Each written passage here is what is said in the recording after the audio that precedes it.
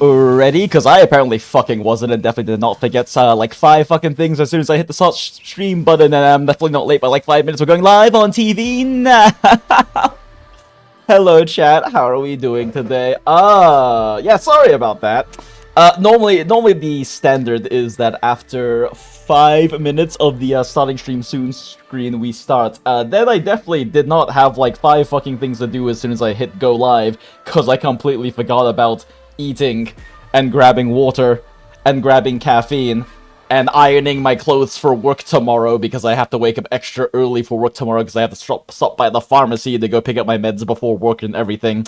Yeah, and then also had to pee and take my green juice supplement, and yep, no, I am not late at all. It does not say 10 minutes into the stream already, and we literally just started.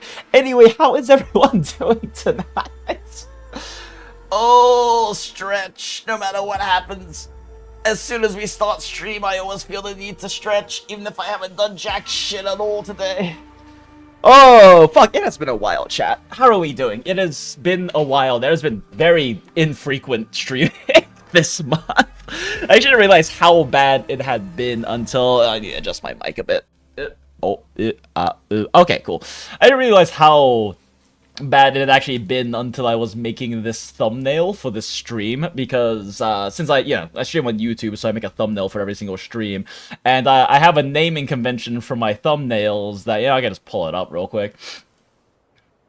But so, like, I have a naming convention for my thumbnails, right, where, yeah, so, like, I have it set to, like, TN thumbnail and then date. And I am definitely too lazy to make them fresh every time, so I generally just open the last one and then just do like a save as for the new name, and then I realize, wow, there is only a single stream here that has 7 in the name.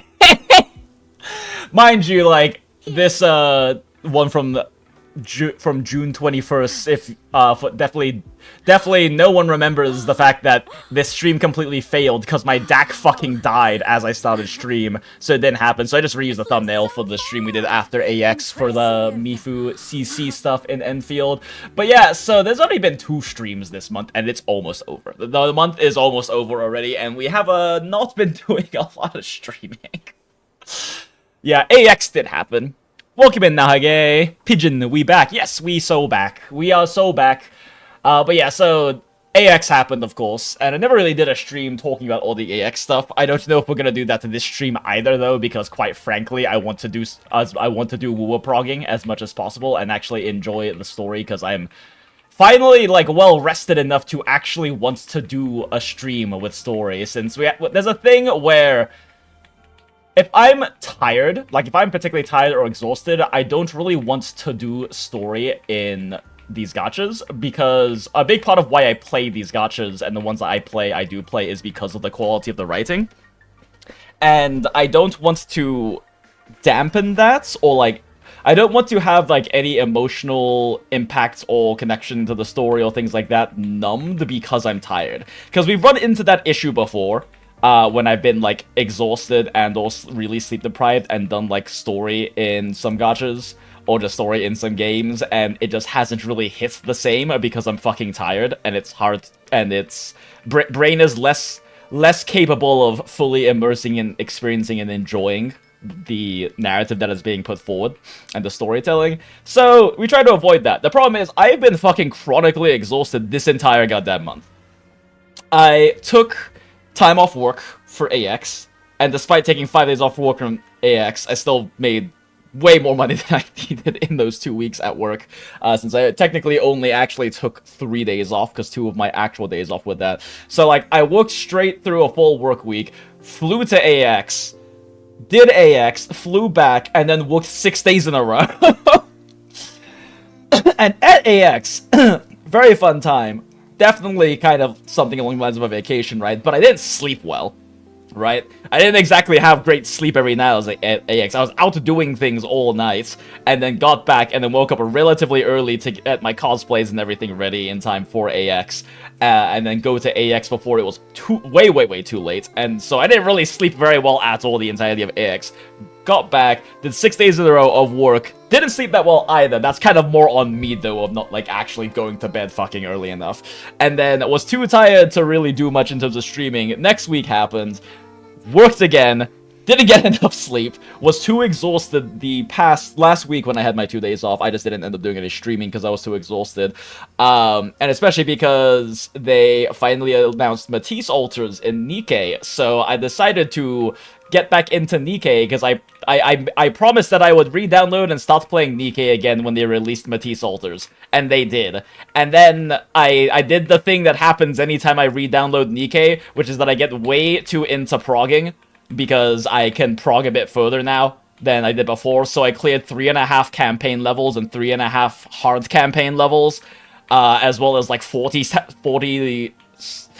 floors in the tower, and then also got really obsessed with researching the new meta, since I haven't played like, outside of popping in for anniversaries, the poll, I haven't played Nikkei for like a year, so I got really into that, and then just didn't sleep well for like 5 days because I was just fucking falling into a Nikkei meta and pushing hole, because I do that every time I pick up Nikkei again. Now it's on maintenance mode again. Now I'm just on, okay, I can just knock out my kind of long dailies on Nikkei and not worry about pushing, because I have officially hit my wall for progression right now.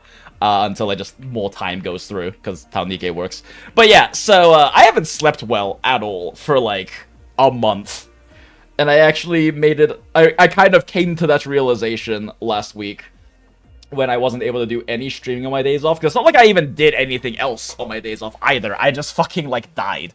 So I came to a realization that I really do need to be prioritizing sleep a lot more, because it's also even getting in the way on my days off now of being able to do anything like streaming or other stuff in general. And I'm also definitely realizing that if I want to be able to work on any of my other creative projects and stuff during, like, after work, I need to be better rested so I'm not, like, completely fucking brain dead and exhausted after work. Because I am a bartender. Most of my background is in, like, food and beverage, like restaurant, bar, leadership work. And the bar I'm at, I make a lot of money, but there's also very high demands because of that money, right? Like, I don't really have rooms to make mistakes. It's both it's physically, mentally, and socially exhausting. I really love what I do, don't get me wrong. I really enjoy what I do. I'm, like, obsessed with craft cocktails, spirits, liqueurs, all of that kind of a thing. In fact, I've been wanting to make, like, WuWa and, like, gacha-related content around the cocktail stuff, because I have, like, fucking 15 different cocktails I've devised for various, like, characters and stuff like that, which maybe one day I'll actually get around to when I'm not so fucking exhausted and can actually, like, you know, do things other than work and then sit down and play games. Yeah, so working on that stuff, you know, self-improvement things, making life more interesting things, but yeah. Anyway, I have ignored chat this entire time. Hi, Wilt, how's it going? Firstly, while chopping trees in RuneScape last night, well worth it, smile. Bird up, yes, hello, Laserproof, good to see you. If you need the 30-minute stall attacks. Gee, Lotan is up on oh, wait, is Lotan up on Moriman's now? Oh, well, I guess we still have another 15 minutes before we're allowed to do the thing in the thumbnail and title. I know, because I haven't even done my Morriman's dailies. I did all my dailies already, but Morriman's was on maintenance when I was doing dailies earlier. So I guess we can just throw some fucking pulls at her real quick.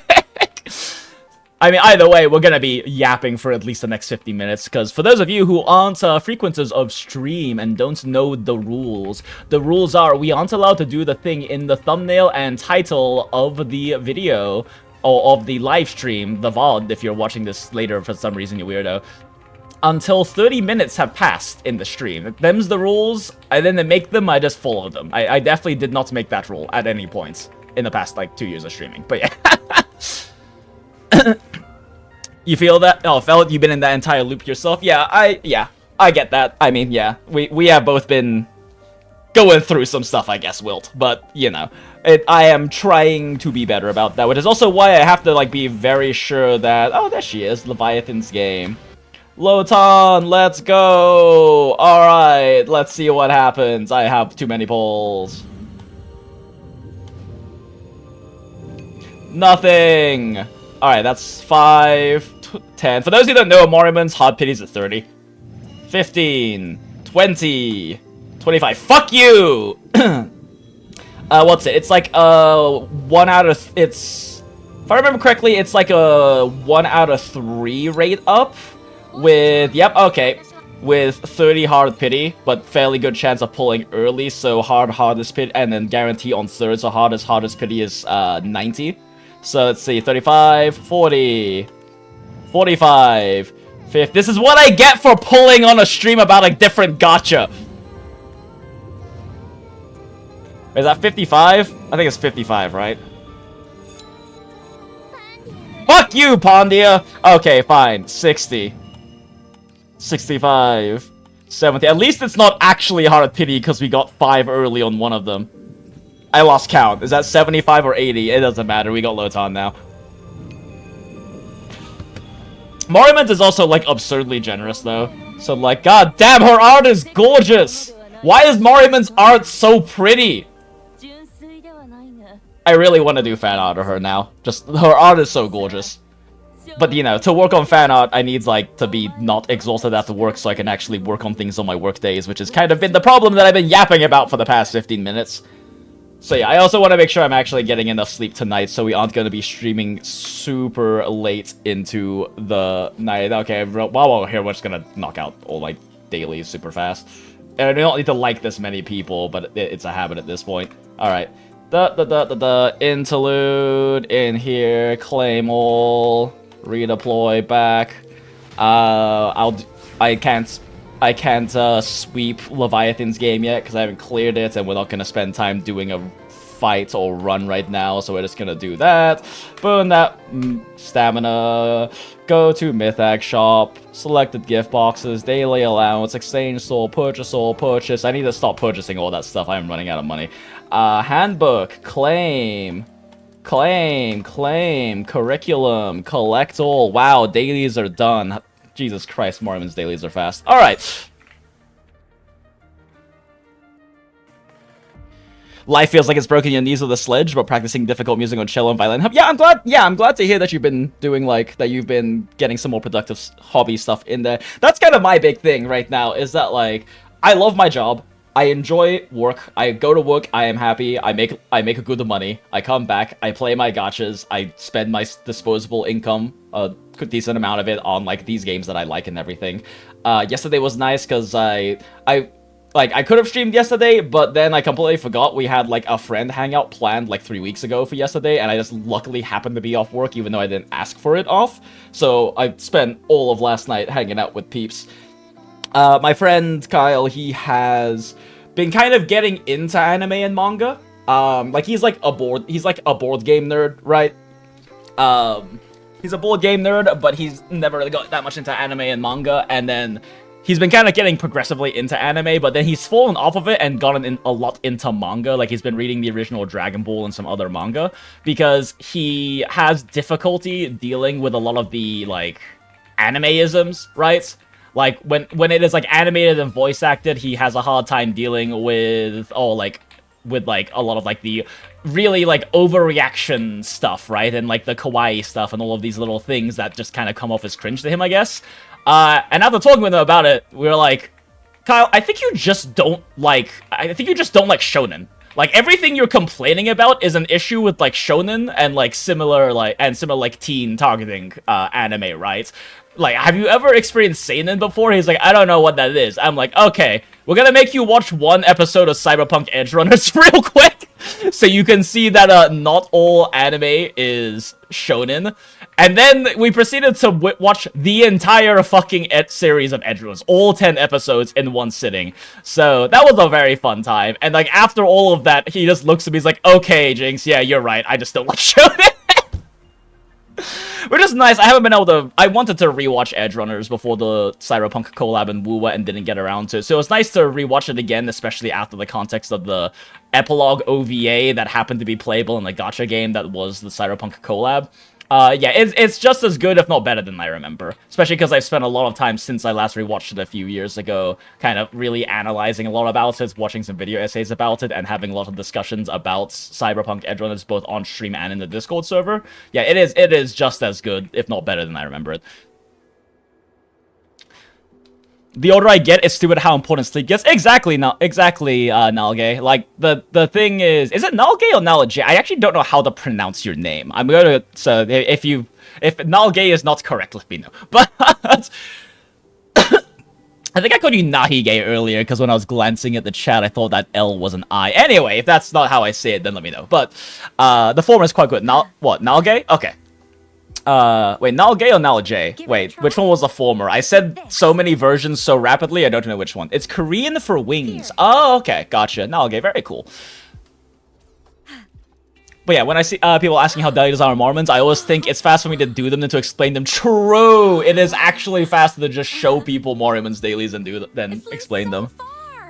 Throw it into a mecha, that'll sort him out, smile. Former that time too long. Okay, yeah, cool. Nalgay. Well, yeah, appreciate it. But yeah, no, as you get older, it's definitely noticeable how important sleep gets. Like, recovering from lack of sleep. And also, I just think, too, especially if you're, like, advancing in, like, a career where you have higher degrees of, like, responsibility or, like, work performance expectations, because that's been my experience, at least, right? Having advanced, like, in my personal, like, food and beverage career, my, like, high-end hospitality career, is that I also am noticing, like, yo, when I was younger, I could handle lack of sleep better and chronic lack of sleep better, but also, there was more room for, like, mistakes, or, like, not being, you know, at, like, a 90%, 95% plus of my, like, competency level at work, right? But now as I'm getting into places where I make obscenely higher amounts of money, even if I'm not in leadership, but I've also been in leadership too, where there's even higher demands of that, right? But, like, the result of that, too, is that I have a lot less room for mistakes. And even if, like, I make mistakes and they're forgiven, I don't forgive myself for them. I have an incredibly arguably toxic level of self-critique and expectations. I've learned to not expect myself to be perfect at work. I still expect myself to be 95% of perfect at work. Which, you know, is more than achievable consistently for me, especially because I've been doing this for so long, but at the same time, like, it's so much more noticeable. Like, I'm a 33-year-old hag at this point. I'm gonna be 34 in December. I am not in my 20s anymore. I could survive and actually still function pretty optimally off of, like, 6 hours of sleep every day, with drinking on some days, in my early 20s, right? Just perfectly fine. Now, if I don't get, like, 7 to 8 hours of sleep a night, and especially on, like, on nights that I drink, like, it builds up and it takes a long time to recover, right? Like, in my 20s, I could do an all-nighter, not sleep well for one night afterwards or 2 nights afterwards, be fine. If I were to do an all-nighter, which I did, like, I don't know, last year at some point, it'll take me, like, a week of good sleep to recover from that. And this is also, as I understand, a fairly studied phenomenon, too. I've watched a few videos talking about it. I haven't actually looked into this research, or, like, into the studies myself, because I haven't really been doing that for a while now. I used to always read the studies myself after finding any stats, just to, you know, confirm things myself, but I'm too old and lazy for that shit now. But yeah, it's so noticeable as you get older, chat. If you're not a hag yet, enjoy it while you can, because as you start getting older, it becomes so much more noticeable how hard it is to recover from, like, bad physical life choices, like bad sleep and shit like that. And, like, I haven't broken a bone since I was, like, in my 20s, but I do know that if you break bones or things like that, it takes so much longer to heal as you get older. Enjoy it while you can, and be prepared for, the fun times that is becoming a hack. Get in the robot, Kyle. I mean, Shinji, smile. I mean, yeah, I don't know if he's gonna be that much into mecha, personally, but either way, like, I'm glad that he enjoyed Edgerunners a lot. We're trying to turn him on to some other seinen, like, Vinland Saga and things like that. And, like, he still enjoys manga, right? Like, he's reading the original Dragon Ball and everything and some other manga. It's just that when it's, like, animated and voice acted out, those kinds of moments, it's a bit too cringe to him, and he can't really brush them off like he can when he's reading it in his head in manga. I honestly think he probably liked JJK quite a bit too, given his tastes, even though it is shonen, but it's kind of lacking a lot of typical, especially, like, you know, 2000s, 2010s, Big 3 era shonenisms and whatnot. Like, he was trying to watch, like, Naruto and, like, One Piece and just couldn't get over that part of it. But he doesn't mind Bleach too much. So I think some of the more modern shonens, especially like JJK and Hell's Paradise, probably be fine with. Need to start breaking your bones before you hit 50. Exactly. If you're gonna break your bones and make them grow back stronger, do it before you're 50. Ideally before you're 30. If you're gonna break every bone in your body so you can have stronger bones in the future, do it before you're 30. And with insurance, ideally. Real robots are about as far from shonen as you can think. Yeah, oh yeah, no, definitely. And like a lot of... I am not that into mecha myself, but I do understand that mecha is like very heavily, generally speaking, very political as well and cerebral, and isn't nearly as filled with the shonen-isms, I guess, if you would want to call them that. But I also don't know if they be his taste is the problem. I don't know how into like that level. I don't know how he feels about the setting. He definitely generally seems to prefer more fantasy stuff. Or more fantasy-leaning stuff. I think Cyberpunk Edgerunners was pushing it a bit setting-wise for him, but he seemed to enjoy it. He's not really a sci-fi person. And then also, on top of that, I don't know how much he would really enjoy the level of, like, political intrigue focus that a lot of mecha has. Look over here. Gotta looks max your shins? Exactly. Yeah, no, if you're gonna break your shins to looks max them, and if you're gonna break your jaw to get yourself a, what's it called? A mewing jaw, do it before you're 30. Don't break your jaw, chat. That was a bad joke. We did get a new Gundam announced a couple of days ago. Ooh, exciting. Yeah, we did. We were getting some pretty exciting announcements of things. Animes-wise. Okay. Alright. Oh, wow, look, it's been, like, exactly 30 minutes. That probably means we can go ahead and get started, and probably should do that. Give me 1 sec, chat. So, like I said, I need to go pick up my meds tomorrow. And I should have, like, 1 left in my bag somewhere, if I can find it, because the bottle kind of broke open in my bag, so hopefully there is 1 in there. Because if not, then this might be a slightly unmedicated stream, but it'll be fine. I'll be right back.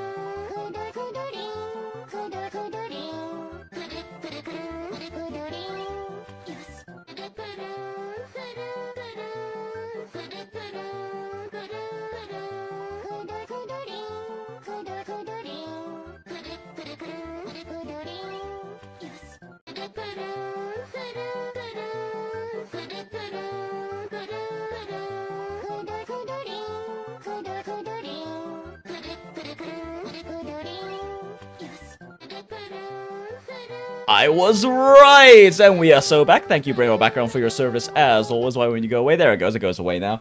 Okay, yeah, no, I was right. I have exactly one, I have a single medication, one of your finest medication, please, left in my bag. Give it a try? Like this. And I can't take my medication without food, but I didn't really eat today until I hit starting soon on stream and choked down like fucking 10 wings in a few minutes to feed myself, as well as take my green juice supplements for nutritions, because I don't have any fresh vegetables in my fridge right now, so I kind of have to do that to get any semblance of nutrition, because the only other thing I have to eat right now are fucking wings that I bought yesterday. One drug, please. A single of your finest drug, please. The prescription kind that makes my brain less weird. But yeah, I was supposed to go to the pharmacy and pick up my new prescription, or my new refill on my meds today. And then, after last night, I stayed up way too late after we were done hanging out and like, binging all the Cyberpunk, because I ended up binging a different anime that I was like, oh, let me watch one episode before bed, and then watch the entire fucking thing. And yeah, like I said, need to try to get enough sleep, so I still made sure that my alarm was set for like 8.5 hours after I went to sleep so I could catch up a little bit. But I also totally forgot that meant that I was going to be waking up when the pharmacy closes. So yeah, I have to wake up a bit early tomorrow to go hit up the pharmacy before I head out to work. Which is also why we won't be streaming too late tonight, because like I said, I'm realizing more and more how much I have to be prioritizing my sleep, since it's kind of been the main reason why I haven't been able to work on any of the things I wanted to work on this month, as well as haven't been able to stream at all, because even though my day is off, I've just been too fucking exhausted to, like, even stream. So, yeah, gonna be focusing on sleep. And if the sleep things get better and work out, hopefully I can start doing some more, like, shorter late night streams after work at, like, you know, at, like, 11 o'clock or 11:30 or something, my time. It being, what time is it right now over here? Like, 8:30? Burp. Oh, burping. Oh, burp. Yeah, 8:37 right now. So, because I generally can get back from work and potentially on stream around, like, on non-weekends at like 11:30 my time, and it would be nice to be able to try to fit in some more short, like 3-4 hour streams after work to kind of actually be able to get a little bit more like streaming hours out, get a little bit more time enjoying these various gacha stories and things like that, as well as also ideally, even if I'm not streaming, at least like working on some creative project stuff, like some like art and writing and things like that, as well as like these fucking like video ideas that I'm kind of interested in doing that I just haven't been able to put anything into because I've been too fucking exhausted. But yeah. Yeah, so anyway, yeah, we'll be hopping off stream, and it's 8:35 right now, so latest would be like 3:30 a.m. is when I would want to hop off. So that means that we've still got a solid, oh my gosh, math is odd, 7 hours. We've still got a solid 7 hours, so it's not that big of a deal, but yeah, still got like a solid 7 hours for this stream, which should be able to put a decent chunk into the WuWa stories for the 7,000 fucking pigeons to eat that man's. Also, does anyone know why the fuck I can't turn in these tapes of Last Word? I haven't been able to turn in tapes of Last Word for like 3 patches. I assume it's because I have some weird unfinished quest that is like locking him off, but I have not been able to talk to this fucking robot ass motherfucker for like 3 patches, and I have so many tapes to turn in, and it's annoying. There's probably like not even a poll's worth of fucking currency, like of asteroid for me to get from turning them in. It's just annoying that I can't, because it won't go away from my fucking map. Because it doesn't like me. Clearly, fucking clearly. Okay, so I still haven't done Lucilla's quest. Shit. Right. Still haven't done Lucilla's quest. Can I skip it? Like, I don't want to skip Lucilla's quest, chat. I also want to prioritize doing Mengzhou if the, this also unlocks time adjustment, residence conversion, and additional utilities. You want to proceed to access enough current main slogger progress may change. Okay, cool. Yeah, we're gonna have to early access the chat. I'm sorry. I love you, President Hag, but we ain't got the time for that. We really need to try to lock in on pushing Mengzhou on 3.5 story.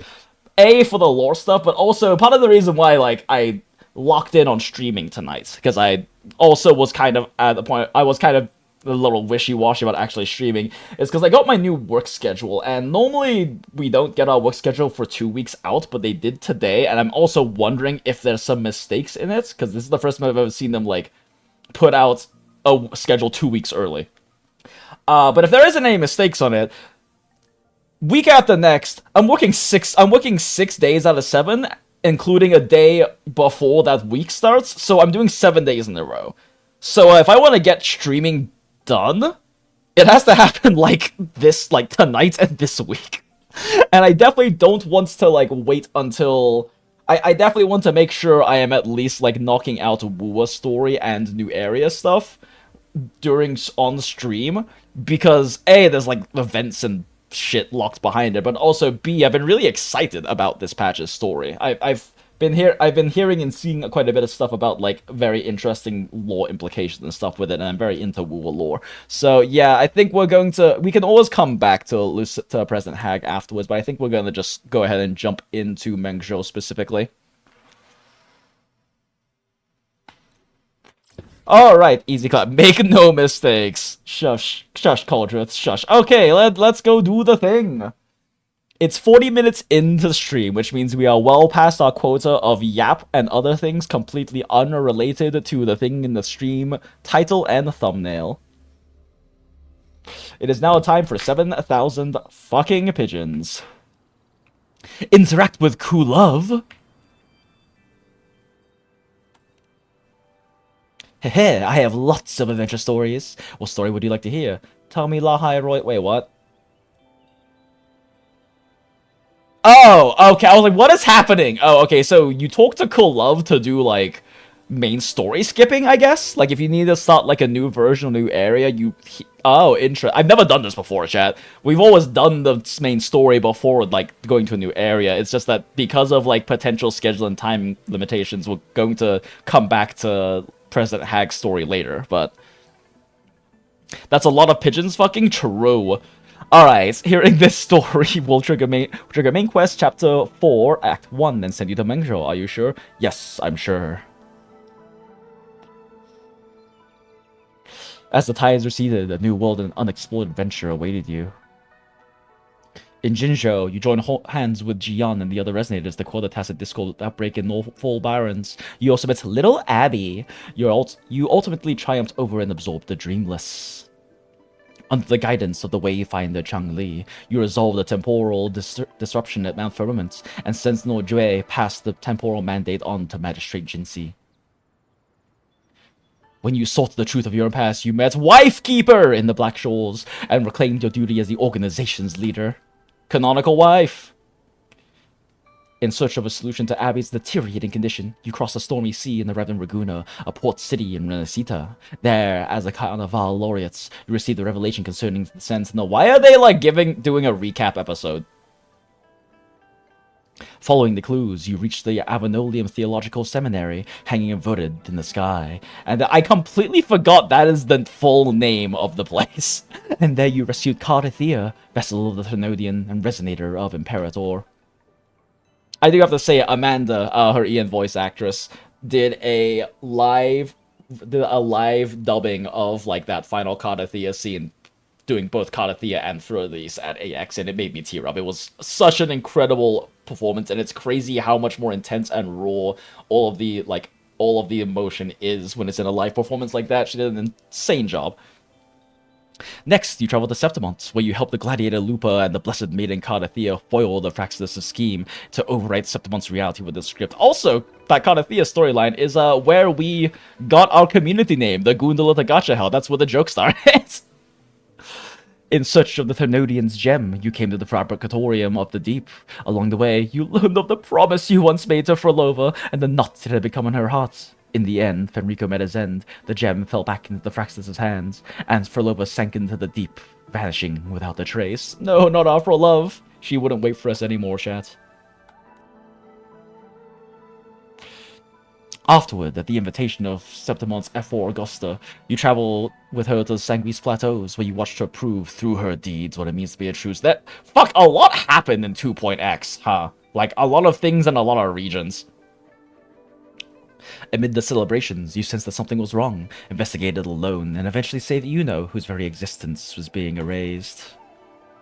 I actually had a really long yap about my personal issues with how they handled Yuno and Augusta in the Discord server like a week or two back. Spent like an hour yapping in Discord about that. Don't know if we want to get into that right now though, because we have story to push. We need to lock in, relatively speaking, for us. No time for a 1 hour tangent yap about why I think that they could have handled both of their storylines a lot better. At last, with the support of many companions, you led them to drive back the Thermodian that sought to be reborn. And so Renacida greeted the dawn with no more divinity, a dawn that belonged to humanity alone. Wait, but I'm curious though. Well, Rinri,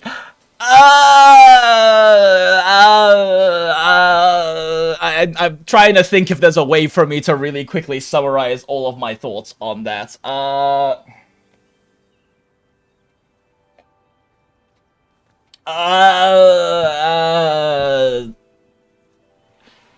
So a very big, so like Augusta's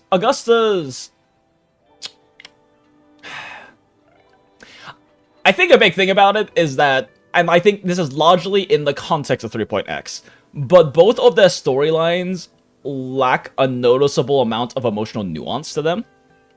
There is not that much. It's a bit they're a bit surface level and a bit vapid overall, especially in the context of 3.x, which you could argue it's not fair to compare the writing in 2.x to 3.x, because 3.x is noticeably leveled up in terms of the writing quality. But then we also have things like Frolova's storyline. We have Shorekeeper in 1.x. We have Cartathea and how Cartathea's storyline was handled outside of the ending, which is an entirely different tangent yap about why I dislike exactly how they ended Cartathea's arc. In general, Septimont felt a little bit more shallow in terms of the characters, because they didn't really have much in terms of emotional depth past like their kind of like that one sentence blurb, right? Of like Augusta, strong leader woman who leads from the fronts and doesn't back down. Yuno is bratty, hyper confident priestess lady, right? And with Augusta, I feel like they maybe missed some chances of characterization, specifically with the whole Thermodian temptation thing, because she never shows like any degree of humanity or vulnerability. She's always steadfast, which is not a bad thing. I just think that it's a little less interesting and less nuanced to not have her show any degree of weakness or insecurity. It's just, and like, don't get me wrong, I fucking love strong women characters. I just think that when there's a lack of any kind of weakness, they kind of lose their humanity and become a bit more of a caricature in a sense, right? They become more shallow. And there's like, they did a great job, I think, executing on her and on Lupa in terms of having those like powerful, strong, confident woman archetypes, but it just feels a bit shallow because there's nothing going on beyond that, even when there's opportunities presented in the story to have moments like that, right? But I think Yuno was kind of the most egregious case of it because of how they ended Yuno's arc.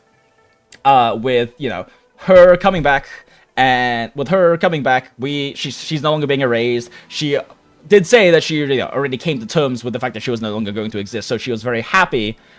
She was very happy that, you know, she got to come back, even though literally everyone has forgotten about her. But I think it really bothered me that that was such a fantastic opportunity for her to show a little bit of weakness or humanity or insecurity over the fact that literally no one remembers who she is, and even if the only person she cares about is Augusta, that Augusta does not remember who she is, that all of the shared experiences, all of the time and love and everything that they have had together, all the connection that they have had, is now gone. It, like, she remembers it, Rover remembers it, but Augusta doesn't, and they have even just an opportunity for her to have like 1 or 2 lines of dialogue where she shows some degree of concern or anxiety or insecurity about whether she can actually have that again with Augusta or not. But instead she kind of brushes it off as like, oh yeah, no, I'll do it. I did it once before, I'll do it again. Which, like, fits her. I'm not saying this is out of character. In fact, it's very in character for her to be that confident about it, right? Because that is Yuno's personality. She is this hyper-confident, very competent genius of a priestess who, quite understandably, considers herself better than basically everyone else, while being, like, a very bratty personality, right? Like, having that kind of teasing bratty personality. But I just feel like it was such a wasted opportunity to add a little bit more emotional nuance and humanity to not have her even, like, slightly really express concern about that, especially because she's intelligent. And she should very much recognize that she did it before in the past, but the circumstances are very different now. Back in the past, when she and Augusta developed this very strong bonds and relationship with each other, Augusta's the F4, and she was like the head priestess or whatever the fuck her title was, right? Like, they had legitimate reasons to frequently have meetings with each other, to frequently see each other, to discuss, as well as shared grievances and annoyances to vent over, like dealing with the Senate, both of them and everything, right? We see a scene of them doing that kind of shows that relationship and connection they have built up. She's literally a no-name priestess who isn't even in the books anymore, right? Like, she doesn't exist anymore. She has no access to Augusta like that anymore. She doesn't have a reason to go have fucking tea with her and yap about how stupid the fucking Senate is. She is like a regular citizen who now has to somehow try to rebuild a departed relationship that no longer exists and connection with the most important political figure in her entire region. Like, the F4 how is she going to even have a conversation with her? She's the president, basically. She's the most important person in the entirety of, God, why is my brain blanking on the name of the place? Anyway, in the entire region. She probably can't even realistically get, like, an appointment to go have a word or two with her. Like, it is a much more difficult situation for her to rebuild what they've lost at this point, and there seems to never be any degree of acknowledgement of that.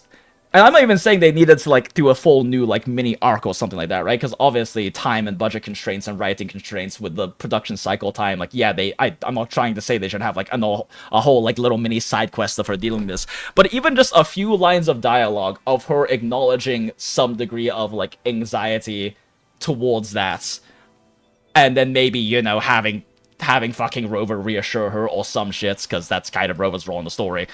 Like, something along those lines, I feel like, would have done so much to add a lot more emotional depth and nuance to Yuno's character, and the fact that it was a wasted opportunity, in my opinion, in that case, does personally bother me a lot. It does personally bother me a lot, more so than the other cases of more shallow writing, because I'll be honest, like, the majority of writing until 3.x for character writing has had a lot of, like, more shallow archetype displays of character writing, which is very common in gacha especially, right? Where you kind of just end up having a character who, like, they have their archetype, and then the story kind of shows them off of them being like, yes, they are this archetype of character, and that's about it, and they don't necessarily have much in terms of emotional nuance and depth and personality outside of those kinds of archetypical things you expect out of, like, that type of character, right? But 3.x has shown us how good of a job they can do with that kind of emotional nuance and that deeper character writing.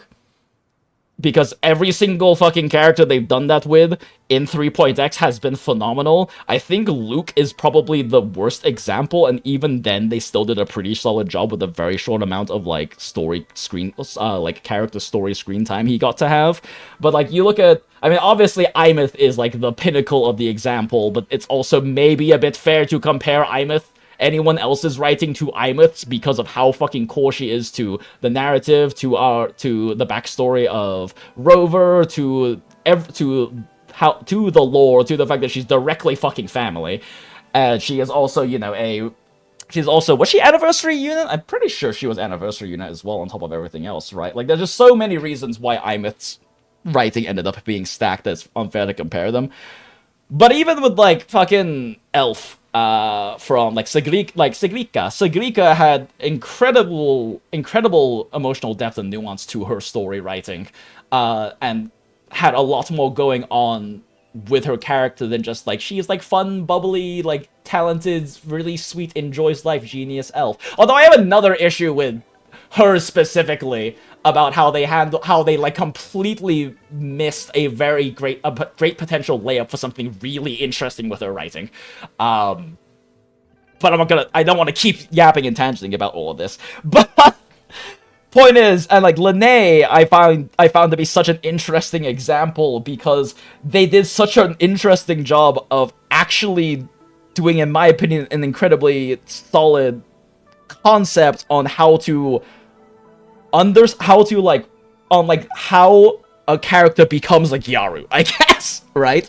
Like, Lene could have so easily just been a surface level Gyaru, because that's what she is, right? She is like the fun, bubbly Gyaru character who like spray paints and like winks at you with long blonde hair and yada yada, right? And then they go through into her backstory and show that. And it becomes completely understandable that she is this Gyaru who buys all the cute things that she sees and wants, and really wants to enjoy life as much as possible and live life with like freedom and exuberance because of her situation, because of her past history of being in a horrible situation, being trained and working as, you know, government mercenary sort of situation, and then getting this one opportunity that she took to actually live a life outside of that and live a life she wants to live, and recognizing that the time on that is very much ticking, and that she wants to enjoy life in every absolute way she can while she can, which is why she has all of these crazy accessories, and she has like an exuberant personality and all of these things, while also having some additional degrees of emotional depth and nuance to her writing in terms of how she's handling all of that, right? Like, they could have easily just made her a pretty surface-level, vapid Gyaru character who is very fun, has a little dark past stuff going on, but they did a really good job, I think, of wrapping up and doing a very interesting, almost subversion on that character trope with her design, as well as, like, the emotional arcs in her story. And so, like, 3.x, I think, has just been kind of showing how good of a job they do with that, because the thing is that, like, for those who don't know, like, I am a big Kuro fan, because I've been playing PGR, the other game, the predecessor to WuWa, for, like, fucking 5 years now.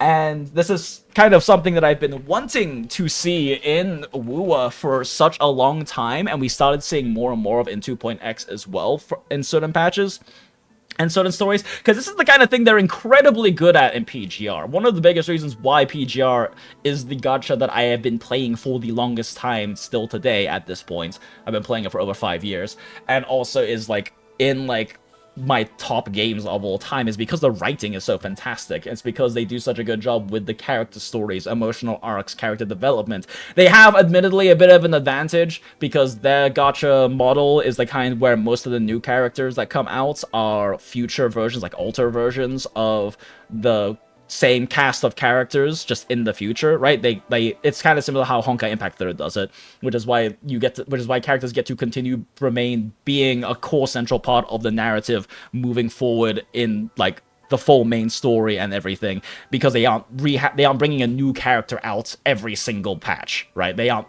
trying to introduce and then finish from beginning to end the character arc and story of a single character. They get to have progressive arcs. They get to continue to grow and develop and have their relationships grow and fall apart and all of these things happen, right? But at the same time, it's nice to see them really hitting their stride in terms of managing to do that with WuWa. And the entire reason why this Augusta thing even happened in the first place, because, like I said, it's not. I'm not saying that Augusta and Yuno's writing is bad at all. Like, they both did a very good job. I just found them to be a little bit flat compared to stuff we've seen in 3.x and some of the better highlights in 2.x and in terms of Shorekeeper in 1.x. But the entire reason this thing happened is because I don't even remember how we got on, like, the discussion of this in the Discord server, but basically, or how we got onto, like, this particular point of me talking about how they had, at AX this year, they had an Augusta and an Yuno keyboard for sale. And, like, I wail the fuck out when I go to AX, right? And when I go to conventions, both on, like, independent arts, I spent a lot of money on buying art prints every single convention I go to. But also I also like wailing out and purchasing merch I'm interested in and supporting the game companies I enjoy at AX. So, like, the main thing I got at AX is I actually got a YANGYANG Alta, YANGYANG XUANLING, and Sui. What's it? Fucking mouse mats that is on my desk right now.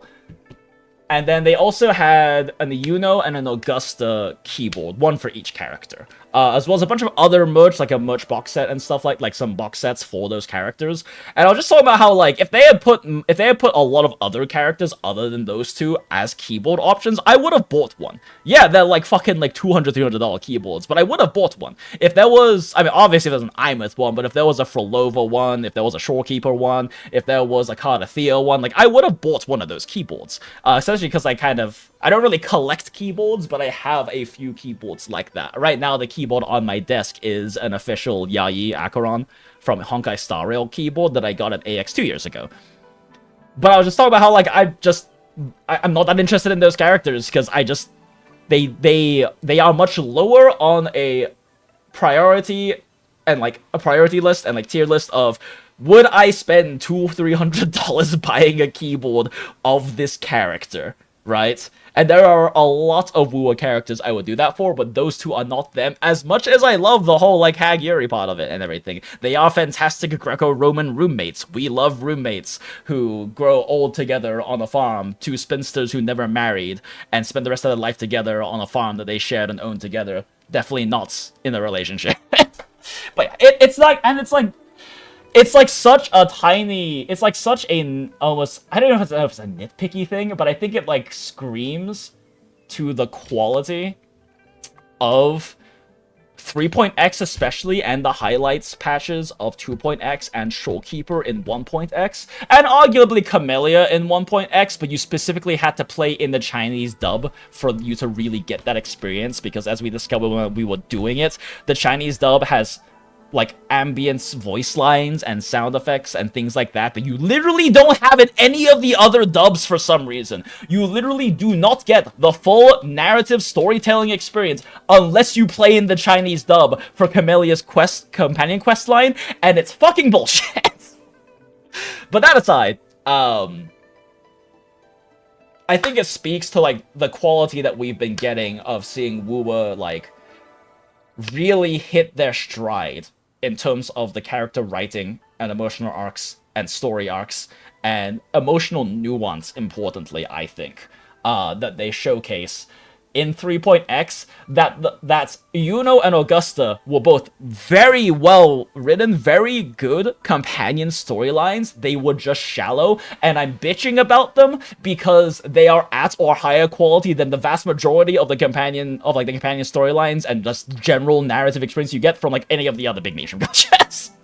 Because that's kind of more standard in the industry, right? Is to just have this kind of more flat, more, here's their archetype and their main personality traits, and we showcase these really well, and don't give you any kind of, like, more emotionally nuanced human elements, like negativity, flaws, insecurities, anxieties, these kinds of things. And that's just much more standard, right? Like, that is still just considered good quality, and it is very good quality for the industry. But I think it just speaks so much to how well they've been handling the 3.x, and there's more highlights. And there's more like, main story and companion story chapters, that I'm bitching about it because it isn't as exceedingly good as the other shit we've got.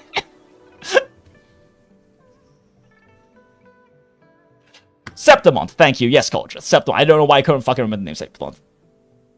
Oh, Hyuki and Danny with the anniversary patch 5 stars. Yeah, that's right. I kind of forgot. I kind of forgot when the anniversary was, honestly, because I just pull every character anyway. But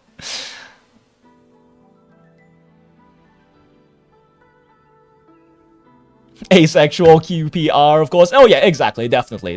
Yep, just Augusta and Yuno are just two very, very good roommates. Two spinsters who were never married and decided to grow old together and live together on a farm. Yep, definitely. Haha. History will remember them as roommates. Hey, Acid, welcome in. Thank you for the jail check.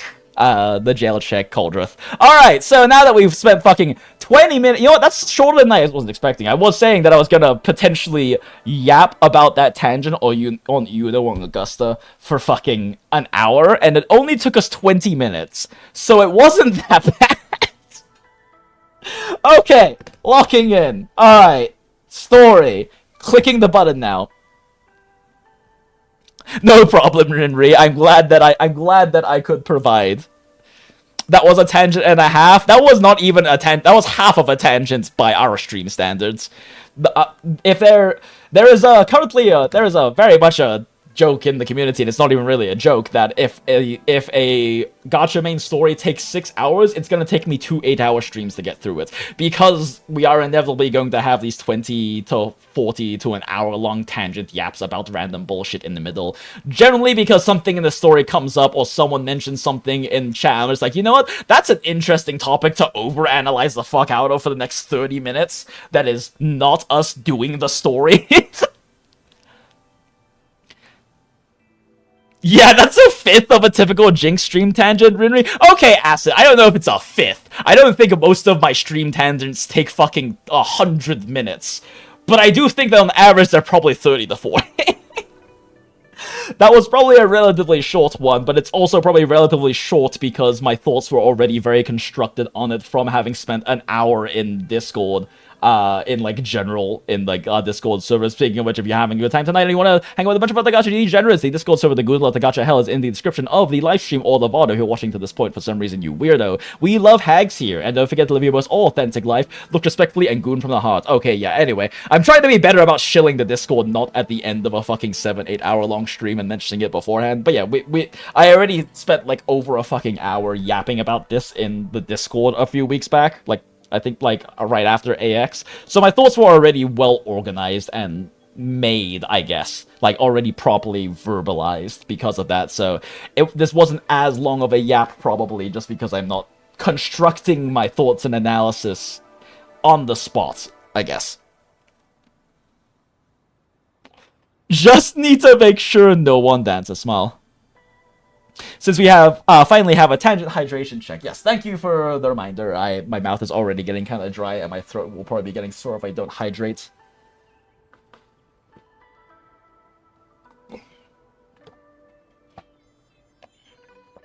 Okay.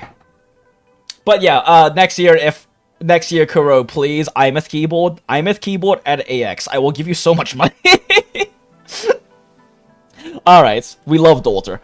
Bidding farewell to Renesita, you came next to a ruined city within a Sonoro Honami city. There you met a girl named Chisa, and together you broke the endlessly looping curse that bound the place. Then, to address the sudden onset of your frequency loss, you arrive in Lahai Roy Mitlane, a girl with a troubled past. Together you fought off the Void Worm assaulting Star Torch Academy. Professor Kohai! Next, alongside Mornier, your former junior schoolmates, your Professor Kohai, you averted the crisis of the falling reactor drive, and Lahai Roy saw its second sunrise. Later, with the help of the mysterious Goliath Daughter, you uncovered the truth behind your frequency loss. Oh shit! Why is this the only one that we get like a gorgeous illustration for? I mean, Daughter deserves it, but I'm not. What? Wait, was this in? Wait, I think yeah, this was actually though in her. This was in her fucking cinematic though. This definitely was in her cinematic though. But still, this is yeah, that's gorgeous. We're yoinking that chat. Even though I already have probably so many screen grabs from this cinematic already, but either way, it's getting yoinked. Alright, cool. Best we can do is an iMyth motorcycle. Oh yeah, you mean the one I bought fucking frame 1 it came out. I mean, fair, but then we've also had 6-hour streams where we've had 30 minutes of story progress and everything else was yap, so about true ass. Yeah, okay, if we're taking, like, grand average amongst all of the streaming, you're probably not that far off. You're probably not that far off. Wait, no! You were surprised to learn that you had once saved iMyth, and the two of you had once shared a home together. This strong, brave daughter inherited your will and chose to sacrifice herself to save the world. You joined Luke Hurston in searching for a way to bring iMyth back, and as you came to know Luke's past, you also saw through the disguise of the Fraxis' Grand Architects. So one of the things I have been wanting to work on, that I got really inspired to work on at AX, and then just, like I said, I've been too exhausted and busy and just not really in a place to, like, work. I haven't been able to work on any of the creative projects I've been wanting to, even stream on, like, outside of that either. But then there is a part of me that really wants to do, like, a deep character analysis on iMyth and her story and her arc. Since I think it's really fucking fascinating, and also because I probably would have already, like, half of the script written if I just would look up the fucking, like, hour-long yaps I've had about iMyth on stream already. But I do have a big weakness for daughter characters, as many of you in chat and the community know. It's one of my, like, the most, like, emotional, heartstring-tugging, like, character archetypes of story, and, like, story arc archetypes, for me. But also, I mentioned that, like, Amanda did an incredible job with Cardathia's live performance at AX during the WuWa voice actor panel, and I did get a chance to briefly meet Amanda. She's such an incredibly sweet person. But also, iMyth's voice actress did a rendition of iMyth's like, big cutscene from her first main patch, where she does both iMyth, adult iMyth, and child iMyth, and, like, I was fucking ugly crying, Shad. That story, I was ugly crying to that cutscene on, like, when we played it for the first time on stream, and I was ugly crying even harder with the live performance because it was fucking incredible. I am a very ugly crier, Shad. Yeah.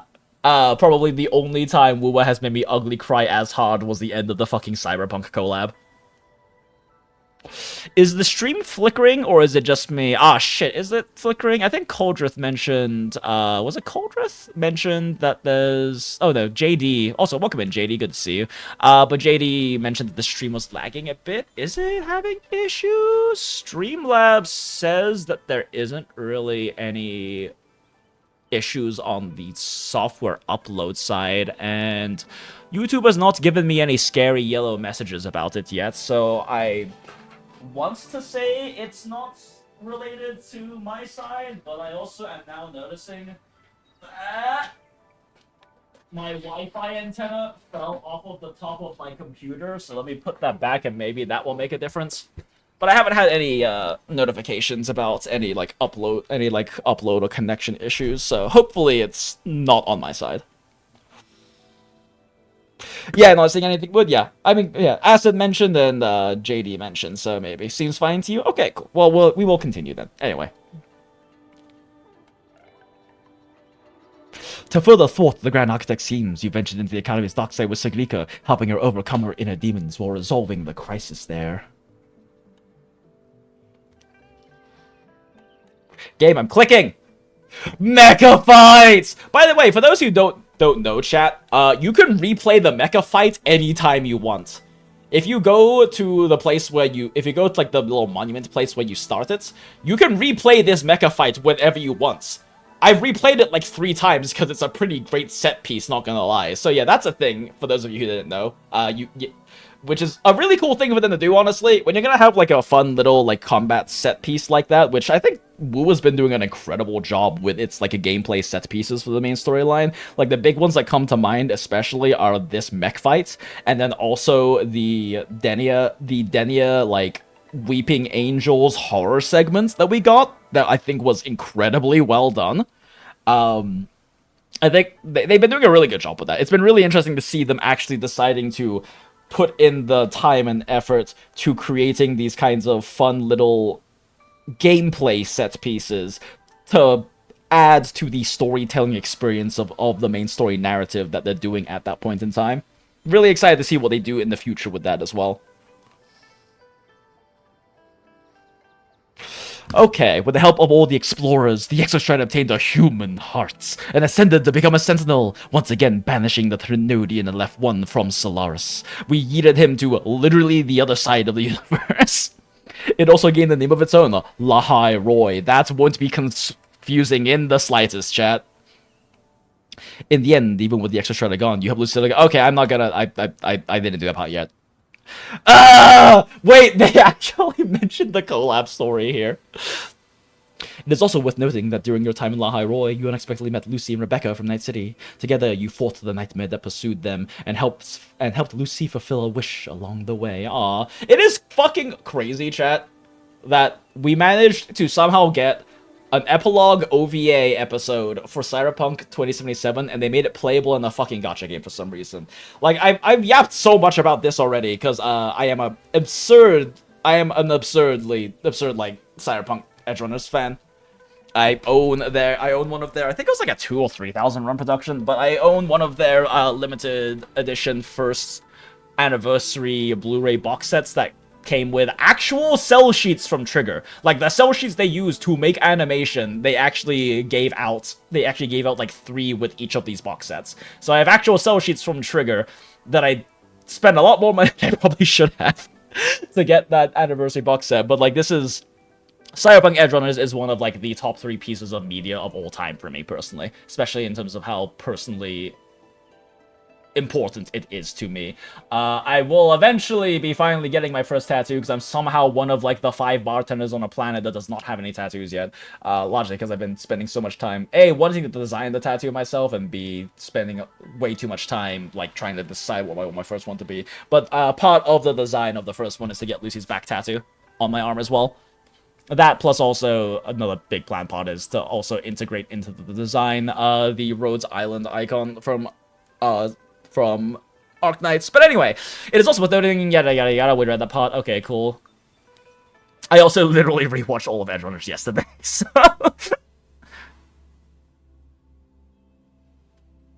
And having, like, literally just freshly rewatched Edgerunners, it is even more clear to me what I stated in the past, which is that Edgerunners intentionally did not have a catharsis with the ending. That was part of the point, was for there not to be a cathartic ending. There was not resolution. But it was really nice that in the WuWa collab story, they managed to actually add on to, I don't want to say improve, because saying improve would suggest that it needed to have that catharsis, but they managed to actually add on to the story by having that catharsis, that processing of the tragedy and trauma, and that slight follow-up and wrap-up on, like, Lucy after all the tragedy happens that we didn't have in the original, very intentionally. I do think it was a very intentional narrative choice to not have any degree of resolution. The last frame of Cyberpunk Edgerunners is Lucy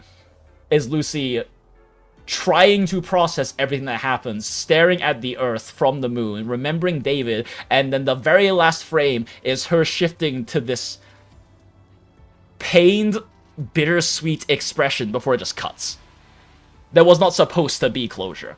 But it is nice that, because that's the thing you get in some epilogue OVAs, right? Like, before Steins Gate Zero came out, Steins Gate had an epilogue OVA that gave you some of that closure that was lacking from the end of Steins Gate, again, intentionally, because there was a fucking sequel. But before Steins Gate Zero came out and made it completely non-canonical, there was an epilogue OVA for Steins Gate that gave you that closure and wrap-up and catharsis to the story that it was intentionally lacking in the first place. I think WuWa did a very similar thing, and I genuinely believe there will probably never be another gacha collab that managed to do quite what they did, because it genuinely adds to the original. Like, collabs tend to have the issue that they're just, like, fun, cute little stories, they're just kind of fun references, they don't really, like, they're both, like, they're generally speaking non-canonical, and you can argue, too, that this one is non-canonical, right? But this actually genuinely added on to the original original story, in the way that like an official OVA would, and I just don't think we'll ever get a collab that manages to do that. Even if we get excellent collabs in the future that are really well told stories, very faithful to the characters and everything, I don't think we'll ever get anything quite like that again, because it genuinely added.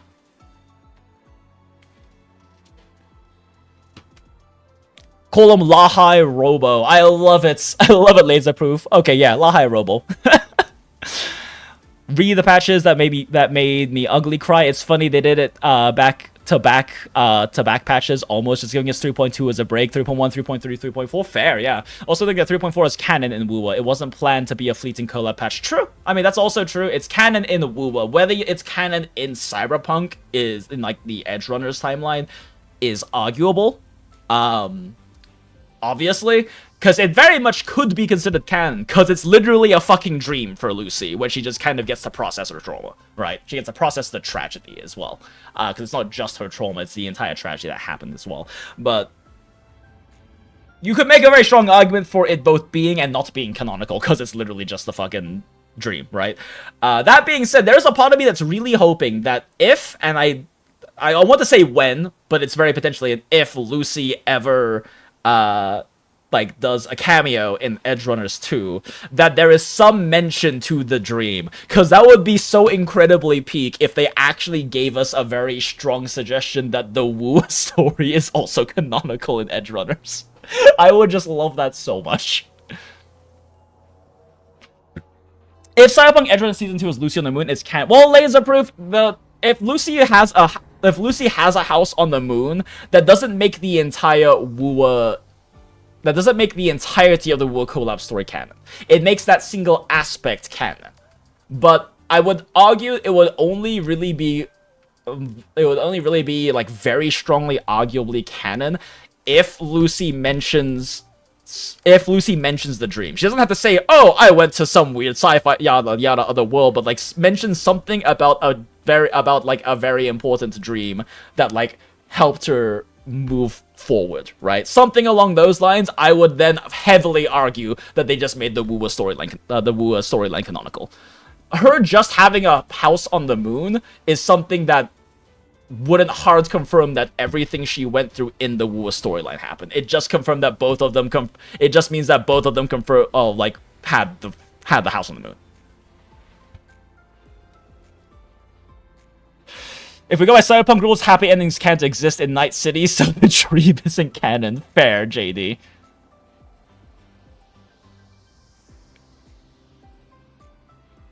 They were fully part of the Play Rover MC story. Small. It's not canon in Edgerunners, but it doesn't matter in the Solaris 3 since they're just that. I mean, the thing is, like, it could be canon in Edgerunners. The thing is, the fact that they made it a dream, it means that it is entirely arguable it's canon.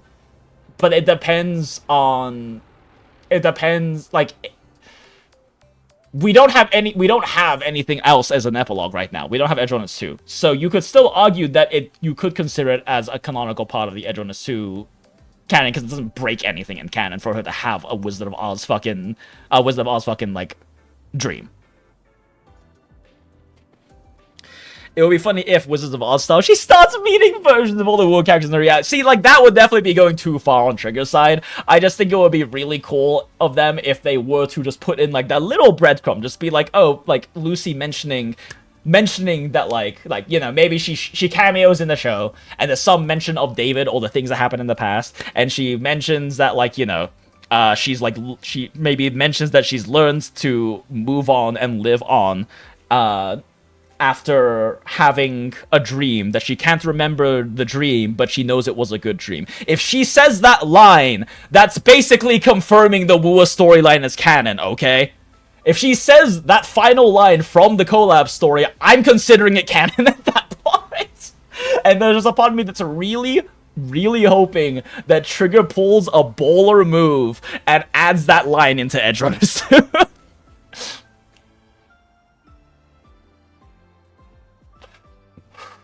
Okay, anyway, yeah, who the fuck, what was happening? Huff, huff, huff. Yes, I have a delivery for you. It's from Huanglong. Miss? Excuse me, that's a ma'am to you? She learns that she needs to robe on real. A delivery from Huanglong? Thanks, Lola. Huh? A package from YANGYANG? What is it? What is it? Someone sent you snacks? It's a letter from YANGYANG. Abby must consume. I can't believe Abby is as much of a fat fuck as our wonderful Aeon of Veracity. Dear Rover, how are you finding your time at Startorch Academy? I find myself wondering how long the sunlight I basked in today will take to reach you. Layla, you know, I'm sure someone at the academy can actually calculate exactly that for you if you really want YANGYANG. Lately, I have been having the same dream. In it, I am alone in the gorges of spirits, running and running. And just when it seems I am about to find something, something always pulls me back to reality. Does it sound like I am complaining? Forgive me. Once in a while, I hope you will not mind if I write like this. Oh yes, some time ago, my older sister! I can't believe we're gonna meet Schmidley. Said she wanted to come visit me in Jinzhou. It's been years since we last saw each other. I wonder what she is like now, but knowing her, I think she must still be the same sister I remember. I would like to introduce you two someday. I'm sure you would become very good friends. I assume by the time you receive this letter, Qixia and I will... Oh, burp. Oh, that was a gross burp. Qixia and I will be on an assignment together. Things have been a little unsettled in Jinzhou lately, but do not worry. Just as you have sharpened your blade through so many swords and trials, I would like to think I have grown too. Since the day we first met, I am now a top meta 5-star unit. So, next time, let me be the one to share my adventures with you, Rover. Sincerely, YANGYANG. P.S. I have also included some seasonal snacks for Abby. Do share them with your friends at La Roya. I hope they are to everyone's liking. Ah, from YANGYANG, huh? Yeah, that time of year, I guess. There's also a whole box of treats for you. Whoa! YANGYANG's the best! Kuro is saying Yang 2 is sweet. Who's sibling? Fuck you, Acid. Fuck you, Acid. But is it Yang 2 or Yang 2 2? I think we're on Yang 2 2 now. Also, chat, since you heard me mention Schmidley earlier, I think it's important for me to explain why, mostly just because I find this meme fucking hilarious because Mirabeau is the GOAT. And this is why I will be referring to Sui Sui as Schmidley from moving forward. But yeah, Mirabeau is the GOAT, chat. If you haven't experienced any of Mirabeau's incredible animations, definitely go do that. Hello. I hear you're embarking on a new quest. Perchance I might accompany you. Oh, I appreciate it, YANGYANG, but I'm already taking Schmidley. Who? Well, it's like, I feel like the lack of background music is important to this. Let me mute WuWa real quick. Alright, one more. Hello. Last tangent, I promise, haha. Embarking on a new quest. Perchance I might accompany you. Oh, I appreciate it, YANGYANG. Celadon but does I'm such a already good job with the taking voice Schmidley. acting in Mirabeau's animations too. Schmidley, you've met him a couple times. I've never seen this person in my life. Don't be silly. He's been around a couple times. No, I do not know anyone named Schmidley. What is that, his given or his surname?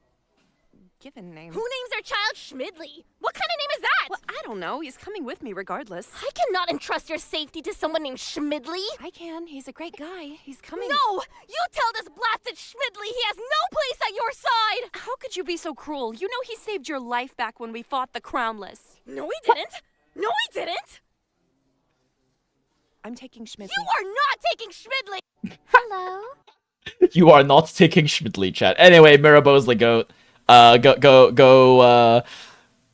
Go like and bookmark and all of those good things and retweet the tweet for Schmidley right here. They posted it in the chat right now. Okay, anyway. Oh shit, I never tweeted out the stream was starting. Whatever. We're already here. Alright. Oh shit, right. I need to unmute WuWa. Alright. There's enough for everyone. I know that. What kind of name is that? What kind of name is YANGYANG? Fair. Of sharing here. But hey, what did YANGYANG say in her letter? Is it actually YANGYANG or YANGYANG? Like, I know there's times where they don't pronounce it with the proper Chinese pronunciation in the EN dub, and I actually don't know if her name is supposed to be YANGYANG or YANGYANG.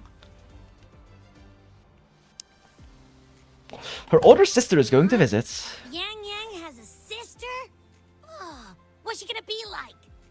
I can't take the suspense. Let's write back and ask her. Need to find a place to write this letter. I couldn't possibly write a letter while standing up here in the middle of the streets. I must find a seat. Okay, I'm actually very curious right now. We're gonna find this out real quick. need to be able to access settings, which I can't do right now. But I am actually just very curious right now if it is actually pronounced Yang Yang in Chinese as well.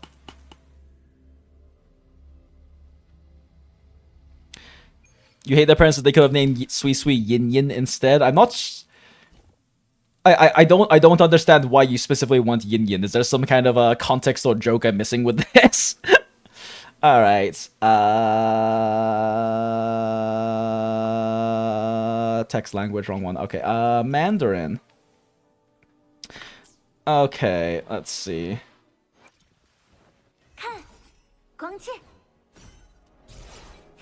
Daughter is adorable in CN as well. What the fuck is New Yangyang?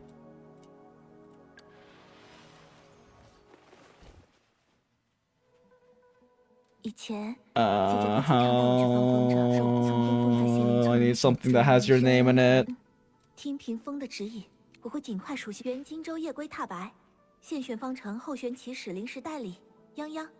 Yangyang. It is Yangyang! Okay, I'm not crazy. I swore that it was Yangyang because we played a lot of 1.x in Chinese, right? Because I like to play a lot of my gachas in Chinese. Like PGR I play still in Chinese, even though they've added a really good English dub since I started playing. Because it wasn't English dub when I started. But I play PGR and I play Honkai Impact 3rd in Chinese. And I'm not crazy, it is Yangyang. 原荆州夜归踏白，现选方城候选起始临时代理泱泱。 Yangyang? Yeah, it's Yangyang. Okay, it's not Yang Yang, it's Yangyang. Okay, anyway.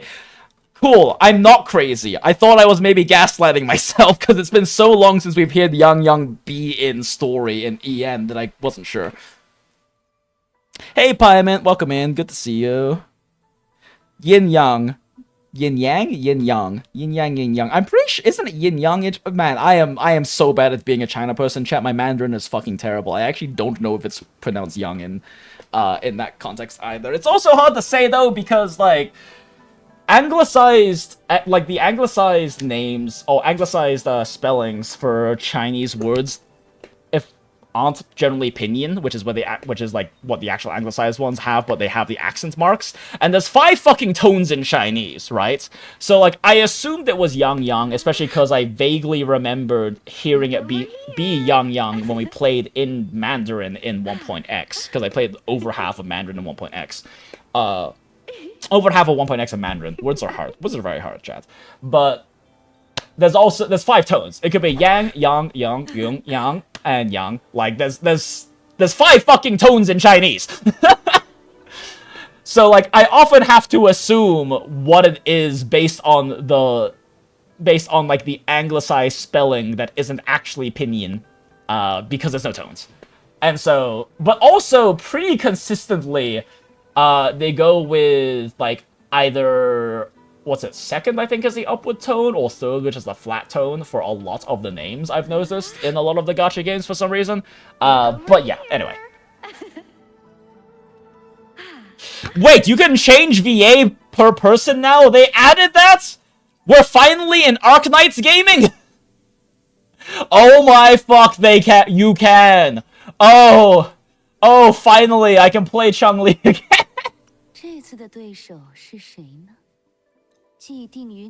And I can play Camellia again. I'm not going to play either of them, but I can finally play them again, chat!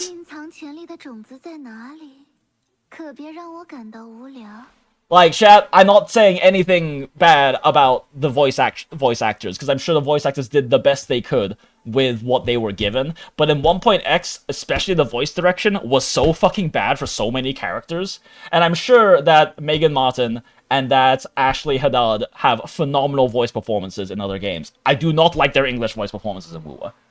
I'm sorry, Chun-Li is just so much better in Chinese, and so is Camellia. Holy shit, this is unbelievably goated, chat. I can't believe we're finally in Arknights Gaming. I can't believe we finally have this, chat. You consider each dub its own universe, so the Chinese dub is non-canon to the English universe. You know what? It's funny though, Coldrith, because there is one specific instance where you're actually right. Because as we've discussed many times on stream and earlier in this stream, the Camellia CN dub for her quest line, every other dub is incomplete. It is missing, like, it is missing some of these, like, some of these atmospheric like voice lines and like whimpers of pain and things like that we got to experience in the Chinese dub of the Camellia questline that isn't in any of the other dubs. We tried every single dub, English, Japanese, and Korean. We sat in stream and downloaded the full voice packs to see if that was the case. Only the CN dub got the full narrative experience, which is bullshit. Ultimately, the final product is on the voice director. Exactly, Coldrith. Like, a lot of the voice actors, I'm sure, have of 1.x specifically, because 2.x it kicked up massively, right? And 3.x has been insane. But, like, in 1.x, a lot of the voice acting performances were subpar. And I'm fully pulling that on the voice director, not the voice actresses. I just feel like it's important for me to qualify that every time, because I don't want people to think I'm shit talking to voice actors. I'm sure that they can and have done phenomenal jobs outside of their WuWa 1.x performances, but the WuWa 1.x performances were not great. And I fully blame the voice director for that. You're a heathen, you like Camilla's Ian dub, even it's like, yes, her Ian dub is not bad, but also, like, you compare some of the, like, her alt voice line especially, I don't know, I just don't think her alt voice line in English is anything comparable to her alt voice line in Chinese. Like, it's so much more emotive. Her Camellia's Ian dub is, CN dub is so much more emotive. It's dripping with personality that you don't really get that much of. It's a lot more shallow, I guess. I would say a bit more flat in the Ian dub.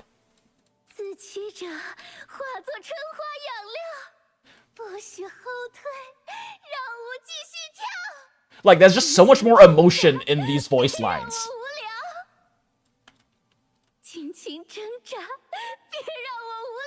Like, there's just so much more emotion in...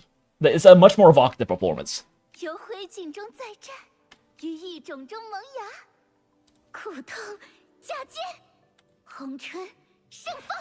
Like, I'm sorry, her EN just does not have the same... It does not hit the same.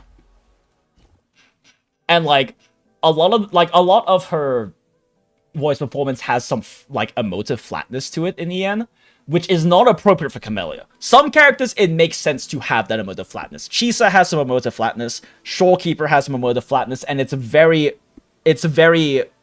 consistent with their characterization. It is not consistent with Camellia's. Feed my blossoms, self-deceivers. Like, it's a lot more flat. Feed my blossoms, self-deceivers. Don't run. Keep the dance going. Like, you can see how flat it is, right? Like, there is not a lot of emotion in the voice. It's all a very consistent cadence and tone. Even on, like, parts that should probably be, and even on, like, syllables and, like, I don't know voice terms very well. But even on the parts that should be, like, more emphasized, should be pitch changing, things like that, it's just very flat. Struggle harder. Entertain me. Like, I just, like... Struggle harder. Am I crazy? I just feel like this is a very flat voice line considering how much room there is for that kind of manic, expressive, emotive performance that this line can and should have. Don't run. Keep the dance going. Like, it's really flat. Am I wrong? Like, am I crazy? Entertain me. Did we pull Wang on Arknights? Don't do that on stream. Fuck you, Acid. Fuck you, Acid. No, don't apologize, Pyment. Don't apologize because Acid made a terrible joke. You have nothing to apologize for, Pyment. No, I did already pull Wang on Arknights. I wanted to do it on stream, but like I said, I just haven't had the energy to stream, so I just kind of said fuck it and did it. 197 pulls to get Chen 3. To get Chen Alterer, and it took me, I think, 50 pulls. If you look in the Arknights channel of the Discord, you can see my exact numbers. In fact, I'll just do that right now. But yeah, it was, let's see. Oh shit, that's actually been more discussion than I thought before then. It was... Fuck me. I thought so much less was said in the Arknight's Discord since I did those polls than actually were. Fuck.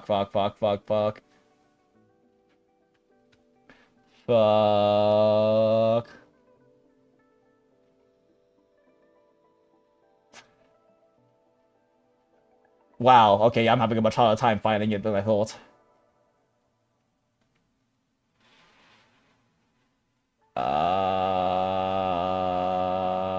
Wait, no, I'm fucking stupid. I scrolled past it like a minute ago.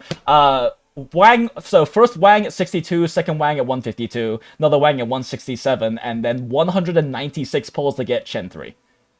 Which is funny, because Chen 3 is the character I honestly wanted more. Like, Wang is so overpowered, I feel kind of dirty using him.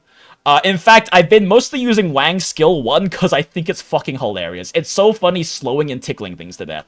But his skill 3 is just so strong. I don't use my V-Chanel much either because I just feel kind of dirty using her. Just because I like playing scuff things. I enjoy playing weird scuff things in Arknights, personally, because it's the kind of game that is well-balanced enough that you can do that very effectively. But yeah, I've been using a lot of Wang's skill 1 because I think it's really funny. I think it's a very funny skill to use. But yeah, Chen 3 I find super fun because I like playing like the weird shit. Like I love playing with Nasty in Arknights. I love playing with Ave Mujika because you can do such silly things with their skill rotations. They're like double skill rotations with Fever as well as with the funny like range extension stuff. It's really funny to see if I can figure out how to make Sakiko in Arknights cover every lane by herself with range extensions. I am so excited for What's-Her-Face, the Blastcaster we're getting, who has reflectors, because there's just gonna be so much silly shit you can do with that. And I like Chen 3 because her Dragon skill 3 is very silly. But Wang is just kind of too broken that I feel kind of dirty using it. Discord link expired, you can't- wait, did it? Did it, Pirates? Oh shit, I'm sorry, I didn't realize that Discord link expired. Let me update that. Let's see here real quick. Copy link. Let me double check that this one still works. Yes, this one still works. Let me adjust the stream settings real quick. I didn't realize that that the Discord link wasn't working. Wait, no, that's still the same link. Yeah, are you having difficulty? Is the Discord link in the description not working, Pyment? Since I did have to... Oh, wait, that's right. I think it doesn't work for you, Pyment, because you had that issue with getting hacked and I had to ban you. Yeah, I think it's because I had to ban you. I think that's why it doesn't work for you, Pyment, because of that thing you had with the whole getting hacked on Discord thing. Tell you what, send me a friend request on Discord, so I can make sure it's the right account that I'm on back, and we can get you back in there. Sorry, mate. Yeah, the Lego Batman incident happened, so that's why you can't join, because you're still on the ban list, because I didn't know if you got your account back yet or not.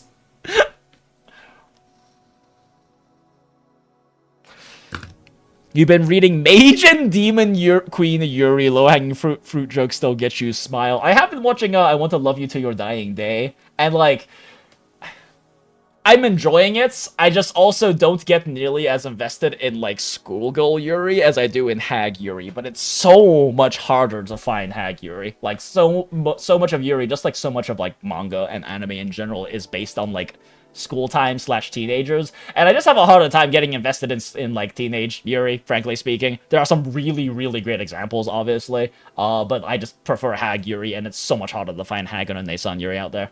And when I say Hag Yuri, I mean between two Hags. Grooming Yuri is a whole different subject. Like, older woman and like teenage girl Yuri is a whole different subject that is kind of icky to me, but yeah. Yeah, that was Pyment, unfortunately. Yeah, so thanks for reminding me, Pyment, because I totally forgot that we needed to get you back in there at some point. All right, because like yeah, when I had the manual, I was like, okay, Pyment will like let me know when they have their account back or if they have a new account on stream at some point, and then I haven't been streaming, so we haven't been able to get you back in. All right. Anyway, yeah, continue with the chat. I just had to check that right now. I'm not crazy. It is YANGYANG, not YANGYANG, and we're calling her YANGYANG because that is her real given name. What about teenage girl grooming the hag? Because that was what I was reading. You know what? Honestly, I would actually be willing to check that out because that's a funny enough subversion. I might find it interesting. I mean, the thing is, too, is, like, I like yaoi, too, right? But so much of yaoi is so focused on the whole seme-uke. Like, seme-uke oftentimes ends up being toxic dynamic. But, like, I don't mind toxic romance when it's being played as being toxic, right? Like, when it's not supposed to be something that is, like, that is, like, it meant to be emulated, right? It's not something to look up to. Like, I enjoy toxic romance in media when it's not supposed to be something you want. But an issue I have with so much yaoi is that toxic seme-uke dynamics so often get played as a good thing. And I really do not like that. It really takes me out of enjoying, like, any romantic aspects of it.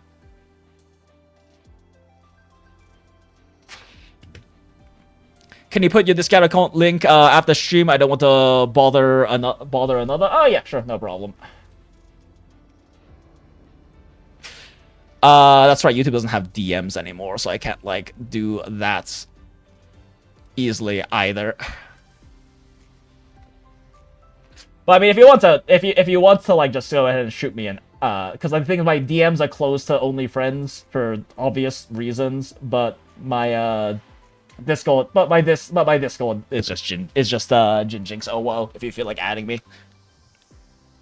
Too much focus on the power dynamics. Well, yeah, too much focus on the power dynamics, but also the power dynamics like not being, like the power dynamics being showcased as like a good thing, right? With like toxic power dynamics being showcased as a good thing, which I don't really enjoy very much.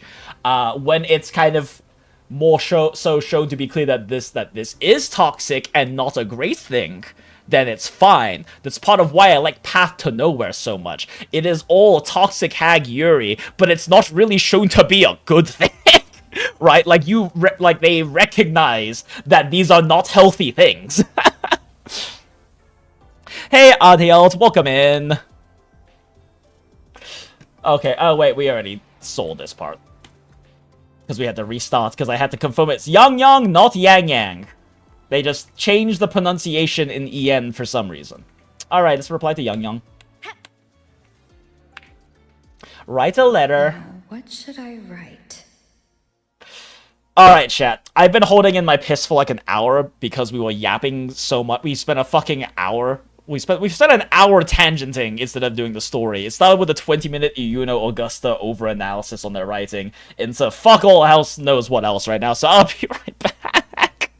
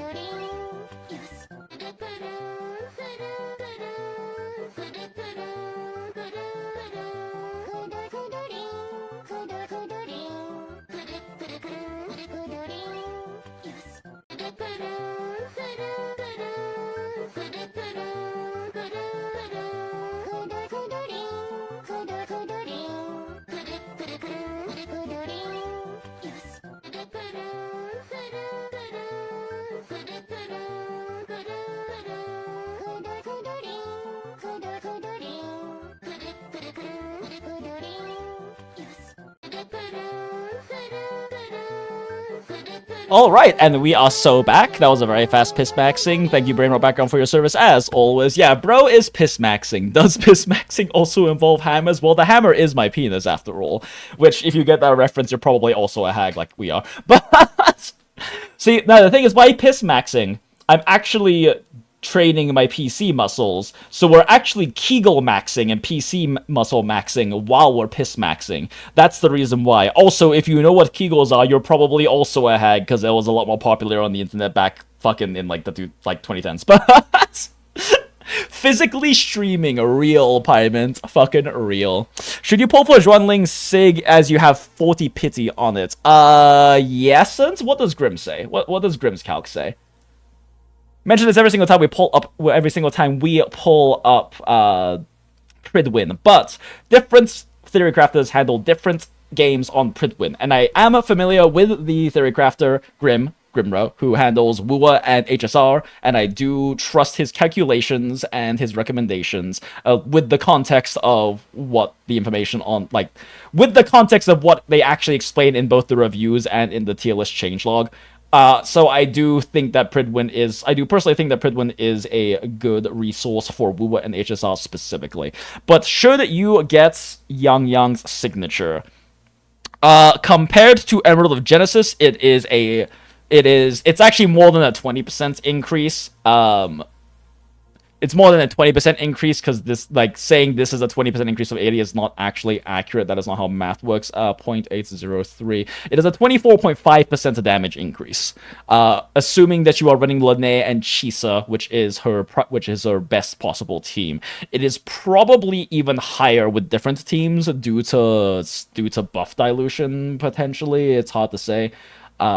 Because the reason why calculations need to be done with teammates is that these teammates determine what buffs you get, and buffs cause stats dilution in different ways, right? So if you have a teammate that has rejuvenating glow and that gives you extra attack percent, any attack percent in a weapon will be slightly less effective.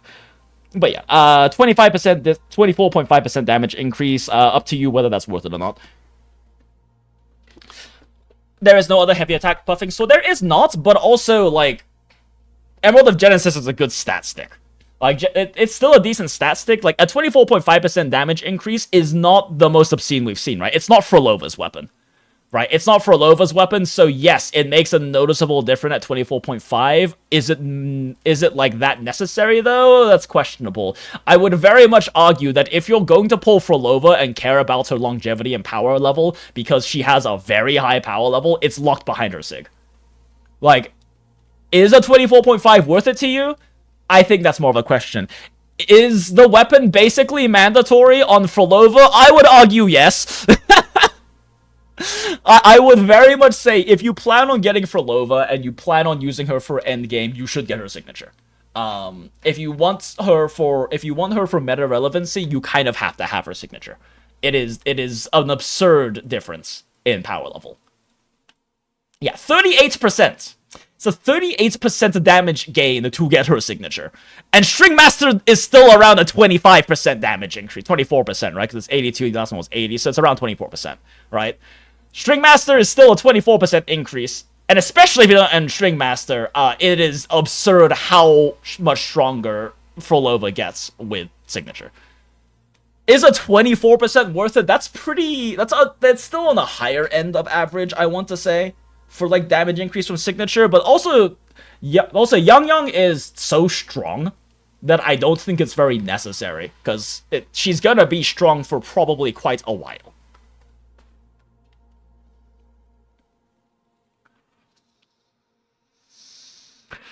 You can still get good pun from shit one, try harder, ass Lamau. Please don't send the drone. I don't think Acid can afford a drone strike. Pyment. Alright. You remember you got Frolova as a cheeky 20 pull and you had to blow so much more Ashrise because then you had to pull Letty and Elegy too. Yep, see? You did it to yourself. Yeah. I mean, like, if there's any character in this game that I say, yes, I would consider the absolute best investment to get their signature, like, the only character I would hard say, yes, you should get their signature, it's Frolova. Everyone else everyone else is either already not meta relevant enough, it kind of doesn't matter, right? Like, if you ask me, should you get any 1.x character signature? Why? They're not going to be very strong. Shoalkeeper's the only relevant one anymore.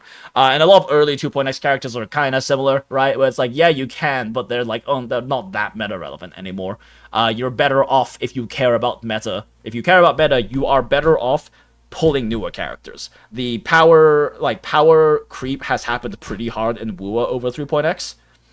It was pretty good through 2.x, then 3.x really did raise the bar quite a bit, which is honestly fine. It's like it took them to 3.x to start having pretty substantial power creep, because a lot of 1.x teams still were very effective through most of 2.x and endgame. But yeah, at this point, if you really care about power level, you pull new characters, right? Frolova is kind of the only exception to that isn't a support unit, because she's still incredibly meta relevant with signature. She is the strongest 2.x carry, and also very flexible. She is kind of locked a bit behind having some Echo teammates for like actual top meta relevancy, but she also works very well as just kind of a generic sub DPS to throw into teams, because she shits out so much personal damage. And I'm not saying this just because I'm a massive Frolova simp. I'm saying this because the numbers also kind of work out for that. She is by far the most relevant non-support pre-3.x character, but she is locked behind signature. Losing 38% damage is a lot.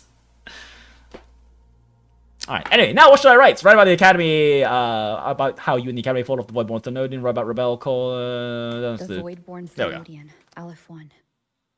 It devours a person's will and tries to strip human existence of all meaning.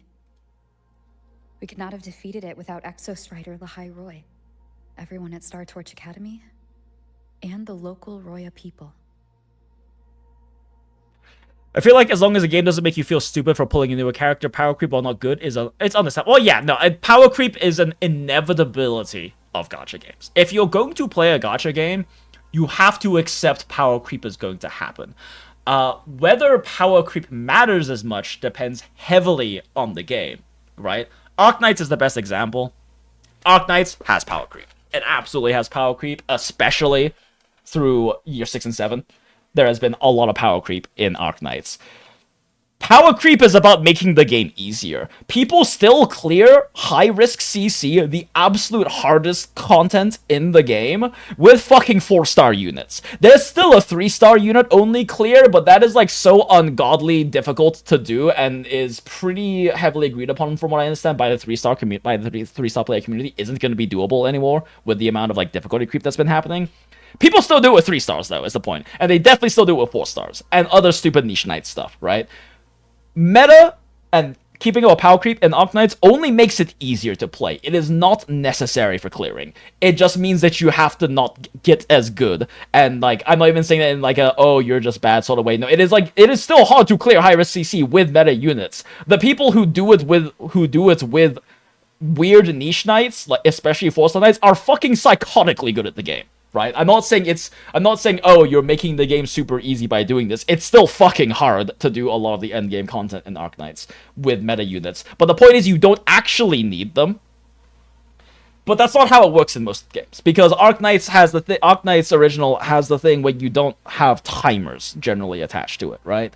So because you don't have timers, that means you can strategically work around that, and that's how you manage these lower rarity clears. That's how you manage these niche knight clears, is by utilizing things like stall. You can't do that in most modern gachas because endgame is timer based, or in the case of like Honkai Star Rail and similar games, it's turn based or AV based. So raw numerical power matters, but power creep is an inevitability in a gacha game, and if it doesn't have power creep, it's probably at risk of EOS, I'm not gonna lie. Like, it's genuinely a potential risk of EOS for you to not have power creep, because it directly affects revenue pretty heavily. So yes, you have to just accept that it's gonna happen, but how much that matters for endgame is very game dependent.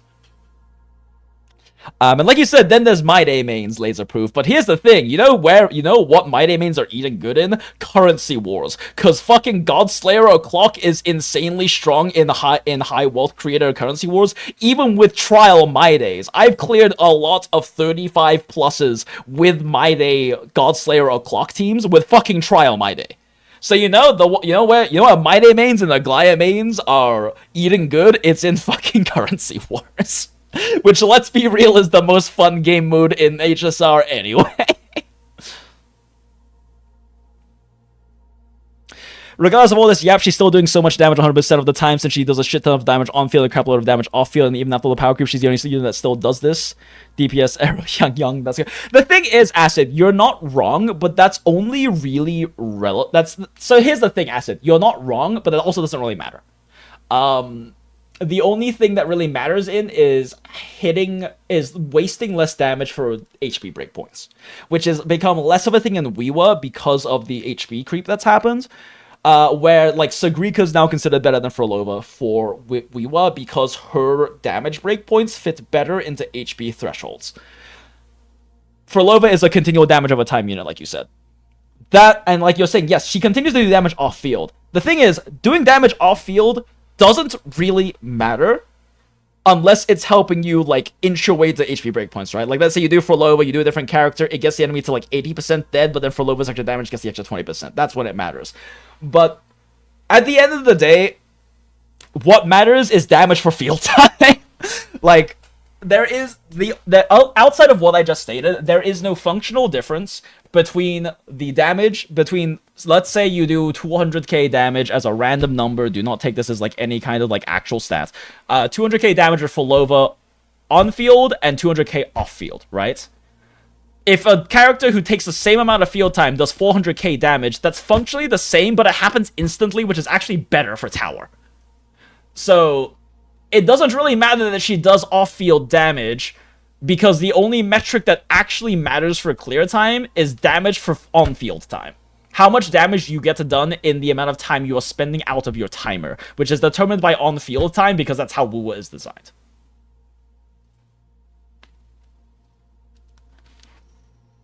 The mode where you don't have to pull them. Yes, you don't have to pull them, Laser Proof, but a well-built Currency Wars DPS is so much stronger than trial versions. Currency War trial versions fucking suck. They're not very good. It is a testament to how strong God Glaya and how strong Godslayer O'Clock teams are, like My Day and Aglaya Hypercarry teams are in Currency Wars, that trial versions can still clear like World Creator 45+.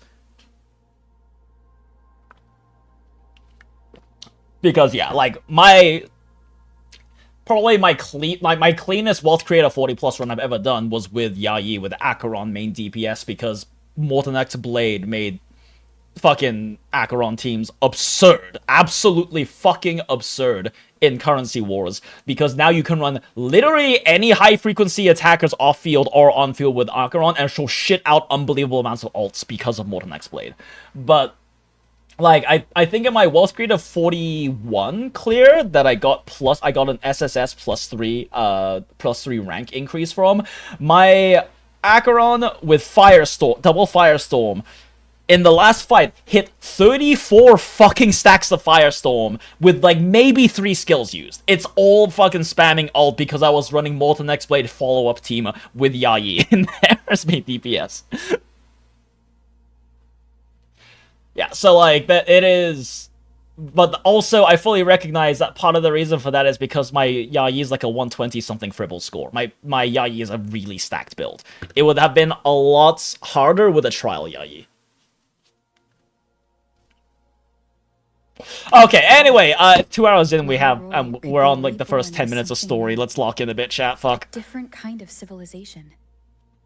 Something even brighter. Anything else I can add? Ask how everyone's doing in Jinjo. Fuck that! How are you doing, YANGYANG? How have you been? Every letter you send makes me realize how far I've come from where I started. Real. I know you must be working. Even though this is the one letter that we've actually read. Next time we meet. I mean, I should probably send messages and stuff, but I don't read my messages in this game. See what we've both made of ourselves. And we have a little black cat in the corner. Cute. For the dude earlier about the yap, it's been 2 hours and we're not even past pre-pro. Okay, see, like, here's the thing. When we finished that first yap, it was an hour in, okay? It's just we've also spent another hour yapping afterwards. And the entire reason it happened is because I had to go confirm if it was YANGYANG. Yang mentioned a dream. Like, I wanted to confirm, we started story, I wanted to confirm it was YANGYANG, and then we spent an hour tangenting after that. Good dreams, bad dreams. Some slip away like the wind as soon as I wake. Just like they did for Others Lucy. are seared into my heart for a long time. Just like they did with Lucy. But they're just dreams. Scenes that never existed.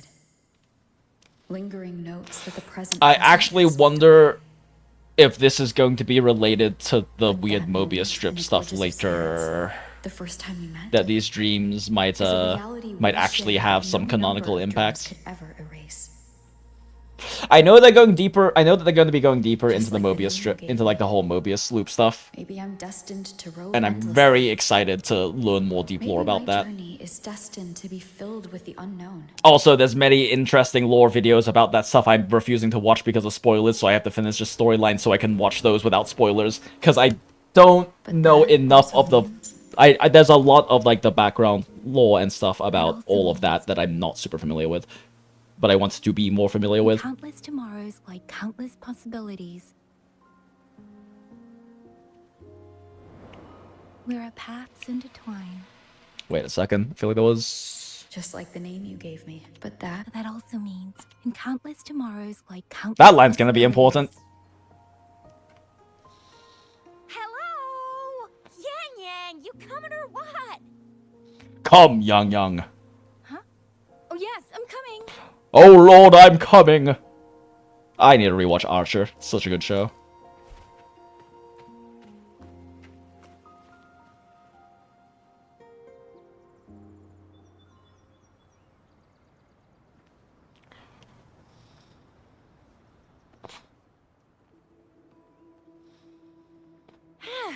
Let me see.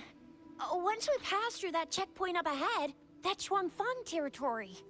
Didn't expect following those leads would take us all the way out here. It's so interesting that they pronounce like so much of like the Chinese names correctly, right? Like Zhuangfang, things like that. And then it's YANGYANG for some reason. Thanks to you and that stream of yours, Yang Yang. Although I probably blame that mostly on the 1.x She'll be running circles like back voice in the acting show. direction, because they definitely seem to have chosen to do YANGYANG instead of YANGYANG because they probably thought it would be better for like Western localization.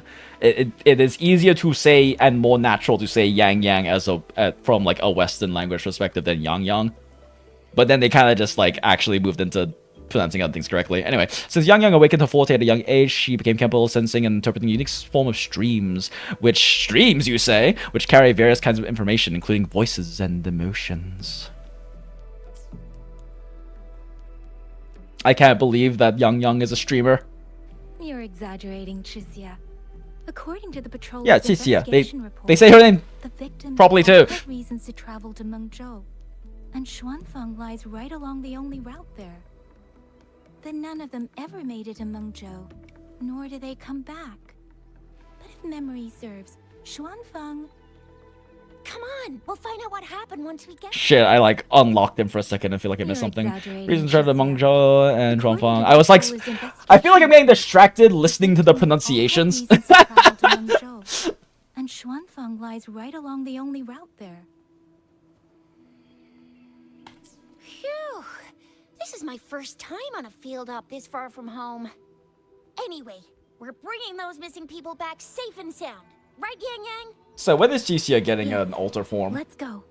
Also, if anyone calls her YANGYANG SP, I'm gonna have another fucking crash out on stream about the whole SP thing. By the way, what were you looking at back there all by yourself? Because I not saw only you is it smiling the XP, whole not time. SP, it's also not even an Look on your accurate face use every of the day, term. no? Huh? I'm not usually that serious. Am I?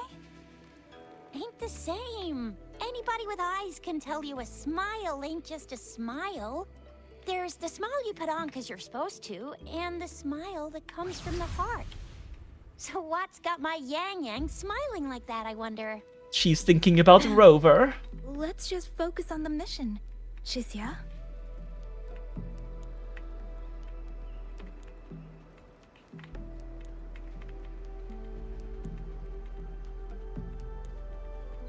Yeah, they even say Jitsia. Yeah, Jitsia correctly. Exactly. She's just a chocolate dip snack. YANYANG.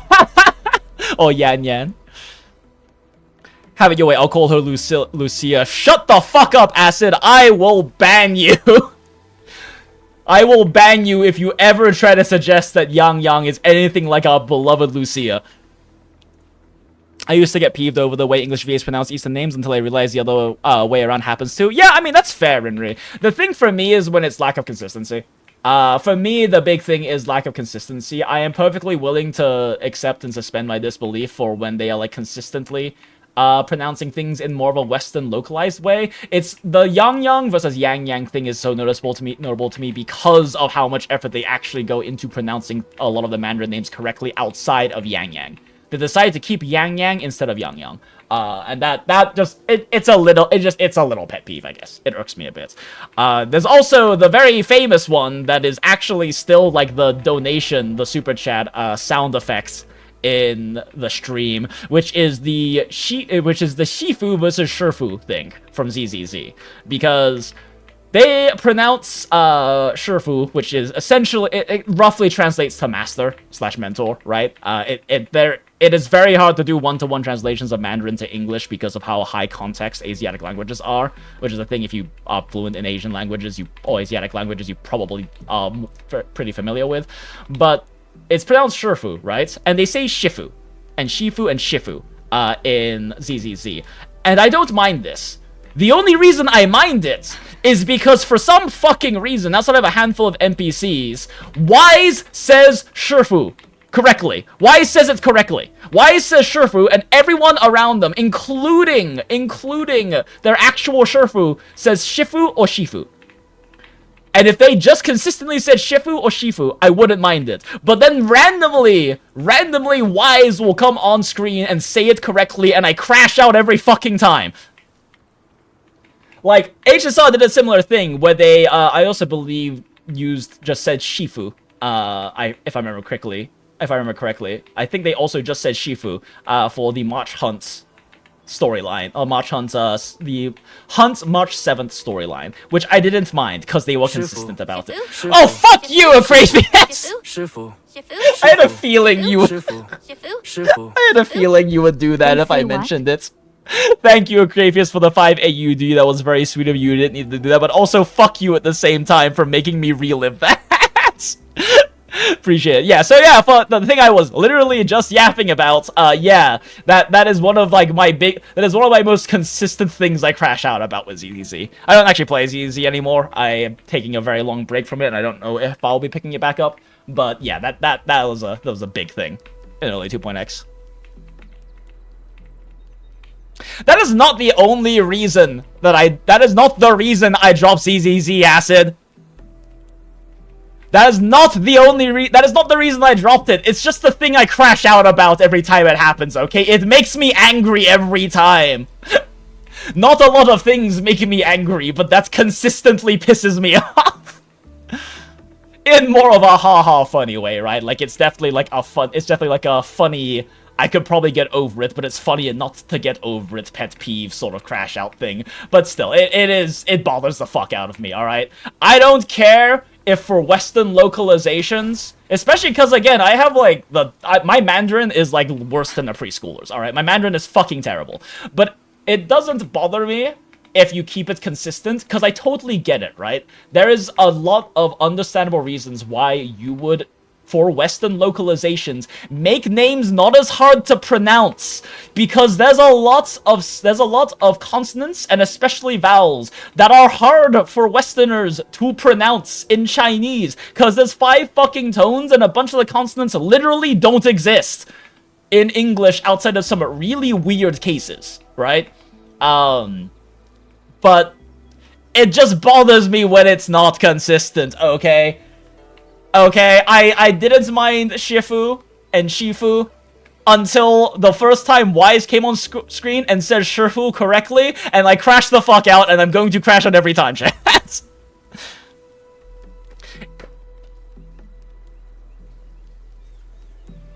It's funnier to say you dropped it cause it fair. I hear what you're saying, but YANGYANG, do you yang bang? I be outside with my YANGYANG. I guess yes, yang bang is not as funny as yang bang. but still. And it does, it's fine. It's fine. I'm fine with them going with Yang Yang. I'm just going to keep calling her Yang Yang. Just like how I'm going to keep calling Acheron and Raiden Mei Yayi because her name is Yayi. And I'm going to keep calling Auntie Himiko Jiza Ai because her name is Jiza Ai to me, alright? It's just a preference thing. It's just a preference thing. If anything, and I'm not even like mad about the Yang Yang thing, it's more so I just think it's an interesting observation to see that they chose to keep Yang Yang instead of Yang Yang when they're pronouncing Tixia correctly. They're saying Mengzhou, like all of these different things, right? That's weird. Where is everybody? Instead of Zhuanfeng, it's Zhuanfeng instead of Zhuangfeng, which would have been easier to pronounce for Westerners, right? It would have been a very similar style of localization to say like Zhuanfeng or something, but they chose to go with Zhuanfeng, which is instead, and it's just an interesting observation, I guess, to me that they went with they decided to keep with Yang Yang. But it is not going to make me crash out like the fucking Shifu thing, alright?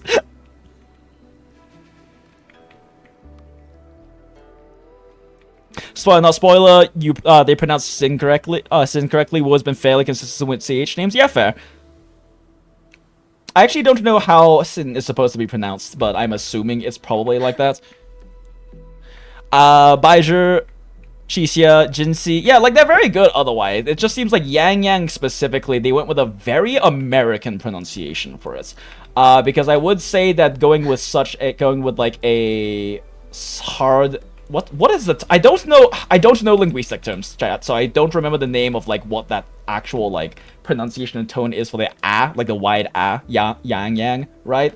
But it is a pretty American way of pronouncing it because I guess like a thing that I am very aware of with that, or very familiar with that, is because since I spent the first 12 years of my life growing up in Oxford, England, there are quite a few words that I pronounce still like a Brit. And definitely noticed the difference between the pronunciation in both American English and British English because I, grew up as a 12-year-old in the US where everyone was fucking pointing it out all the time and asking me to say words in certain ways because saying certain words rather because I would say it weird. But like I still say water, right? Water, which is the Brit way of pronouncing it. But the American way is water. Like Yang Yang water, right? Water. And so that's, I guess, why to me Yang Yang seems like a more American pronunciation, because it wouldn't be it wouldn't really be that strange to me for a British pronunciation to still be Yang Yang. Because we say things like water and war and car and things like that, where it's similar tones to like Yang Yang. I grew up posh, you peasants. Okay, according to my mother, yes. Because the thing is, I grew up in Oxford. Oxford has it's not called the enunciated accent. I know Yahtzee's mentioned it before, so I can't remember the name of the actual accent group is called. But I did grow up in the part of England where it is quote-unquote the more posh accent. Than like a lot of like your Londonian, or like a lot of your London and like especially like East End kind of accents, your Cockney sort of things are, right? But my mother does like to sometimes say that we have more of the posh accent from the UK, which is very my mother to say. So it is what it is. Love her.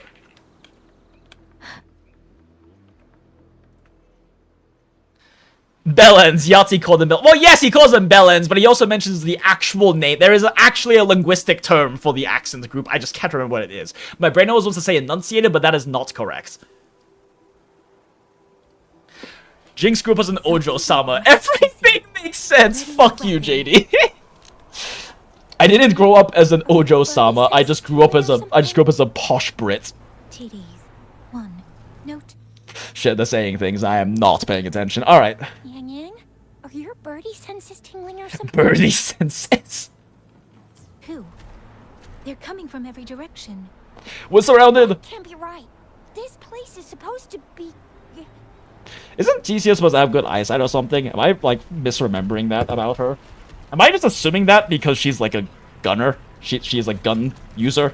That she has canonically good eyesight? Or was that something that's actually mentioned in lore? It's been so long since we've had Jinzhou lore, chat. I don't know what stuff I remember from actually being part of Jinzhou lore, and it's just stuff I assumed or made up in my fucking head.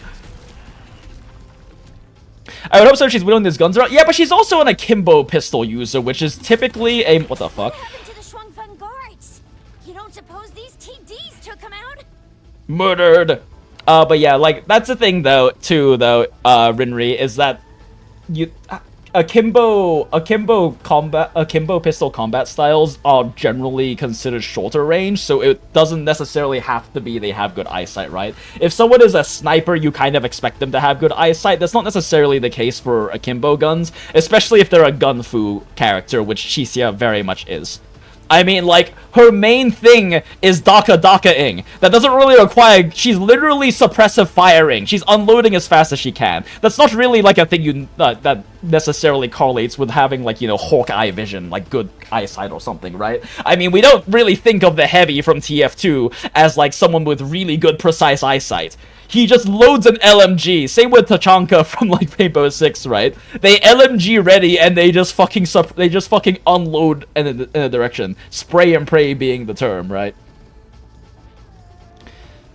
Akimbo was shorter range. Yes, I learned my gun knowledge from CS 1.32. Okay, see, I learned that from like OG Modern Warfare. Okay, I didn't really play CS. I played a good amount of Valorant and a lot of Shinova, but most of my early FPS days were in like Modern Warfare and things like that, where yes, Akimbo is closer range. Wait, shit, I didn't read the thing! Wait, what did the thing say? Wait, shit, I need the tutorial again!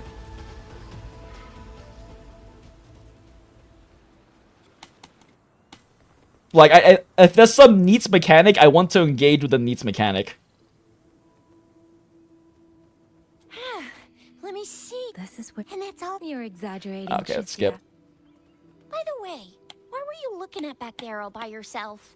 I saw you smiling. Sorry, chat. I got distracted with the yap again and then clicked confirm even though I hadn't read the thing. And if there's some fun mechanic, I want to engage with the fun mechanic because they've been doing a pretty fun, like I said earlier, they've been doing a pretty fun job with like the gameplay set pieces where they kind of fuck with the gameplay formula a little bit. So, I mean, obviously I could just fucking dodge, counter, spam, kill everything, but if there's a mechanic, I want to engage with it.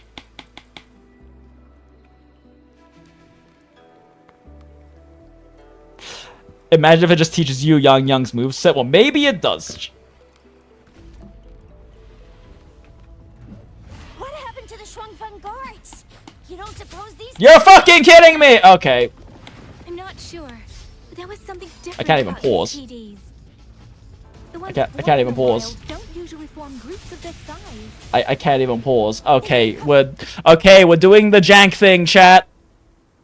Going back in the VOD. I can't read it because of chat! Oh my god, push the training to the edge. Yes, I learn Zephyr domain now grants an extra melody while enhancing its damage. Arrow effect the heavy attack now grants an extra melody. Oh, okay, so she just has like slightly more stack generation. Gotcha. Okay. Alright. It's not a Jinx stream without excessive amounts of tangents and ooh, what? Oh, fun. Well, okay, I guess it was a good thing we restarted.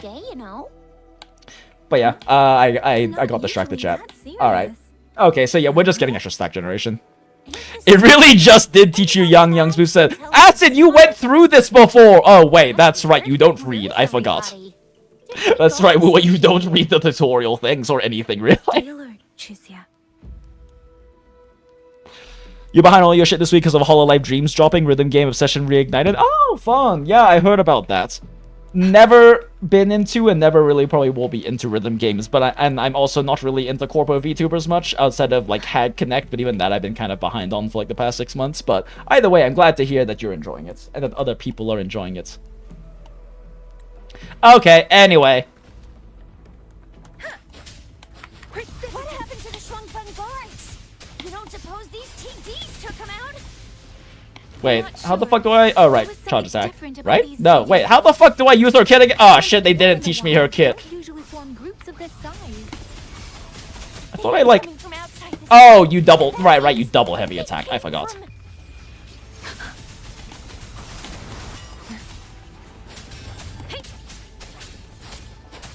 So wait, like heavy attack gives me additional stacks? That what I was saying? Oh, it does! Oh, you just heavy attack spam for like max stacking now. Oh wait, nope, nope, still one short. Okay. Wait, can I just jump heavy attack? Oh, I can. Okay. I don't. I'm like relearning her fucking kit right now. Ow. Okay, the heavy attack spam is kind of hurting my stamina consumption though.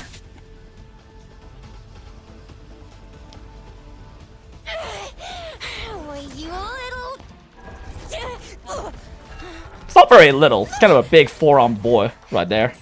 Are you alright? Just a scratch. I can't believe our AD carry can't kite, chat.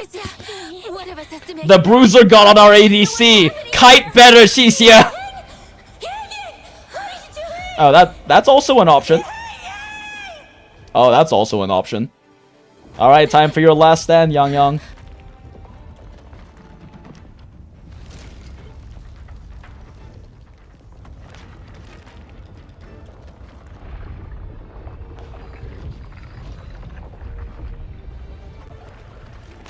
You do MSQs on launch was easy? Oh yeah, I mean, like, it's a part of me that really wants to do MSQ early, but like, time and, like, energy and stuff, and, like, streaming has already been light this month anyway, but also, you know, it is kind of nice to be able to wait a bit to do MSQs and stuff, so peeps in the community have a chance to do it before we do it on stream, you know? I need to see Qixia getting ass kicked in first person, Lamau. I feel empty. When don't you, Abby? Long whispers crisps, weather cakes, honeysuckle bread. Desserts from Renacita and Lahai Roy are great and all, but the stuff from Huang Long is what really hits the spot. Aw, Abby misses the food of their homeland. It's been ages since I've had crispy squab, Jinjo stew, long buns. We literally can make all of those, Abby. Candied cow trops. We can literally cook all of those. Is your stomach getting homesick? Cute. To do? Blame YANGYANG for sending us those tasty snacks. They brought back all my great memories of Jinjo. Point taken. It really has been a while since we visited Jinjo. Also, welcome in, Niraj. Didn't say hi earlier when you popped in. I'm sorry you can't see this part, Niraj. To be fair, you've had a very good amount of time to do MSQ at this point. I wonder how everyone's doing. Let's go find out. Things here at the academy are wrapping up. Maybe now's a good time. True, the apocalypse is over. That satellite, it might have something. The localized apocalypse number 7 is over. I know what you're gonna say. Let's go visit. We'll make it a surprise. We still have work to do when we go back, Abby. The grind set never ends. Starflakes, Jinjo Mao Tai. Hey, Booster Sloth, welcome in. It has indeed been a long time no see. I apologize for how little streaming has happened this month. Completely lost in a fantasy world now. We yapped about it earlier, but I'm definitely learning how much more I need to be prioritizing good sleep, because even on my past few weeks of days off, I haven't had the energy and wherewithal to stream. On top of like work on anything really much productive or creative that I've been wanting to. So I'm now much more locked in on trying to prioritize getting good sleep, especially during my work week, so that I'm able to do more things. Most players are so used to 2.x of recent units now, using YANGYANG will be a hard adjustment for some people. Oh yeah, fair. Because like, she's not just a 1.x, she's a 1.x 4-star. Ah, perfect timing. We were about to go look for you if you took any longer. The boys. Why is everyone... To bid you farewell. We knew you were leaving, bitch!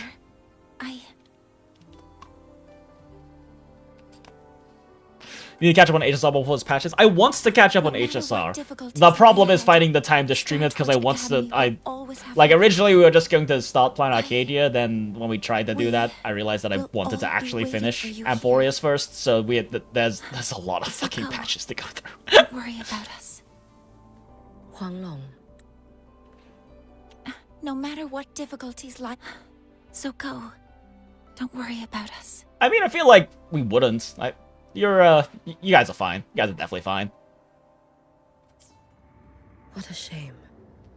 Should the opportunity arise, I would like to visit. I'm tired of all of If you this need anything, Western sci-fi you have white me to boy reach shit. Hiyuki wants to go experience With China. all that said, don't forget to share your experiences with us once you're back. I love Evernight and Shenanigans. Oh, I know. Safe travels. I mean, I have a Send us fucking waves Evernight. line I have like a anytime. fucking gorgeous piece of Evernight art on my wall. Thank Like, you, I really Evernight. like Evernight's design, and I want to know more about her. Off I go then. Ah, yes. What the fuck did Luke say? Safe travels. Send us. With all that said, Okay. Lucilla mentioned a special arrangement for you. Do Ooh. look forward to it. Something Hag Yuri. You might want to brace yourself before Nana's health seminar.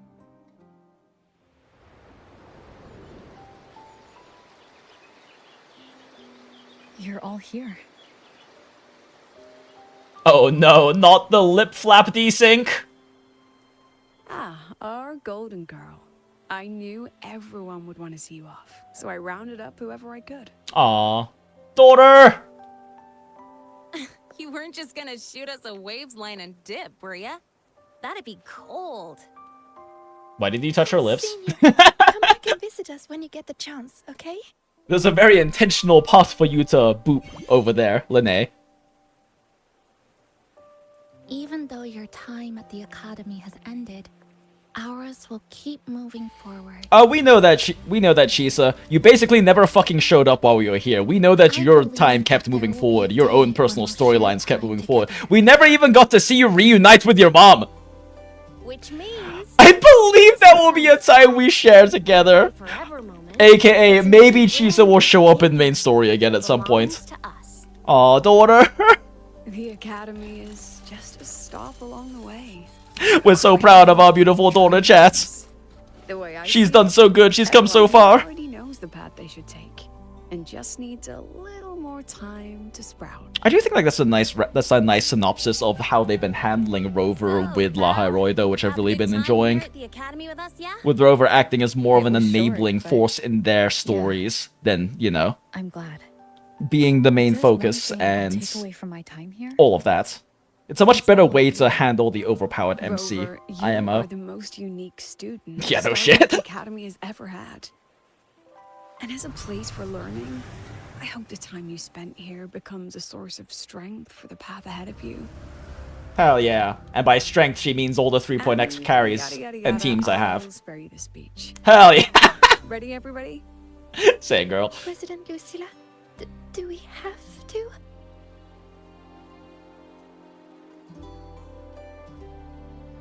Wink.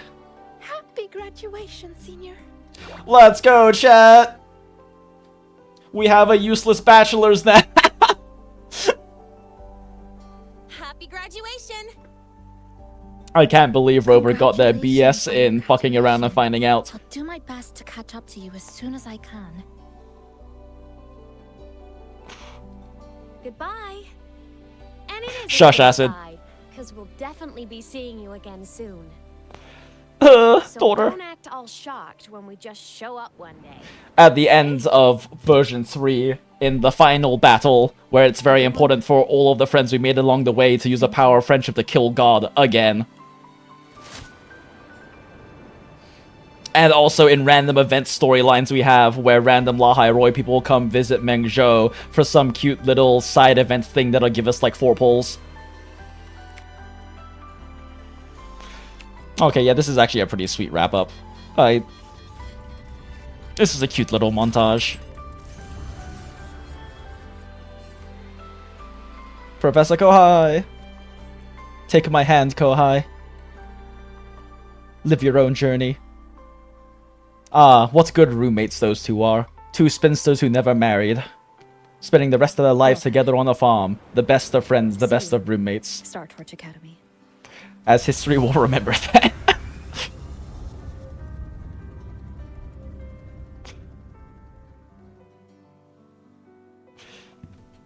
That was actually quite a sweet farewell scene. I think they did a good job with like fun little moments of characterization there, instead of just having it be like everyone says goodbye and then we leave. That little montage at the end, I think, actually added a lot to that.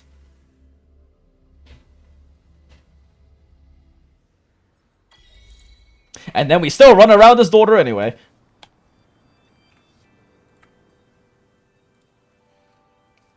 Acid! Down, boy! Calm down, boy! About Uncle Dom. It's been days now. Did you hear? I think it was YANGYANG. And the patrol station isn't saying anything.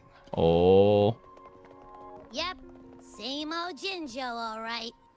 Smells just like I remember it. But looking around, the city Does it smell like a Chinese grocery store? Because there is like a very specific smell to Chinese grocery stores. Yeah, what's with all the long faces? It's a beautiful day out and everything. Shit, what are they saying? No. Okay.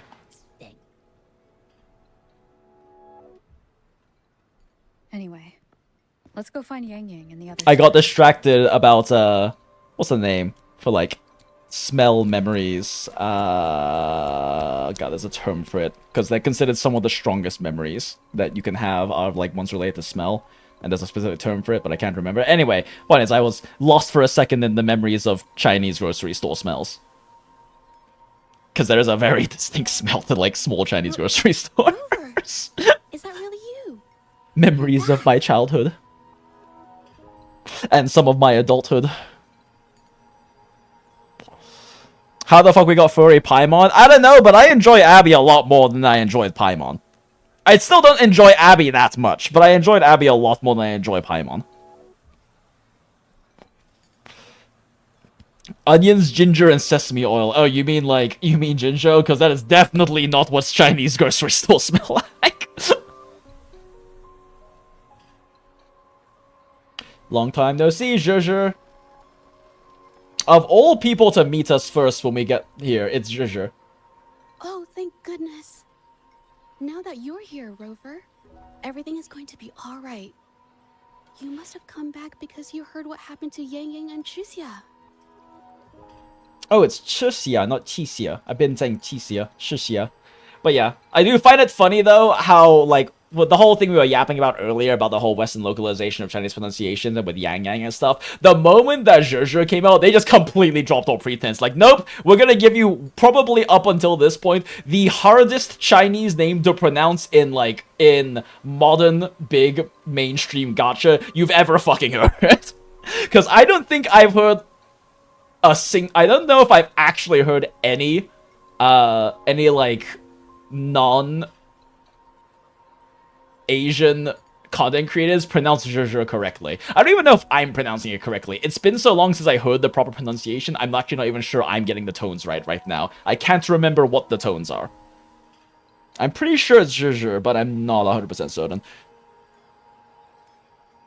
To be fair, I don't really consume the content of a lot of content creators, so there's probably plenty of like WuWa content creators who have like learned the pronunciation properly, but I just do remember that when she came out, a lot of the ones I did see, yeah, it's a hard name to pronounce.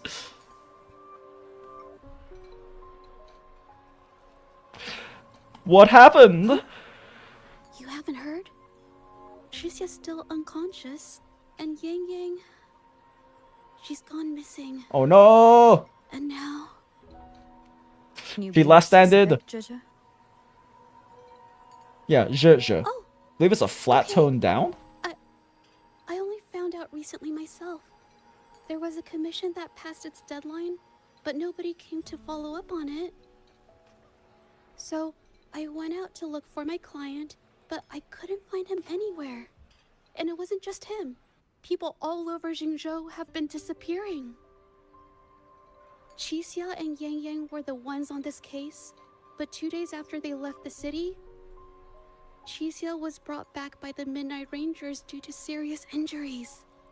And YANGYANG, she wasn't with her. Oh no! That's all I know.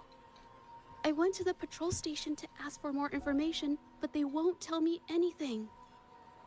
Come on, you don't gotta assume the worst. You know, chat, I don't know if I would have preferred if this happened before or after the little YANGYANG segment we just did. Don't beat yourself up. There's a part of me that thinks that it would have been more powerful to have it happen after this. From here on out, leave it to me. But I think there's also, like, legitimate reasons for the narrative to have that little bit happen more chronologically before we got here. Please, just... But I could also see there being some narrative weight to having like this happen, having a little bit more happen, and then maybe having us like hop over What do we do next? to the YANGYANG portion and like maybe do like the first half of the YANGYANG portion and then go back to the main story, main timeline, and then flash back to the second half of it, right? I think that may have been an interesting narrative choice to structure the presentation that way instead. Anyway, I'm over analyzing again. Let's prog. We're doing a really bad job progging. All right, there's flight here now. Whoops. I'm faster in my mech, you know. You know what, daughter? You are so right. You are so right. You are faster in your mech. I love movement power creep that doesn't matter, but is cool. Oh shit! Go, daughter, go! Go, daughter! You don't have enough stamina for that. I'm faster in my mech, you know. Man, fuck. Parkour in this game is so much fun, chat. The parkour in this game is so much fun. Ah, I don't have it. Oh, that's right, you have to actually be on the ground to regenerate mech fuel. Oh well. Alright.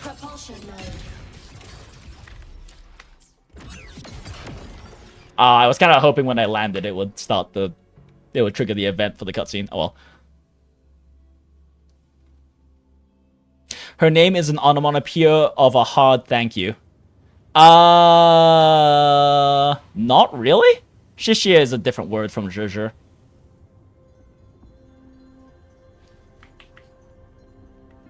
Now that side quests are done, we're back to Jinzhou Huanglong because it's basically 1.1 in terms of MSQ because rewrites. Wait, have there actually been 1.1 rewrites? Like, did they actually rewrite any of the 1.x stuff? Because if so, I'm kind of curious to experience what they changed, if that is the case.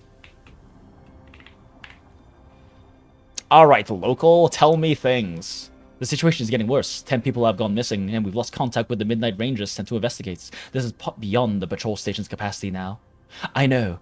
Xuanfang shares a border with Jinzhou.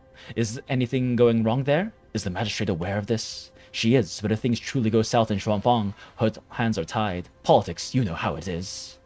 If only Councillor Changli were here. She left for Mingting a few days ago. No telling when she'll be back. They are just fucking name-dropping regions. All we can do is have faith in our magistrate. She won't turn a blind eye to the Jinzhou civilians in harm's way. True. I'm a transform. Did I go too far? Whoops. Okay, I should probably stop doing this. As funny as it is to jet around his daughter.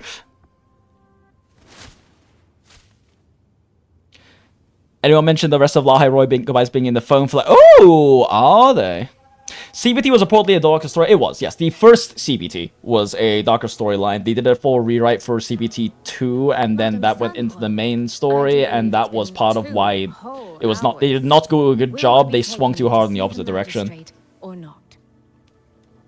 As I have already stated, the Chats! It's Schmidley! So that won't be possible.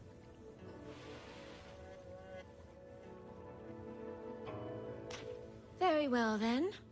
Tell me where she is, and I'll go find her myself. Oh, her personality is a bit different from what I was expecting. I cannot grant your request. I'm afraid that's classified. Oh.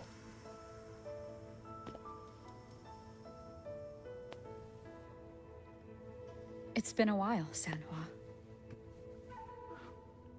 Rover, you've returned. Mingting was part of the whole Qiao Yuan quest, right? Yeah, he's from Mingting, if I recall. Who might you be? She just said Rover. Wait, didn't she just say Rover? Rover. Yeah. Yes, she just said Rover. How have you not heard of Rover?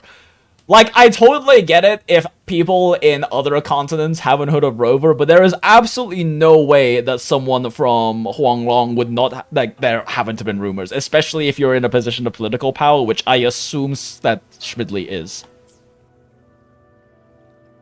Hold on. I hope you don't mind waiting your turn. Not to mention this concerns my younger sister. Let's go, One-sans! We love One-sans, chats! I'm also here for someone important to me. I need to know what trouble YANGYANG Oh! got herself into. Oh! They have the same tacit mark, chat. Wait, are you? Yup.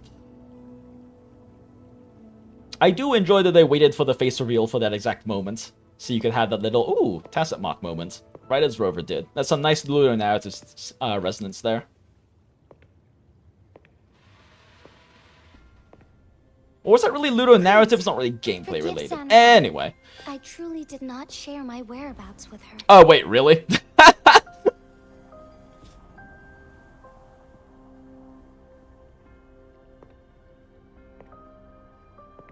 I like how obviously Sui is like checking her out. Not like in a sexual way either, in like a getting a read on her way as, you know, a large political figure. But I do enjoy how they very, very clearly had her eyes darting for that. Jinxie, are you hurt? It's nothing. Just some scratches. Holy shit, it's Schmidley. It's a Sui sip. I never made that fucking connection before Acid, but it is the Sui sibling. For those who don't play original Arknights, the Sui siblings are like the Chinese dragon important god people in Arknights, and also very relevant to current Enfield story. Interesting voice, more mature than I expected. Same, I did not expect her voice to be so mature, but it also fits considering that she is the One-san to like an already kind of like 20s coded character with YANGYANG. Jinxie is still the most graceful unit they've designed to date. Excuse me, we know Sin exists now. Yeah, I mean, I'm enjoying the more mature voice of Schmidley right now. I'm definitely enjoying the voice, but I also wasn't expecting it. Based on her design, I expected her to have a bit more of a brighter voice, but I do like this one, and I do feel like it fits with the current scene, as well as with the whole One-san thing. My deepest apologies for not welcoming you properly, Miss Soy Soy. Oh, it's Soy Soy. First visit to Interesting. JinJinx under such circumstances.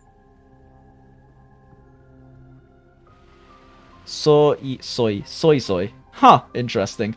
Yeah, I kind of assumed it was Sui, but that's also a bit more of a Japanese pronunciation, I guess. No, it's also Sui siblings in Arknights.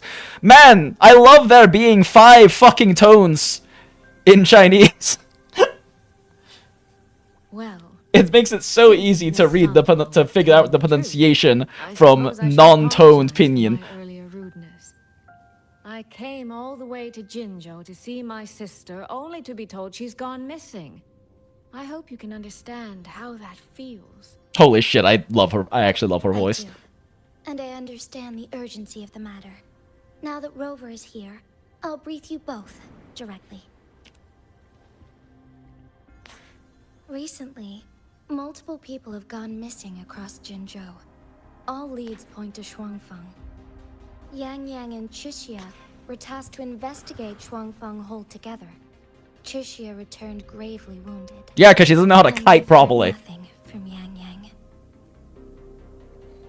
The moment I learned of this, I dispatched messengers via alternate routes to the Mengzhou City Hall, but they have yet to report back. Oh shit. I also tried sending elite Midnight Rangers to scout Shuangfang hold once more, but their gates are sealed shut. Oh jeez, Rick. No one knows what is happening inside. Wait, I fucking swear, if they pull a China boat from PGR here, and we're going to have some sort of god complex despot in charge of Xuanfang, who is going to be doing some weird save the apocalypse by turning the entire population into a simulation or something along that line of thought. I'm not going to complain because they did a really good job with it in PGR, but I would be also kind of surprised if they rehashed that.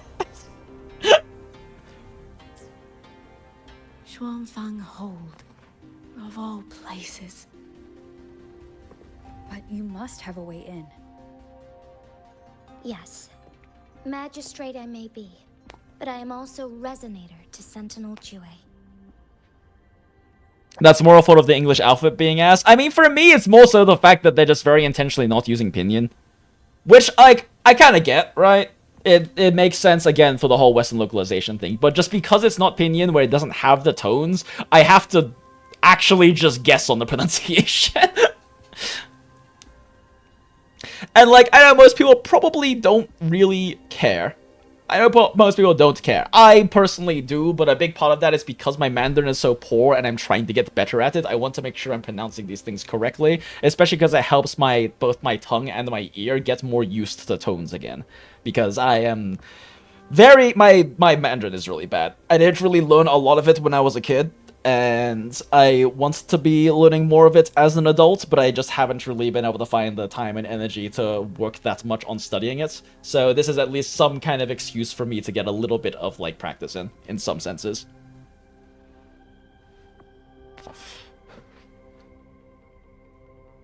Why will I have so much exposed armpits? Because why not? Because why not? Iron ADC is SMH. True, Tricia is very much an Iron ADC. Now you know why Acid always gets jailed in stream. Yeah, Pyman. Yep, that is. Yep. There are many reasons, and that is definitely many one of them. You've been thinking about picking up Chinese sometime? It's an interesting language to learn if you don't have experience with Asiatic languages, especially Eastern Asiatic languages.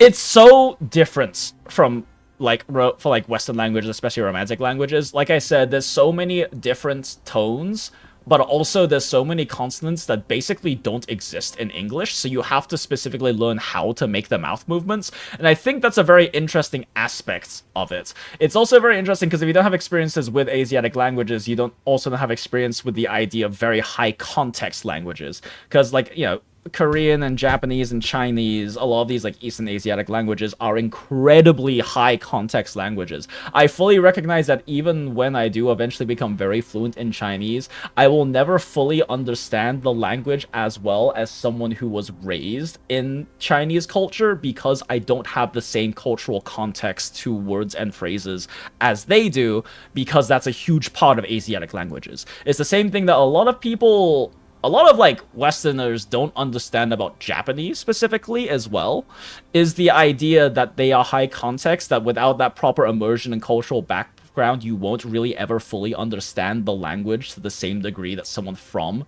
that culture will. And also the idea that there aren't really true direct translations. Like, there aren't really fully accurate denotative direct translations of Japanese and Chinese words and phrases and whatnot, because of that cultural context and because of the context mattering so much. Which is a thing I've definitely noticed amongst like a lot of Westerners I've known who are like weebs, right? They get really into like Japanese culture, they're like otaku, they're very big into otaku culture, very much into anime, and they don't really understand this idea that certain words don't have direct translations, especially when things happen like they take issue with localizations and dubs and subtitles. Like, that's not what that word means. I'm like, well, I'm not familiar enough with Japanese to say that you're wrong, but I also can say that you might not be right, because high context languages don't always have direct translations, where the word that you're hearing here, like tsundere is an example I ran into with Tuner one time when we were talking about Spy X Family, where there isn't, like, the direct translation of the word as means doesn't necessarily apply in every situation that the term is used, and sometimes a different translation that is more in the spirit of the context would be considered more accurate. I can say that definitely for Chinese. I can't say that for Japanese, being nowhere close to fluent or understanding the context, but understanding that that is a concept is like a big thing. Like the big specific case that happened was like talking with Tuner about in Spy X Family. There is a scene where Anya, in response to her best friend Becky acting like a tsundere, essentially, says like Becky tsundere or something along those lines, and Tuner taking a lot of issue with the translation, the subtitle translation being that Becky isn't being honest. And like, it was ended up being this whole thing about like how, you know, someone to appreciate anime should learn what a tsundere is, or they should have just said like she's being a tsundere or something. I'm like, well, I can't speak for the Japanese because I'm not Japanese. I don't speak Japanese, but from the context of being Chinese and having some level of at least academic understanding of the whole Asiatic Chinese linguistic side of things, even though my actual Mandarin itself is very, very, very poor. I can definitely at least see a situation in which that kind of a translation of explaining what the tsundere in that context more so directly means is arguably just as good, if not a better translation than directly denotatively translating "you are being a tsundere," right? Like, I can't say that that's necessarily the case here. I'm not Japanese. I don't speak Japanese, but I can definitely see I can definitely understand that actually may be the case. Kind of funny because you rewatch the 3.7 cover of Ripples of Past Reveries so much you accidentally learn the whole new sentence by pure association using existing JP knowledge and contextual cues. Yeah, it's actually interesting how you can get a surprising there are so many loan words, especially in like the written language. I believe it's with kanji and like Chinese, because they use the same characters as I understand. It might not be kanji. I don't remember. I don't know Japanese. But there is a lot of similarity to the point where like my mother can read something in Japanese and understand like at least 30% of it. Purely from like context clues and like similarities in the language and loan words and things like that. So yeah, that is a very interesting thing about the languages. Oh, I didn't know you worked in manga translations, Niraj. That's really cool. Yeah, it's enough to hammer that fact into. Translation is very much input dependent on the language skills of the translator. Yeah, especially with Asiatic languages. Like, it's a lot easier with, like, especially languages of similar roots, right? Like romantic-based languages, which as I understand English is, and things like French and Spanish and Italian are pretty easy to direct translate because they are still all relatively low context languages with a lot of loans and a lot of similar linguistic background. It's much easier and much more accurate to just denotatively translate those two with correct grammar, more so being like maybe more so the difficult thing. But that's not really the case when you're going with like high context Asiatic languages. Like, if you want to be a good JP-to-EN translator, I'd say get better at writing in EN first if you want to improve overall quality of work, and good proofreading too, sheesh. Oh, interesting. Thanks for the insight, Niraj. Prime current example is how West is on Mushoku Tensei Warfront and Japan is just, yeah, cool anime. I mean, I would say that's maybe a bit more to do with the subject matter. I actually had a whole discussion, or more so like listening to my roommate's rant about Mushoku Tensei, especially from like a Western sensibilities perspective with how they handle the whole grooming and treatment of women in the show. I think that might be where more of the discourse is coming from, is like insensibility side of thing, which I haven't watched Mushoku Tensei, and I specifically haven't because of those factors.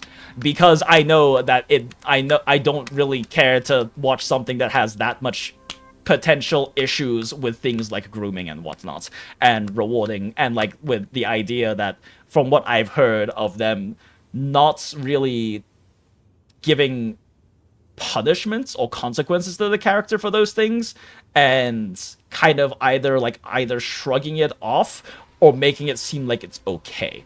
I've heard a lot of, not just my roommate, a lot of people with more like Western sensibilities just find Rudius to be very irredeemable, and I suspect I probably would too, which is why I just haven't been interested in watching Mushoku Tensei. Do you think Pitch Perfect person have an easier time learning Mandarin-based language? Probably, Paimons, because the tones are so big, but also someone who has experience with singing or pronunciation training or things like that probably as well, because like I said, you have to learn specific consonants that either don't exist in like English or are in really weird parts of English that you don't think about. God, what was the one that my friend mentioned for like understanding like the X consonants? There's like one example in English that it does exist, but it's at like the back end of like a plural word or something. I don't remember. I'd have to look into it again. But yeah, there is also a big part of like having to learn how to move your mouth and tongue in the ways to pronounce those correctly instead of close enough.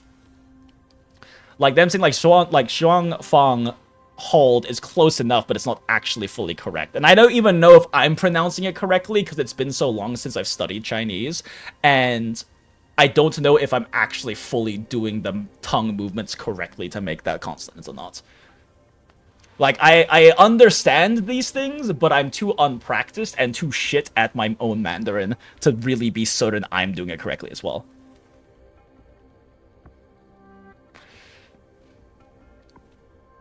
Oh, really? You joined Discord to join Yo Manga back in 2016. Interesting. Very cool. We're getting deep Niraj lore right now, chat.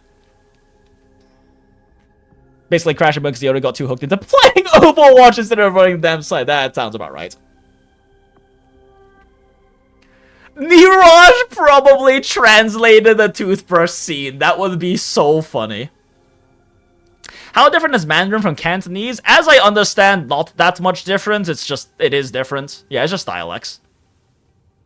Yeah, as I understand, though, I'm pretty sure it's not that much different. It's just it's a dialect thing, so the words and pronunciations might be different.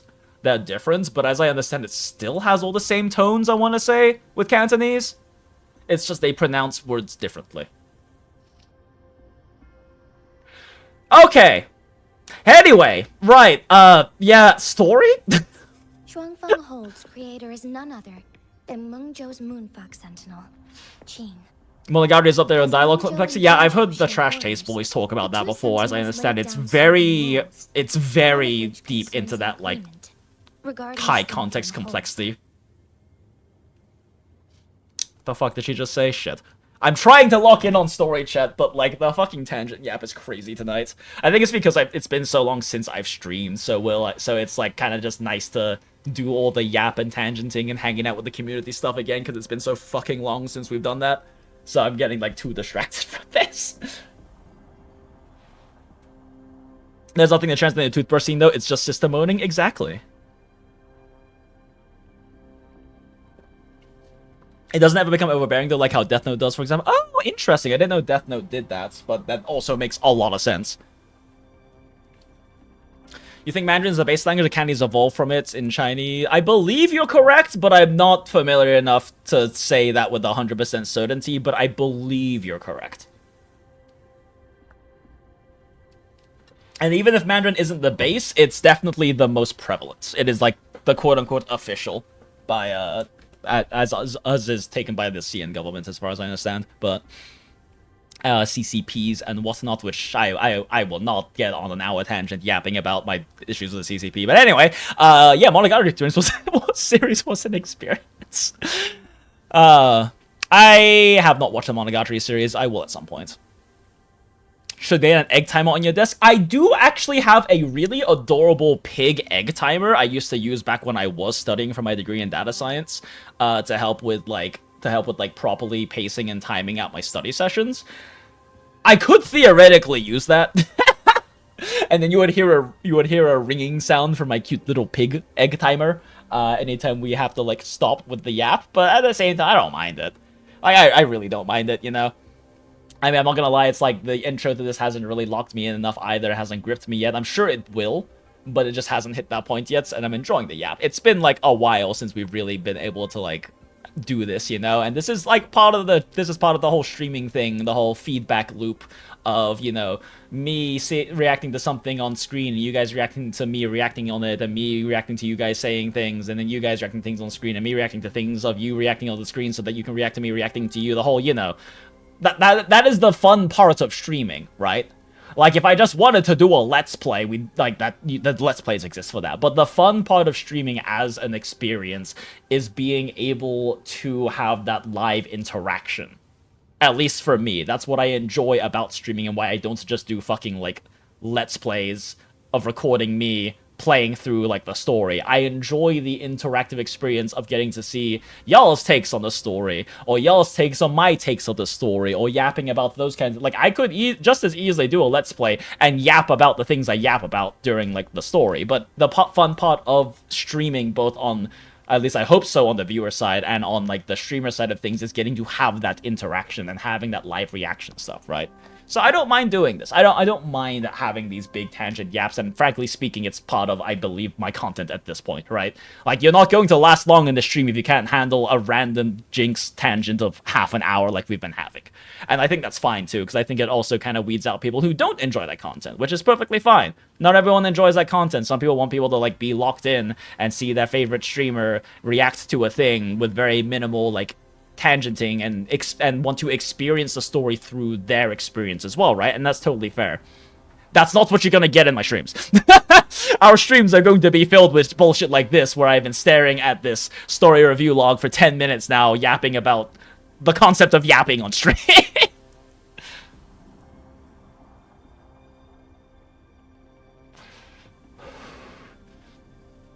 By Death Note, it's kind of like Tenet, I suppose. It's writing that's smart for the sake of being smart, sorta. I'm familiar with Death Note. I grew up in the 2010s anime convention scene. I've cosplayed Light against my own will that one time at that one convention when I was a kid. No, sorry, I cosplayed L, not Light. That's a whole story. Maybe not get into that one, that'll take a long time, but that was a thing that 16-year-old Jinx had to do. Thing about the toothbrush scenes, it comes on Nisa Monogatari, which is the second in the release order, was originally written by the author only from himself and not anyone else. Really? Interesting. I didn't know that about Nisa Monogatari. I'm familiar with the toothbrush scene, but... Korean and Japanese is still understand Mandarin? I don't know what you mean by that, Paiments, but...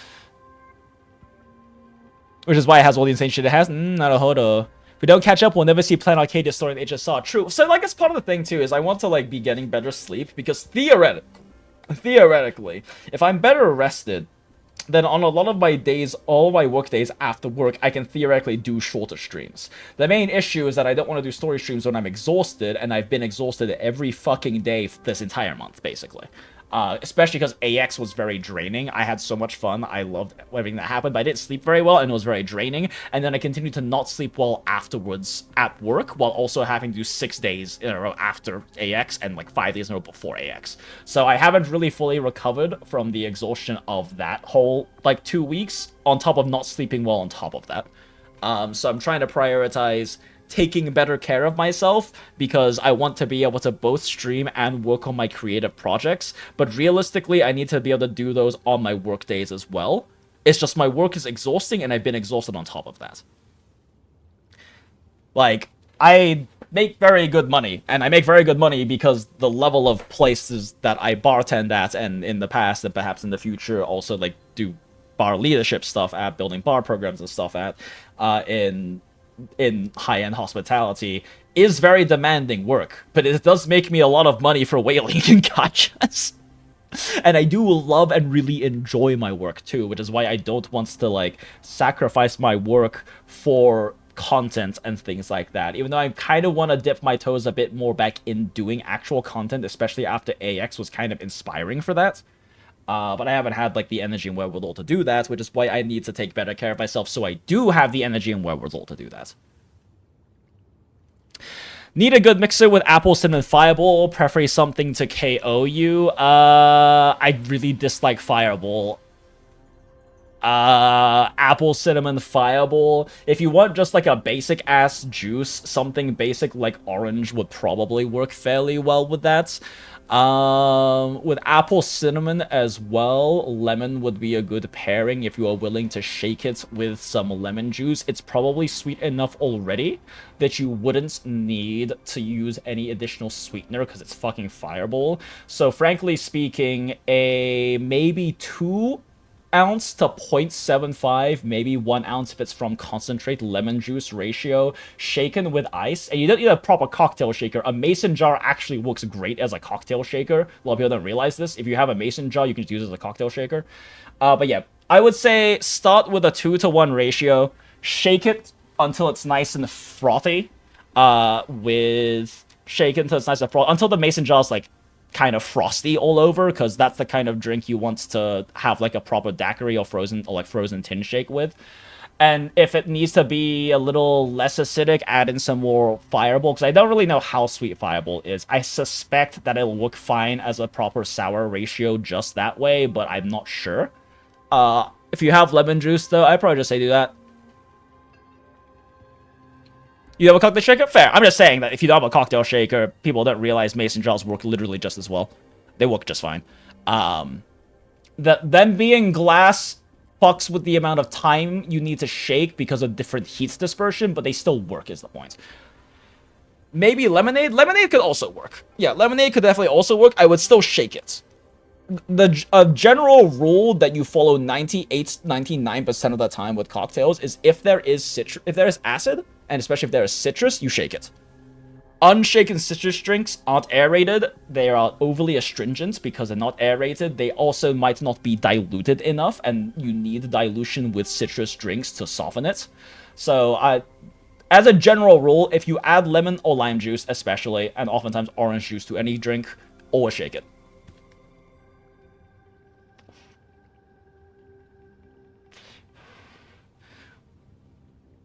We won't see HSR, just you because you ain't doing all that. Fair. Monster plus Red Bull plus Fireball. Die acid. Love you, but die. Naruhodo there. See, I really want to do cocktail content, chat. I already have rough concepts in my head for a cocktail for both YANGYANG and potentially is it Sui Sui? I think is what they said. Is it Sui Sui? No, soy. I think it was soy. Fuck, they said it earlier and I already didn't remember. Oh, here we go. My deepest apologies for not welcoming you properly, Miss Soy Soy. Yeah, soy. Okay. Yeah, I already have potential cocktail concepts for them, and I think it would be fun to record craft cocktail videos for them. I have a full lineup of craft cocktails for Cyberpunk Edgerunners WuWa collab that I just never ended up being able to work on, as well as for just all the Cyberpunk characters in general, and proper craft cocktails too, not just like with proper backing and testing and everything in solid craft cocktail theory. And I think that would be a lot of fun, but I just haven't had the energy to do it and work on it and figure out all the shit for that too, because I have to figure out live recording stuff for that too. I can't just do my old editing setup stuff for that.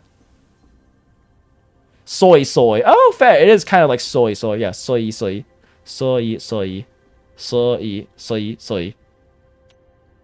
My deepest apologies for not welcoming you properly, Miss Soy Soy. Soy. Okay.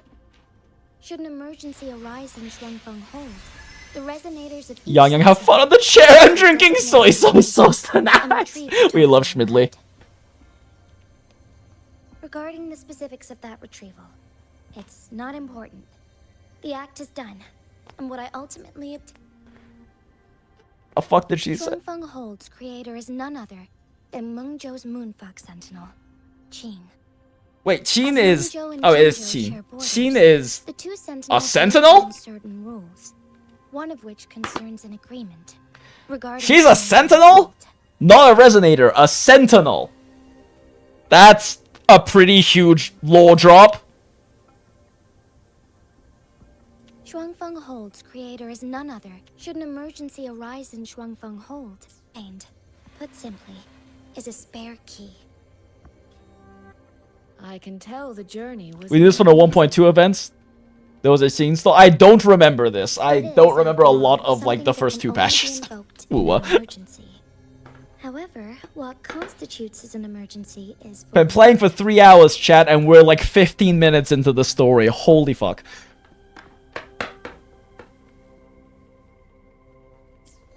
Rover, given your deep connection with Jue, you should be able to use any of its artifacts freely as well.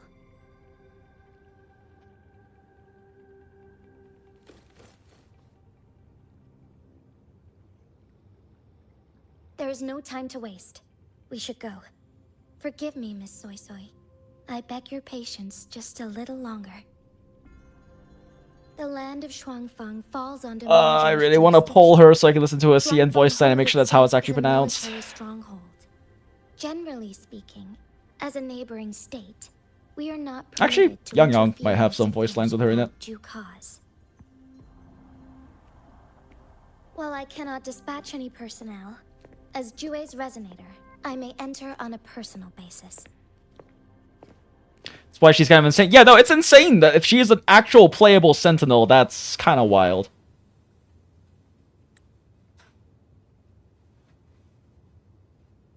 The land of Shuangfeng falls under Mengzhou's jurisdiction. Shuangfeng holds... Okay. You need to stay in Jinzhou, Jinxi.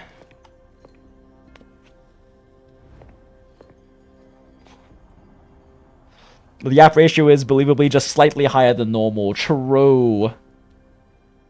Okay, now that someone pointed out the armpits earlier, I'm noticing how intense the shadows are on the armpits right now, and I'm not entirely sure why. Because it doesn't fully make sense based on the light, based on like the primary and the primary lighting angles. This is a little weird. Oh, but Thrax might make a return. Jinzhou can't be without you. True. Trust me. She's right. If this involves more factions than we think, Jinzhou will need its magistrate at the helm. Besides, you didn't think I'd just sit here and do nothing, did you? Real. I have to do things. I'm the next character on Banner. But also my sister is in danger and stuff. Fuck, WuWa still has just such gorgeous eyelash models. Like, even Jin C's are crazy good. Rover, Miss Soy Soy. As magistrate, I give you my word. And Schmidley's are crazy as well. For your actions. Look at those fucking eyelash models.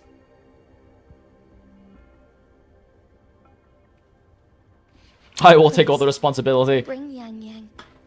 Do whatever you need to. Kill as many people as you need. I'll deal with the political fallout.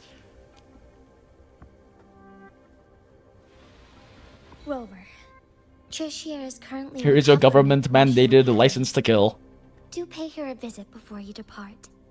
If you wish to learn more about Shuangfeng Hold, you may also speak with Principal Investigator Xiang Li and Baija there. Ooh. As for you, Miss Soy Soy. Schmidley. Pause. Might I have a moment of your time? There's a matter I'd like to discuss with you, Madam Magistrate. Damn, I actually really love her voice. I'll answer as best I That is a can. fantastic Renaissance voice. I will meet you at Huashu Academy shortly. We're counting on you, Rover. Holy shit, Songhua gets into the voice line. Our 1.x beloved. Okay, let's see real quick. Look, a laser sword. Woo! Pretty cool, right? There she is. Do you have a line about your sister? Fuck! Okay, you do, but I can't listen to it right now. Alright. I'm a propulsion transform. Descending. Do I need to travel this way? No. Do I want to travel this? God damn it. Damn it! It's too tall! I can't do the funny thing. Fine, be that way, game. Propulsion mode. Mech mode off.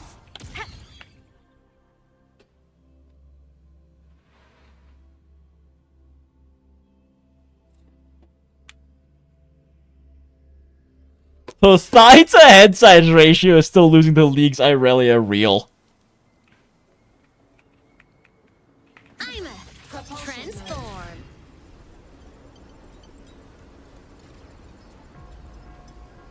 I love flying around as daughter. Mech mode off. Is it less efficient than actually using the flying tool? Yes. Am I still going to do it? Absolutely.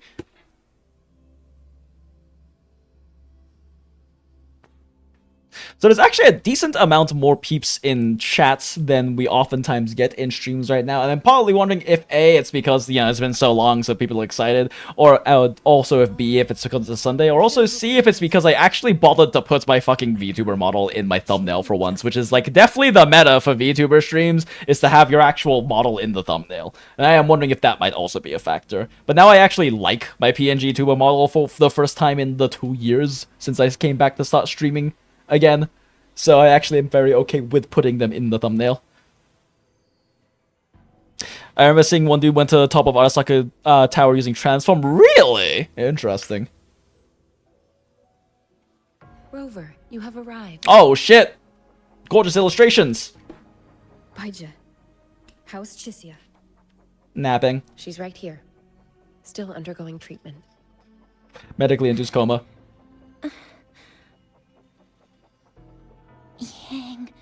Yang. Don't worry, Chisia. I'll bring YANGYANG back. See, they should have just brought Verena with them and she would have been Please rest.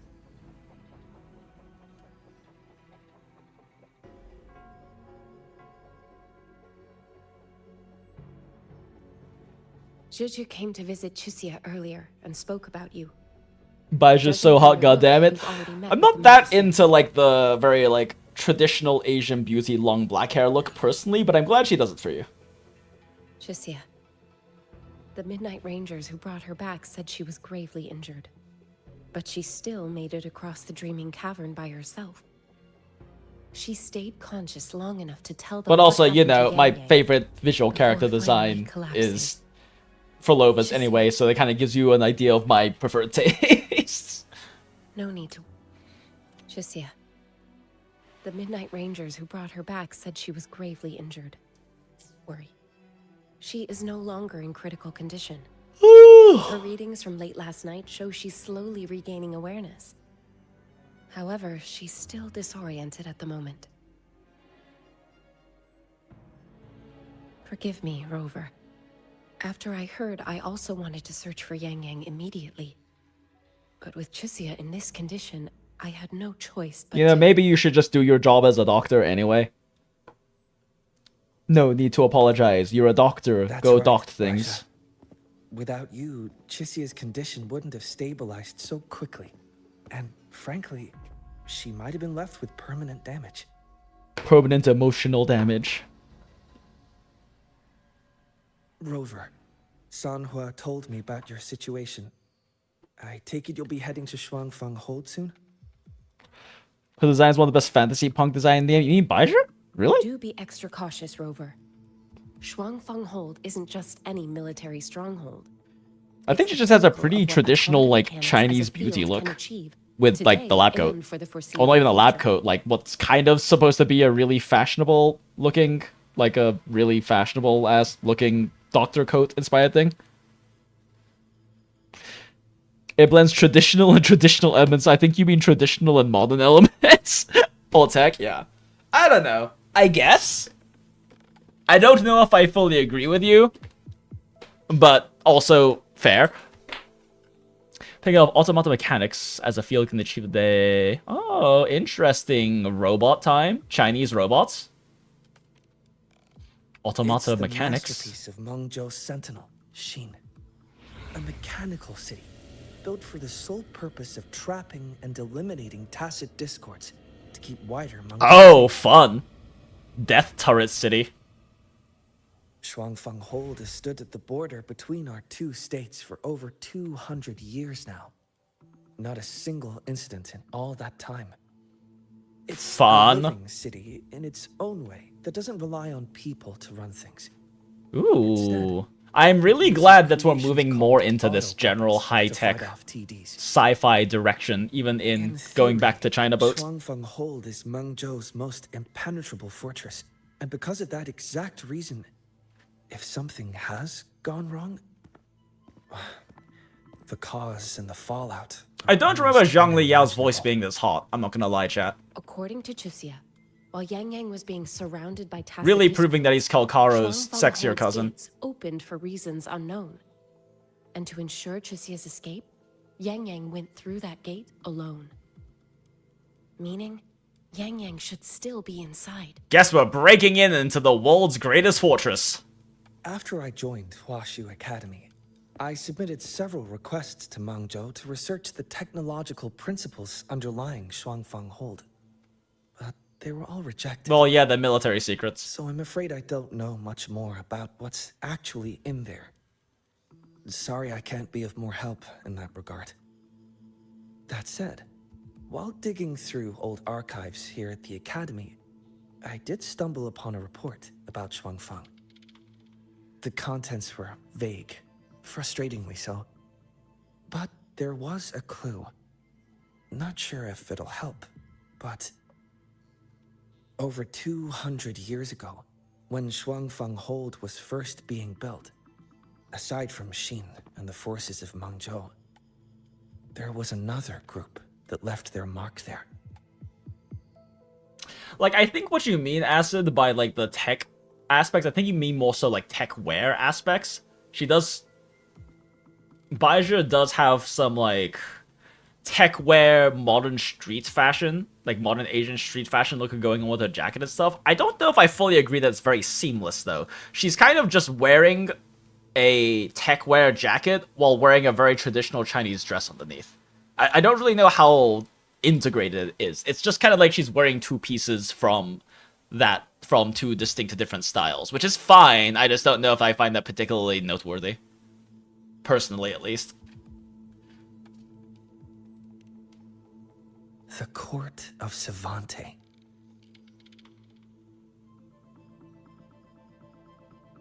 Shuangfang Hold has a long, long history. And that comes with a tangled web of events, each one tied to the next. I could elaborate. I mean, I think especially in terms of tech elements, I think Zhang Liao's design does a bit of a better job with that, since the design of his clothing is like very traditional Chinese suit. But also has... he goes a little too hard, I guess, maybe into integrating the sci-fi and techwear elements, but the design overall, I feel like, still keeps, like, the silhouettes and physical design, like, pattern design of a traditional Chinese suit. I forget what the name of it is called, although my family did like, wear a whole bunch of them for a family photo last year, which is a very cute thing we did. But...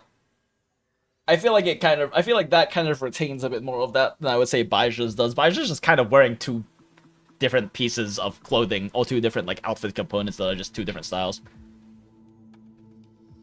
City minor terminologies? Yeah, no, I mean, I was trying, like, I've been, like, staring at her jacket when she pops on in the cutscenes to be like, wait, I'm trying to understand what you mean by tech, but you definitely just mean techwear, yeah. Finding YANGYANG is the priority. Huashu Academy will take good care of her.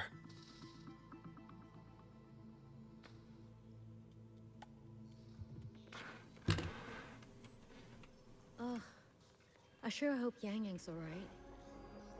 I know.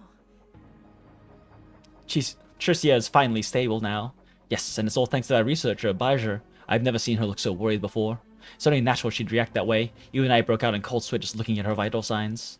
Thank goodness she pulled through. Let's take turns watching her so Baizhi can finally get some rest. Yeah, let's take a look at Baizhi real quick. Look! Holy fuck, she's so far down. Is she still at level 1? Why hesitate? Oh, no, she's 40. If you know what you want. Yeah, I don't know, dude. She's like literally just wearing a traditional... Is it called a qiangnam? I don't remember. I think it's called a qiangnam. I don't remember. But she's wearing like a pretty traditional Chinese dress with an open cut with like a boob window, because of course it is, because anime bullshit. And then, I mean, it's got like the disjointed sleeves, but she's really just wearing like a... For lack of a better phrasing, Chinese patterns techwear top. Or techwear jacket. Like, it does fit kind of seamlessly, I guess, but I guess I just don't really feel like it's that integrated, because she's just wearing a techwear top on top of a traditional Chinese dress, which is, I feel like a thing I've seen a lot in, like, gacha designs. Let's reach farther destinations together. Like, we're talking about, like, element integrating. I do think a lot of the other, even, like, other 1.x characters kind of integrate a bit more of that techwear into, like, it's a bit more integrated, I guess, right? Like, you have these, like, techwear parachute pants on Ling Yang that, as well as, like, this very, like, this very, like, techwear anime-as-fuck belting going on integrated into this more traditional design and patterning for the clothes, right? Like, I would probably argue that this has more integration of those elements. It's just you don't really notice them because it's a lot of, like, typical anime bullshit, because techwear integration is very anime bullshit in terms of clothing design, right? Especially, like, post-Final Fantasy designs. Or post-Final Fantasy influenced designs. But shrug. I can help you with? But shrug. I'm not really a big fan of most 1.x designs anyway, in general. I do think Jianxin has a very good design, which might be why she's fucking showing up so many times on 50-50 loss. Especially recently. I think I've lost 50-50 to Jianxin, like, at least 3 times in the past few patches. I didn't really own a lot of Jianxins before that. Sometimes I get a little carried away in battles. I didn't startle you, did I? Although I do think a lot of the designs are kind of just more, like, attempts to modernize like, more traditionally Chinese clothing, I guess. Well, Baizhi kind of instead heavily retains the traditional while integrating a tiny bit of techwear, but it's kind of separate from the base traditional dress. Because, like, this is very much just, like, the tradition, like, a very traditional, silhouettes for, like, I think it's called a Qiangnam. I don't remember. I can't remember the name of it, but with like slightly different patterning right here, I guess. Actually, no, it's still kind of like, yeah, it's still kind of like techwear anime bullshit, I guess. I have so many Jianshin dupes. No, Acid. No, I have so many Kalkaro dupes. I'm like almost at S6 where I would start getting extra refunds for pulling him.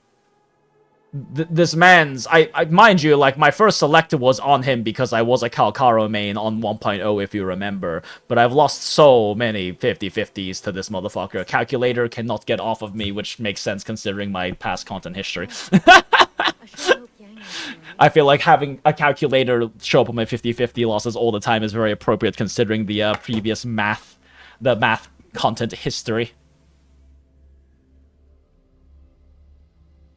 You got your friend and then we were using Luke's hand washing? That's so funny. And blessed with double hard pity. That's so funny, Laserproof. I'm so sorry for your friend. UFC 6 Kalkaro, but not a single encore. Yikes.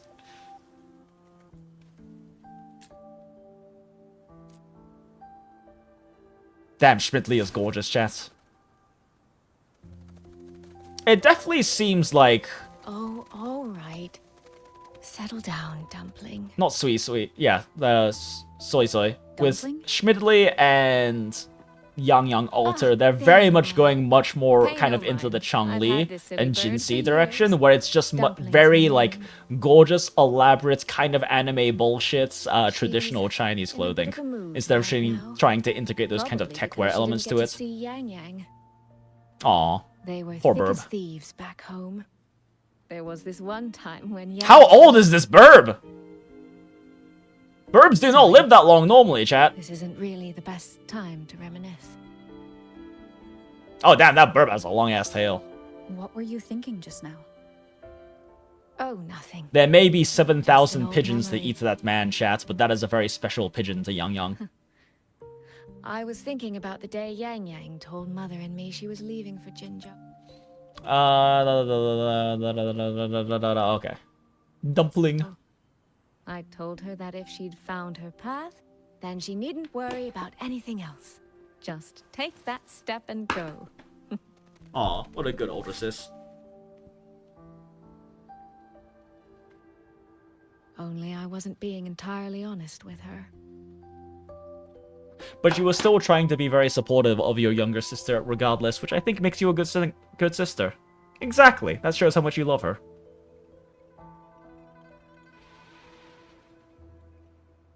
Before coming Natural for you to still be worried. I'll admit I was a little nervous. After so many years apart, I wasn't sure we'd still be the same people we remembered. I mean, probably not, but it's good that your sister would have grown. I never imagined. YANGYANG said the same thing to me. Oh. Did she now? Wait, did she now? You two are a lot alike, you know. Are we? In some ways, perhaps. In others, not so much. She's determined. She's never wavered or doubted her own choices. What very tiny few choices we've seen her have. You seem to know YANGYANG. Water fan! My journey didn't really start until I met YANGYANG. Well, yes. No She's literally the first person you met when you woke up. Of course it didn't. Meeting her will always be my starting line. Yeah, of course, yes, your journey didn't start until then, because you literally woke up and saw her. Or for myself. I will find her. And I'll bring her back. I mean, it is nice that Rover has such a care for YANGYANG, but that particular line is like, yeah, no shit.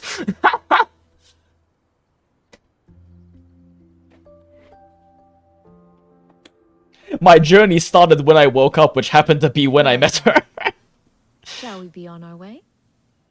Yes, Schmidtly. To reach Xuanfang from Jinzhou, we'll need to cross through the Dreaming Cavern, north of the Gorges of Spirits. Since you've never been, I'll lead the Well, way. I've been to the Gorge of Spirits, you might say. But that is actually kind of nice that we're doing a whole going... going back to where we started, in a sense, right? By passing by the Gorge of Spirits on the way here. That is kind of a nice little narrative coming full circle. And now for a little bit of anachronism. Mech! Time to go to China boat on the back of a Western mech! You and Jinxi? Oh, never mind. What was that about? Oh, just a little exchange of intelligence. It took some persuading, but she did eventually agree to grant me access. Other than that, Huh. we talked about you. Are these... Me? Are these auto puppets? Well, we may share the same goal, but I still need to know whether the person I'm traveling with is someone I can trust. Fair. I'm glad she's not immediately trusting us. mentions Like her YANGYANG so did. often in her letters. I couldn't help but be curious. Who is this person my dear sister is so utterly hung up on? And? Did you get the answer you were looking She for? has such a hag voice performance, chat. I love it. My dear, remains to be seen. Are these auto puppets? And why are they all pierced by, like, what seem to be very clearly Jinzhou weapons? Also, now that I think about it, we've also killed auto puppets before. In fact, one of the 1.x echoes is the auto puppet echo. How do I look this shit up again?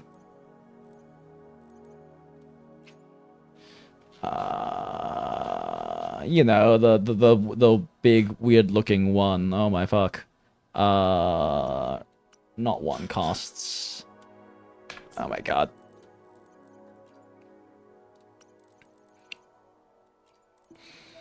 There are 3 costs, so they should be down here. There we go. Yeah, auto puppet scouts. Yeah, we've met auto puppets before, which does suggest that their auto puppets can be turned into TDs. But if they can be turned into TDs, that suggests there's some sort of relation between their technology and tacit discords, because they're able to do that.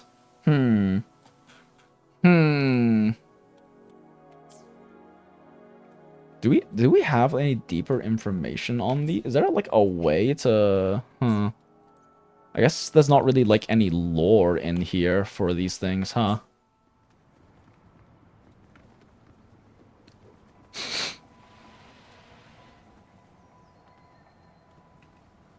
You remember the boss versus guy bending over, and now you pass here and drop an echo and one shot. Oh yeah! Yeah, that's right, because we had like the little red name version in 1.0 that was like level 40 or something that we got to fight. That was very fun. I kind of miss that. I kind of miss the early WuWa days of running into like high level red enemies and actually having to sweat to kill them, especially if you were fighting like the level 100 grizzly bear. At like I remember, I think I killed at day 2 or something like that, and that was like one of the more challenging fights ever experienced in this game, especially because, you know, it didn't have proper like team comps and stuff yet. 35? Yeah, something like that. Yeah, that was a really fun time. Oh, look, it's the area from before. A trail of dried blood marks where the body was dragged. It seems to lead all the way to the entrance of the Dreaming Cavern. Ooh, blue blood mark. Okay, sure. Ooh, what are these? Ooh, a piece of candy. White's Jade Beauty. Sounds like a good way to describe Sin, or basically any of the characters that they're releasing in 3. Late X. Why am I climbing up here? Why do I feel like there's something up here? There is not something up here. Okay.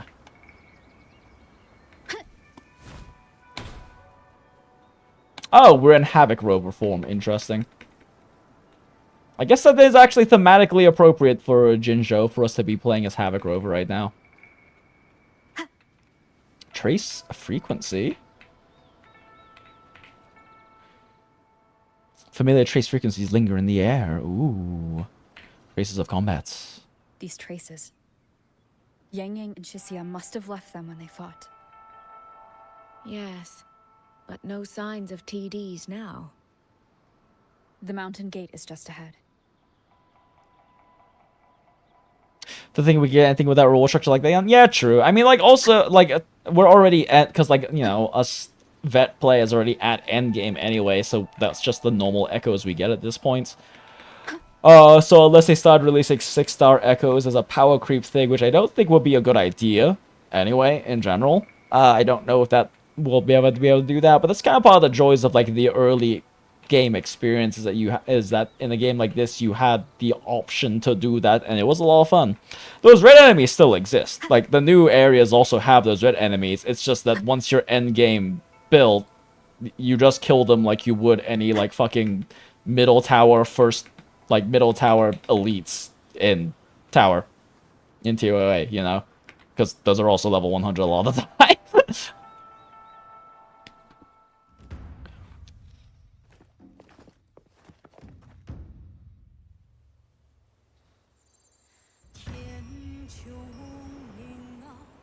Ooh. Ooh, nice background music.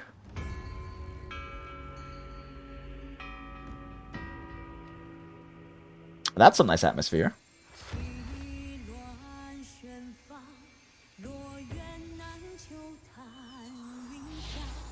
I love gorgeous Chinese women singing.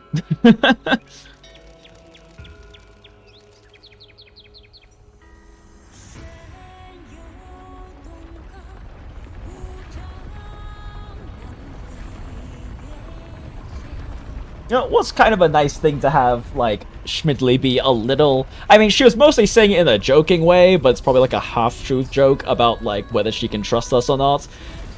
I think it's a nice characterization, considering a really big issue with the 1.0 story was how YANGYANG and Shixia were just so immediately trusting of Rover. That was a big criticism of a 1.0. And I think it kind of shows a little bit of, like, character writing developments for them to even insert that little line in there, where Schmidley is kind of showcasing her, you know, her protective older sister instincts of being like, YANGYANG glazes the fuck out of you. So I don't know if that means I trust you, so I'm gonna find out for myself.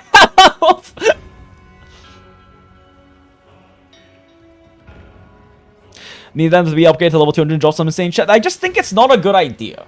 I think them adding in level 6 echoes is not a good idea, because it's going to require refarming everyone's echoes, right? So I think that's just a bad call to have to do something like that. There are good ways to add additional investment. I think raising the bar of like RNG builds is not the correct way to do it. They could very much do something like what they do in PGR by adding, like, say, a weapon harmony system.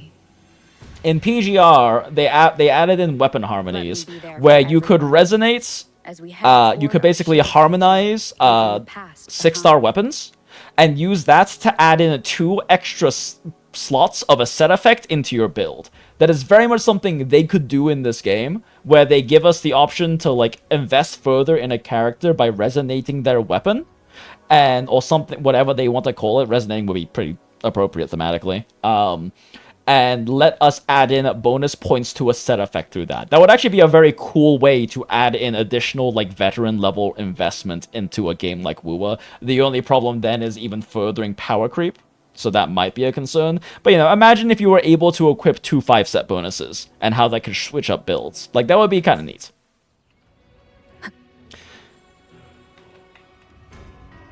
When the same 200 level enemies in the overworld, you can kick your ass but give some kind of nice reward. You have holograms. Yeah, exactly. Holograms are kind of the direction they went with that, and I think it's nice. I think having holograms is this, like, very, very optional endgame that people can truly sweat against is really in line with the whole WuWa ethos of having accessible, difficult content, if you really want to sweat it. Damn, alright. Alright. I see you, Unreal Engine. Ignore the little anti-aliasing shadow glitches. Gorgeous view. Only it's hard to tell if anything's wrong from this distance. Yeah, WuWa really does, like, fucking kill with their score, though. We need to be even more careful.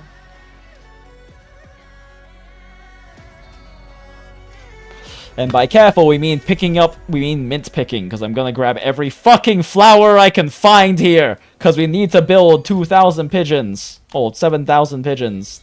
2,000 plus 5,000 pigeons. 2,000 times 3.5 pigeons. We haven't run into any of those auto puppets Shang Liao mentioned yet. True. In any case, let's make for Shaft Post Yard first. It's not far. That's where Xuanfang's Ministry of Foreign Affairs is located. There ought to be some clues there. You seem to know your I'm way looking around for here. Mint's chat. Not really. I've made a few visits on business, but never ventured far. Xuanfang Hold keeps the tightest security. Every visitor must pass through layers of screening. Not even a fly could get through without proper ID. I mean, fair. It is their most important military fortress. Wasn't an act of nature, but a human one. Also likely. Then we watch our step. Also likely and would lead to more interesting narrative intrigue.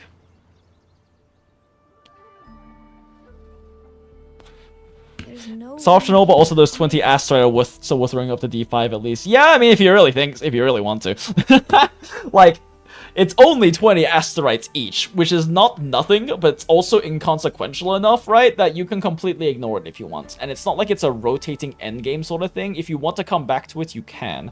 And that's kind of an issue with rotating difficult endgame, is that it kind of has the FOMO aspect of not being able to come back to it, which is one of the issues with, like, the style of endgame that these modern post-Genshin gachas really try to push as their endgame. I mean, it's a live service, you're gonna have some degree of rotating, right? But when that kind of content is very power creep meta dependent on clearing, which I would say in WuWa it mostly isn't, but it's about like a 1 year minus sort of situation right now, right? 1.x carries, even with glow ups, are really gonna struggle in third and fourth floor TOA right now. WuWa is... I actually can't speak about how hard WuWa is. I play WuWa exclusively with shit tokens, right? Like, we know this, chat. I have exclusively cleared WuWa since day one, and including the most recent one that I did off stream, with using the blue 40% crit damage on outro token, and the 20, and the, I used to use the electric damage one that they had for infinite wastes, but they removed that, so I just do like the 30% damage amplification one, and I've managed to triple S every single WuWa that's come out, but I am also using very meta teams for it. But I guess being able to triple S, which is well beyond what you need for full WuWa clearing, with meta teams, with shit tokens, and not using the good, and especially not the shield tokens, I guess kind of shows how low the clearing floor is for WuWa. So yeah, I guess still, like, WuWa probably... It's hard for me to say, not having, like, actually tried really using super low tier teams for WuWa clearing with good tokens, but I do think the difficulty creep hasn't been that bad in WuWa. But again, I use discussing meta teams. I'm just doing discussing meta teams with a huge handicap while also still getting triple S scores, which is like almost twice the score you need to be able to get max rewards.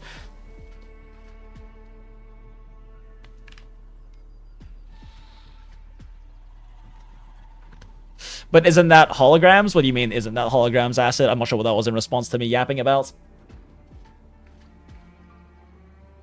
Looks like it's up to us to find the leads. Our terminal comms went down the moment we entered Xuanfang. Fun. We love jammers. Here, take this. A pretty earring. It's a comm device. A pair of locators. Oh, never mind. Simple little things, really. They'll show us each other's position and vital signs. The downside is that they have no communication functions. The situation here is unpredictable. We're together now, but there's no guarantee it'll stay that way. Damn, Schmidtly is so wise, chats. To help us, you can see that experience and maturity in her decisions here. You thought of everything. Just an old habit from my trading days. Ah, she's a merchant. That explains a lot, actually. Think of it as a gift from me. Don't lose it, all right? For a gift, it sure feels like a heavy one.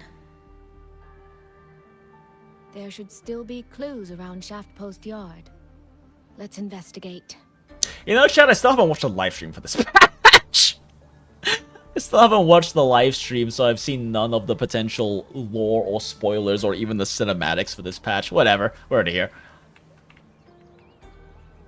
We're together now, but that's not saying we want to get separated. Immediately walks in the opposite direction of where I'm investigating. Ooh, robot. So this is a Shuangfeng auto puppet. Structurally, it's nothing. Doesn't like need the a communication phone to see twin for Yang to see Schmidtly tracker bouncing on top of Rover's Lamau. Maybe more. And this blade mark. Yeah, I mean, especially because the Lahai Roy ones kind of get to cheat code because they're part of a robot sentinel. They probably don't need as much internal complexity because of that. Weekly inspection, light damage 34 units, moderate damage 67 units, severe damage 12 units, destroyed 7 units. Among the severely damaged units, 6 are beyond repair. Recommended transfer along with the destroyed units to the Skyworks for disposal. See below for detailed reports. ... Addendum. Last week, Yuan Zhe noted regular patrol routes on a number of auto puppets. Inspection traced the cause to minor sensor damage affecting an entire production batch. Regular maintenance will suffice. No special handling required. Reporter, Shen Yuan. Or maybe Shen Yuan? I hate having to guess on pronunciations because there's no tones. Need me accent marks? Notice on the wall, the Skywatch ring has detected anomalies. All Ministry of Foreign Affairs personnel must evacuate immediately. Repeat, evacuate immediately. Ooh. So that's why no one's here. They evacuated. They didn't all fucking die, surely.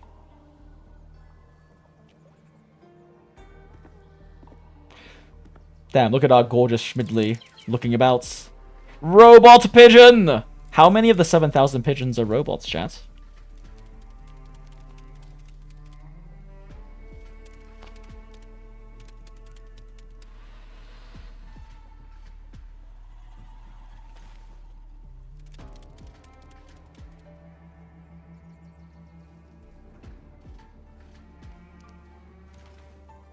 Is this handwriting? Could it be? Find anything? She's the big sister and big brother to Smile. The biggest of siblings, plural. Where did this fog come from? Ooh. Spooky business. This is no ordinary. Summon my sword! Wait, but we're Havoc Rover and we're using Arrow Rover sword. That does not have beneficial substats for us. Is this an ambush? These must be the rogue auto puppets Chisia's report mentioned. Stay sharp. Let's take them out together. Oh god, why am I having so many frame issues right now? The fog is getting thicker. Alright, I feel like I'm having frame drop issues. Numbing my senses. Ooh, I do. It's a little disorienting, but I do like the fog effects we've got right now. Schmidtly, no! We must find Schmidtly, chat. I forgot the double resonance skill here. I'm throwing.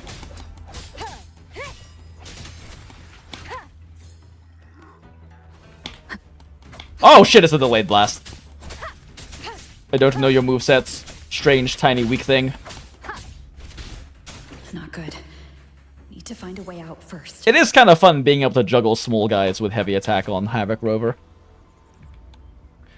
I mean, since you can't do like proper rotations or anything anyway, might as well have some fun with the little mechanical bird from earlier. Little kits specifics. Like it's trying to show me the way. Where? I wasn't paying attention. See where it takes me. Where was the burb chat? I was not paying attention. The disorienting fog is here too. Huh. Whose voice is that? Jinzhou is blocked. With only a city garrison, we won't last long. Ooh. What do we do? Why now of all times with the Sentinel? See, you gotta be like the people of Rinasita. Believe in the people, not the gods. An auspicious koi fish needed to Mengzhou. Ooh, interesting. Koi fish, you say? What the fuck?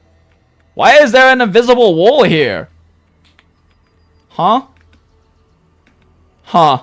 Okay, sure. Are there any more fish to pick up? Looks like no. Alright. I feel like there's stuff over there, but we should probably explore later. Why is there an invisible wall here? I'm supposed to go this way. What is going on? I guess I have to very specifically follow this path, so I have to go down that way first. That's a weird choice. I don't know if we've run into things like that before.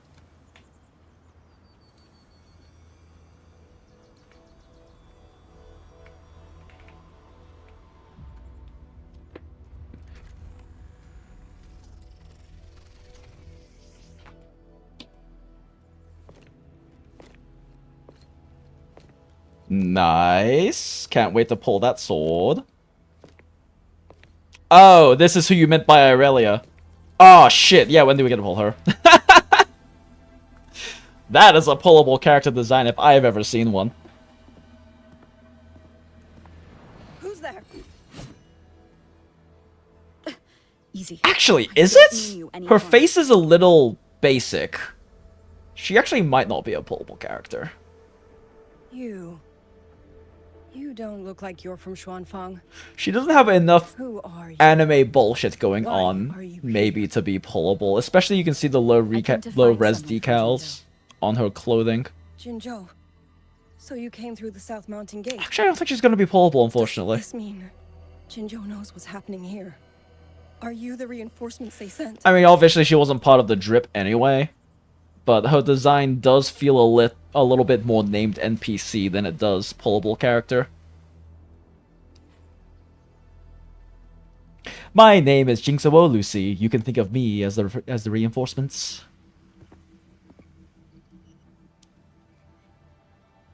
That name. I've heard it somewhere. Do you feel like her design and the Skycloud Knights from HSR have some similar design inspirations? Could it be? You're the one from the Battle of Norfolk Barrens. The one who fought alongside General Jian and drove back the Threnodian Overthrax.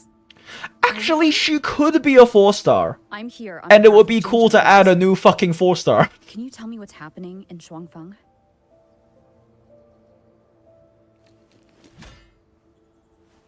Yes. Talk about Qingzhao? Okay. And I serve under Meng Zhou. I like her, though. I would be cool with her being a 4-star. And now, I'm the only one left. A special unit formed of Xuanfang Wardens, composed of 3 elite Wardens. Members of this unit are known as Xuan Wardens. The Xuan Triad is tasked with handling incidents beyond the capabilities of standard Xuanfang Wardens. Okay, cool. That was a very long-winded way to say she is part of an elite group of 3 Wardens. 3 days ago, one of Xuanfang's censure courts detected tacit discord activity of unusual scale. An elite squad of wardens was sent to purge any remaining TDs. In the wake of the Tacit Discord outbreak in Norfolk Barrens, hordes of Tacit Discords were diverted and imprisoned in central courts of varying sizes across the land of Xuanfang. They now serve as sites for the regular purging of Tacit Discords. Each Tacit Discord is held in its own central cage, and these cages also serve to transport newly forged order puppets from the Skyworks to where they are needed. Xuanfang Wardens, the soldiers responsible for guarding Xuanfang Hold, are known as Xuanfang Wardens. I thought I mean, it makes sense for them to have human soldiers too, but I thought the auto puppets were the primary fighting force for them. Standard procedure for the Ministry of War. But that day, the moment we stepped foot in the censure court, the auto puppet station there suddenly attacked us. Oh no! No one saw it. Corrupted. The people of Xuanfang Hold, especially the wardens. We all trust the auto puppets completely. They're our main tool against tacit discords, and one of the Sentinel's creations, no less. Oh shit, they've got fucking... God, what are those cleaver styles called again? I love those weapons. What was happening? So many had already... I know one of them is the 9-ring blades, but... weapons. Only a handful of us made it out alive. And now... Damn. All the auto puppets are going... By the time we realized what was happening... Rogue? Yes. Censure courts are meant to trap tacit discords, but they're useless now. I also wonder too if the wardens aren't really as experienced or prepared for actual combat because they rely so heavily on the auto puppets and the censures to fight. Neither City Hall nor the Sentinel has answered. Because, like, she mentions that her two teammates, who, by the way, were considered elites amongst the wardens, couldn't even draw their weapons in time, which seems kind of amateurish. Like, it seems surprising that they got jumped so hard that they couldn't have their weapons at the ready, or they didn't already have their weapons at the ready when they were going to, you know, hunt Tacit Discords. And it does, at least to me, kind of suggest that the wardens aren't that capable, which would make sense, considering that they are so reliant on robots and on things that trap Tacit Discords, right? They clearly aren't at the same level of combat experience and veteranness that, say, like, the frontline fighters of with Gian are.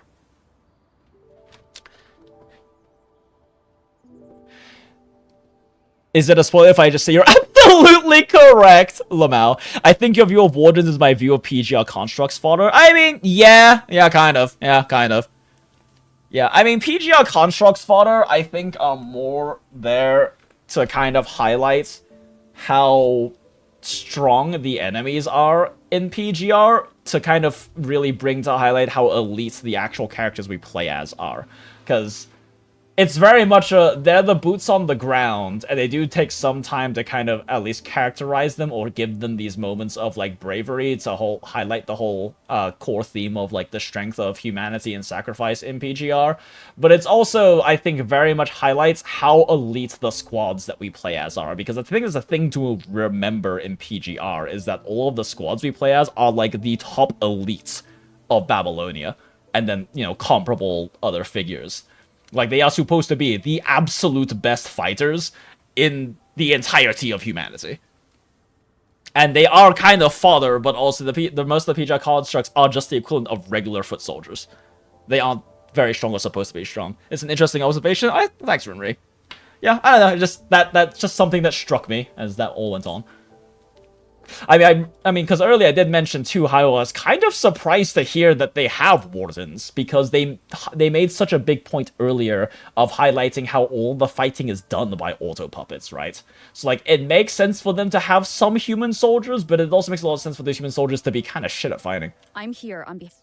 Or at the very least to be inexperienced at fighting. They could definitely be very well trained, but training is different from actual combat experience. The wardens have no choice but to retreat to the hold. But that is no solution. Not even a poor one. No one can leave the hold, which means YANGYANG might still be inside. Have you run into anyone else from Jinzhou, besides me? You don't mean... There was a girl, YANGYANG. Said she was an outrider for Jinzhou's Midnight Rangers. 2 days ago, during the civilian evacuation, she traveled with us. Oh, good. They got the civilians out of there. That's her. Do you know where she is now? No. She volunteered to draw a large group of auto puppets away so we could get the civilians into the hold. We lost her after that.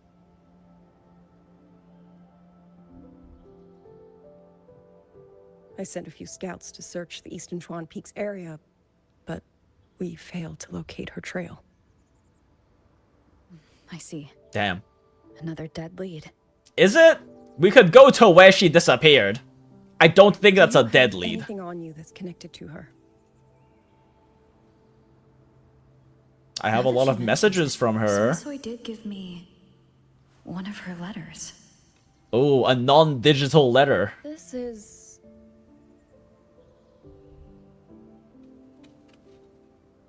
It's a very cute little ribbon around it. I'm sure you have a terminal on you. One moment, I'll share the access. Xuanfang Hold has deployed Skywatch rings everywhere to monitor Tacit Discord activity. They can track frequency fluctuations left behind in different areas. As of this moment, we're lucky they're still working. This letter carries her frequency. With that, we should be able to track some of her previous movements. I'll take you to the 4-chime shaft post. It has equipment that's connected to the Skywatch rings. You know, I don't know how lore accurate or relevant it would be for Liang Yu to be a 4-star that is acting as a sub DPS or support for Echo teams, but I think that's an important role we need a more free-to-play friendly character for. They definitely expanded the Echo archetype, damage archetype, or team archetype nicely, since, you know, Frolova and Cantarella were the only fucking options, and now we have... God, not Qianyu. Why is my brain blanking on his fucking name? Holy shit. For everyone. My brain is a little... Qiyuan. We have Qiyuan as well as Sagrika as an alternate carry option, and now we also have Lucilla, but we're still lacking really any kind of free-to-play accessible, like, 4-star options that particularly can synergize in any way with Echo mechanics. And it would be kind of neat. Especially considering that she's potentially a warrior that is used to fighting with auto puppets, which have some degree of thematic connection with echoes, right? That would be cool. Wouldn't that be cool, chat? I think that would be cool. I think it would be cool if she ended up becoming a pullable 4-star that was kind of in the echo archetype. A physical email, if you will, smile. We're lacking 4 stars, period. We are. It's just that if we're getting new 4 stars, I think the 4 stars need to fit into new archetypes, right? Like, if we're going to have 4 stars, we want to have free-to-play characters that are able to fill into roles and archetypes that are otherwise requiring premium. This is a testament to my connection. Because right now our 4 stars do, like the good 4 stars especially, fit in the 2-team archetypes. Even though those team archetypes are mostly damage types, right? Mortophy, especially at high sequences, is still very good as a sub DPS for any heavy attack character. Sanhua, similarly, for basic attack characters. I mean, obviously, like Verena and stuff are just kind of like generic amping healers. Buling, obviously, through outro is meant to be Buling rather is for resonance skill damage characters, and those are kind of archetypes, but also Buling potentially fits into Electro Flare, right? She fits into Electro Flare, which also potentially gives her some potential for working with general dot DPSs, even though we've kind of seen a distinct lack of that. But wait, doesn't YANGYANG interact with Electro Flare in some way? Like she can turn the stacks into Havoc Bane or something? Or am I like fucking hallucinating that? I think I might be hallucinating that. But either way, them being an Electro Flare suggests that we can have like dot type generic 4 stars as well. But I just think that the one that is very underserved is definitely Echo teams. Because Echo teams rely on Echo procs just as much as they rely on a damage type. And that's something they could easily work into a 4-star who would have lower damage, probably lower related amplification, but at the very least would be able to provide additional Echo skill casts that synergize nicely, and it's something that a 4-star can nicely fill. And I'm not saying all of this just because I really want Liang Yu to be pullable. But she's very clearly not a 5-star. Oh, while I'm at it, I'll unlock access to a cloud ride for you as well. Let's go! Is it similar to Lahai Roy's Expedition Motorbike? Expedition Motorbike. Are there similar technologies in other places? Girl, I've never left China. What are you talking about? Since you already have a means of transportation, I'll just share the functions with you. Thumbs up.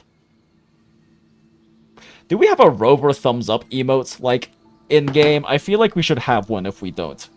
We thumbs up so often. Ooh, music.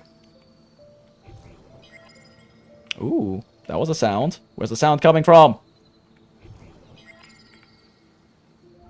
Why don't I see the sound thing? Oh. Okay, yeah, that was the sound thing. Alright. Ooh, fun. Look at they're fighting. Wait, is this... is this... No, that's the original version. She has the hat. Projection of YANGYANG.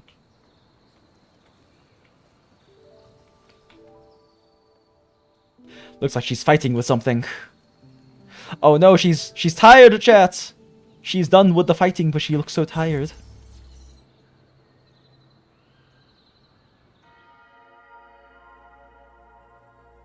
Main progress will be displayed on the time. Ooh, this is fun. Ooh, to uncover the truth behind the missing persons case in Jinzhou, YANGYANG and Shixia set out for the land of Zhuangfang. Missing person cases in Jinzhou have been mounting. Following the clues left by the streams, YANGYANG and Shixia prepare to venture into the land of Zhuangfang to investigate. So that's the one that we just did. Before the deserted gate of Xuanfang, YANGYANG and Shixia were ambushed by desert discords in the heat of battle. YANGYANG uses the Risen's ability to send Shixia to safety, but she herself is trapped in the midst of the horde. Oh, that's so cute. That's fun. I like this.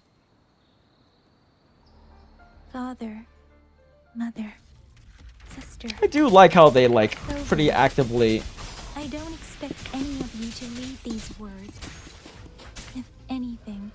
Bonk. Rather say them to your face. Oh, right, I forgot this becomes a turret. What I've been through here, and what I still have yet to face.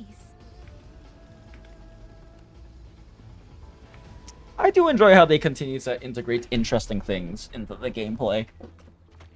It's kind of a cute way to represent things that have that sort of visual UI timeline.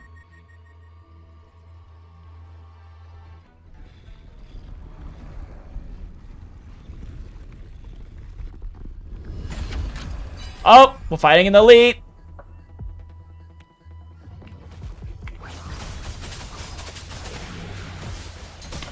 Whoops. I'm okay. Oh, whoops. Storm, Wrong button. Hear my command, please. Speeding up. Okay, I'm kind of like getting a feel for her proper rotation again. Double heavy attack into jump heavy, or skill heavy attack into jump heavy.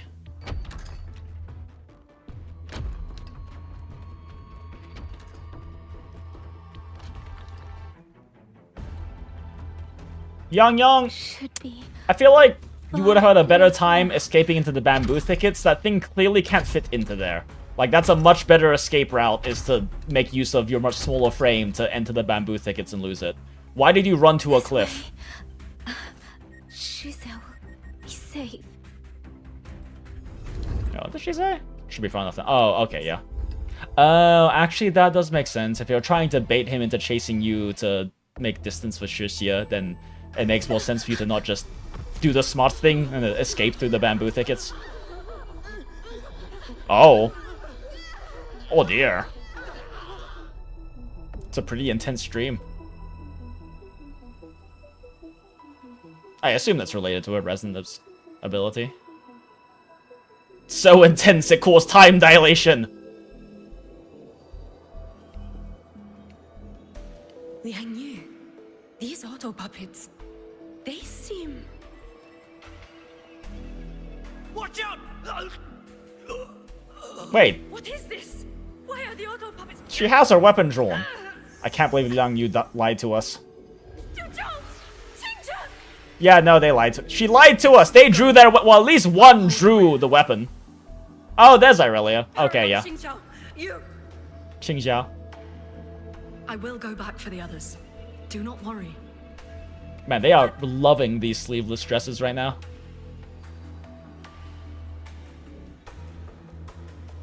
I will say, the whole, like, psychic multi-blade combat style is one of my favorite combat styles visually.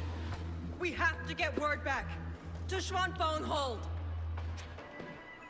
Not to mention, it's kind of interesting, the concept of, like, having a very powerful blow through frequency of small swords hitting something in sequence, which tends to be, like, a main, you know, combat technique of multiple flying swords sort of things. A rafter kite. Why did it fly here? Does always kind of bother me, though. They don't ever have, like, try to have multiple flying swords strike from multiple angles at once, because that's definitely the best way to get through someone's defenses. At a time like this, how is that? It's part of why I like Xiang Li's fighting style so much. Get in formation. Keep them away from the village. We have our weapons drawn this time!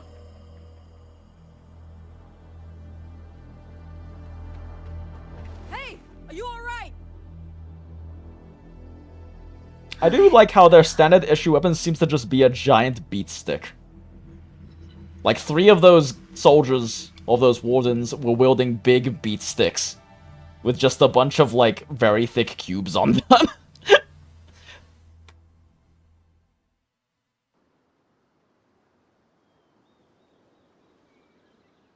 Yeah, you really like Chong-Li because that exactly. I think she has one of the most gorgeous fighting styles.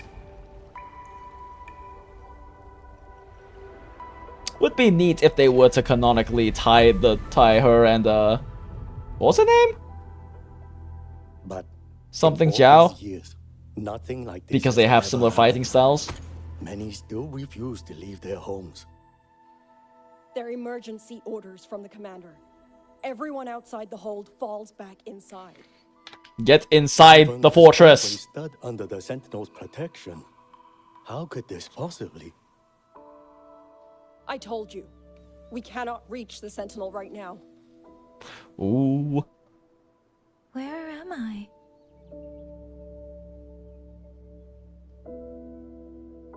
This place is... Did that girl just leave her spear that far away from her when they're in an emergency crisis situation? This is why your friends died. They couldn't draw how would you draw your weapon right now in an emergency situation? Why are you letting your guard down and leaving your weapon fucking, like, 20 yards away from you? Narrowly escaping the auto puppets and the tacit discords, YANGYANG is rescued by the Xuanfang wardens and wakes to find herself in XUANLING village.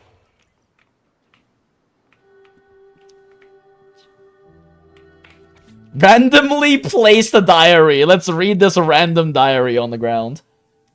Qingxiao, thank you, yes. Still haven't learned that song from last time. Grandpa said he's going to hire a musician from Mengzhou City to teach me, but I'm kind of over it. I should tell him soon so he doesn't waste his money. Grandpa took me to Zhuangfang Hall today. It's huge and impressive. So much good food and fun stuff. On the way back, I saw someone flying in the sky on a sword. Was that a real transcendence? Du Zhong taught me a few moves today. He said I'm a natural. I think so too. Swinging swords and spears is way more fun than playing the Liu Qin? Liu Qin? I don't know that instrument. If I can get into the Ministry of War, it'll really make Grandpa proud. The exam results are out. The examiner said my scores are good enough to work in the Mengzhou City branch. I've only been there once. It's very different from Zhuangfang, and I'm not sure how I feel about it. But moving someone new could be fun. Grandpa and the others want me to go, but if I leave, who's going to take care of him? He doesn't have any kids of his own. I'm all he has. It's a lot to take in. I need more time to think. Oh, Grandpa is an adoptive grandpa, eh? Cute. When the tacit discord pushed me off the cliff, I thought I was dead for sure. I can't believe I became a resonator! Controlling wind is actually quite handy. Just one thing. Why did my tacit mark have to be on the back of my neck? I can't even see it. Ooh. Interesting. Hello, Game Battle. Welcome in. But yeah, I feel like she's letting her guard down way too much, considering the danger of the situation. If her fucking spear is all the goddamn way back here right now. Neat sword. All right.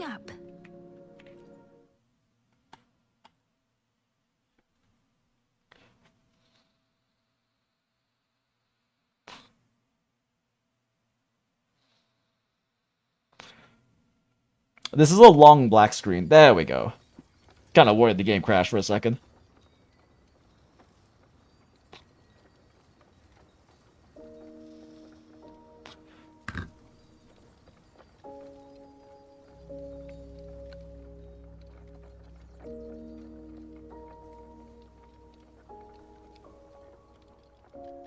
Excuse Burb. me. Mini burb. One of 7,000 pigeons. Oh, you're awake. You almost overclocked and have been unconscious for hours. How do you feel? Anything hurt? I'm fine. I just don't understand what's happening. Name's Liang Yu. I'm a Xuan Watcher under the Ministry of War. Wait, we just saw Station this one. Hold. This is XUANLING Village, at the foot of the Eastern Xuan Peaks. Most folks here are locals. The way she said locals there had a little bit of a touch of resentment in it. Now, answer my questions. Who are you? Why are you here? And why were you fighting the auto puppets? Although I guess it's understandable for her to have a hint of resentment there, considering them being locals means they're not willing to leave. Those Midnight Rangers. I came to Xuanfang to help the patrollers investigate the recent disappearances in Jinzhou. My partner and I followed the trail through the Dreaming Cavern, but we ran into a large swarm of tacit discords outside the mountain gate. But then it suddenly opened. To buy my partner time to escape, I went in alone to draw them off. What came after that, you already know. You almost overclocked from me. It was a Tuesday.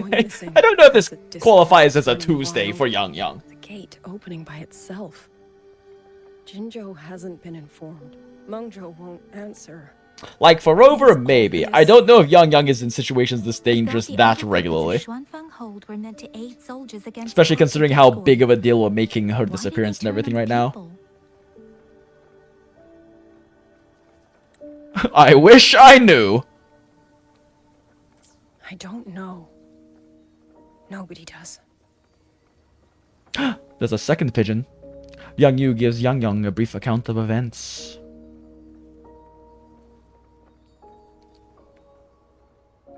The auto puppets rebelled? Yeah, I really like the design of her hair too. No one is willing to believe it. The auto puppets are creations of Mengzhou's Sentinel. Like they have put a lot of work into her design.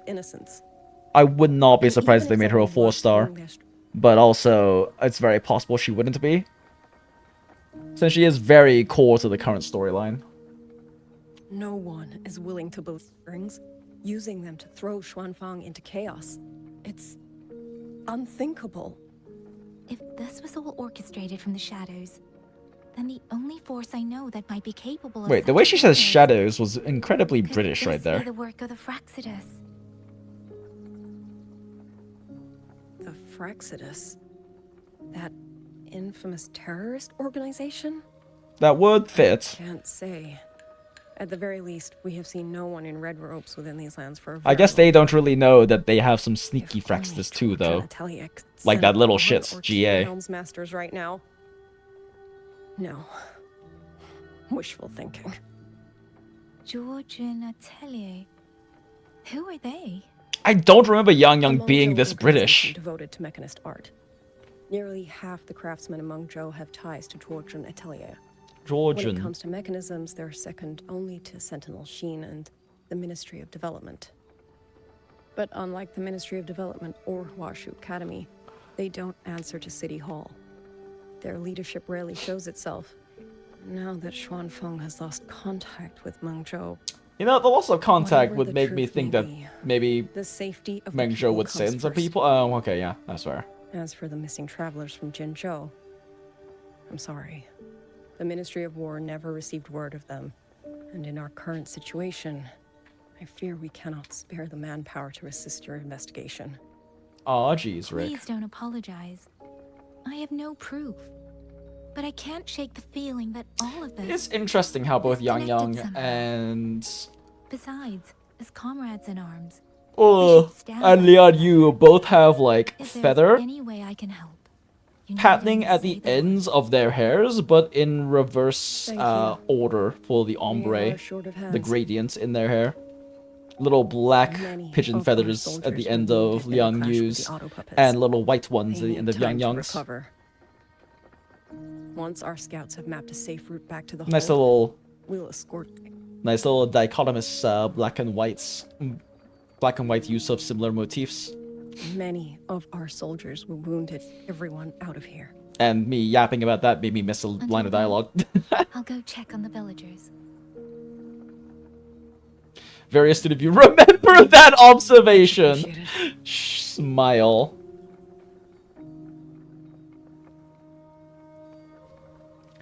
The auto puppets could strike again. Damn, Acid trying his hardest not to spoil while only slightly spoiling. Smile. Ooh, burp. And I should talk to the wardens to learn more about Xuanfang.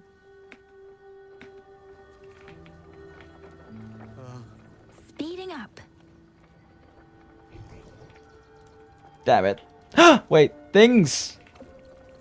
These are not the things I want. I want the things for leveling up, for ascending YANGYANG altar. For ascending a Yang 3. Yang.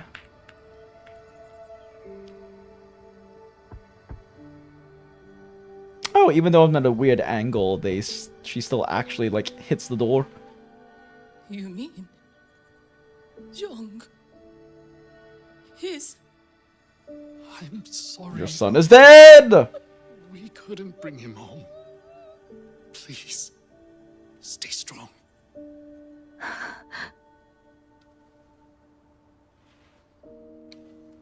You know, it's nice that despite the fact that YANGYANG is probably fairly familiar with the ravages of war, especially considering that her relation to the front lines of Jinzhou, that her heart still bleeds when hearing the grief of a mother losing their son to war.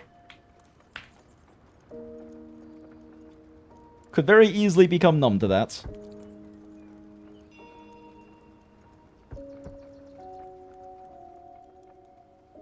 Who is it?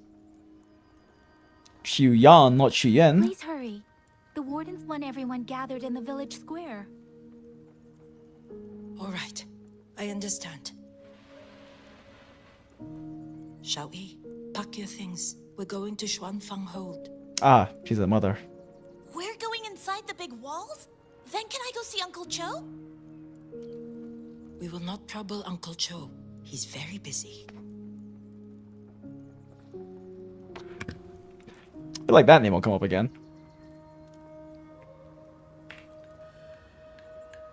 Oh wait, should I have talked to them first? Whoops.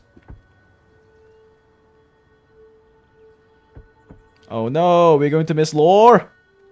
Looks like this house is already empty. I've checked out most of the village by now. No, we can't talk to them now! Oh wait, we can. Ming, your hurts. I'm fine. Just a scratch. Nothing serious, Yan. What happened? You said you were just patrolling the censure courts. How could this happen? Those little puppets. They went crazy out of nowhere. We didn't even have time to react.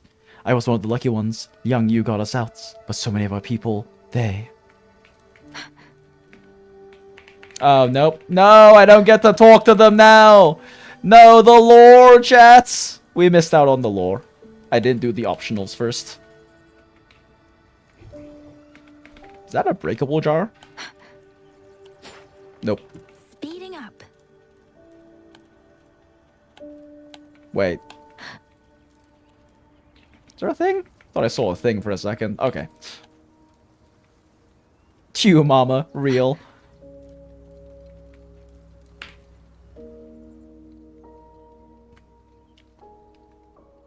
So you're the one who held off more than a dozen auto puppets on your own.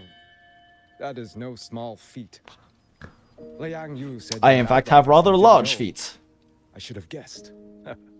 The front lines I actually do, chat. I have triple wide feet. It's so hard to find shoes that fit right. Only the finest make it there.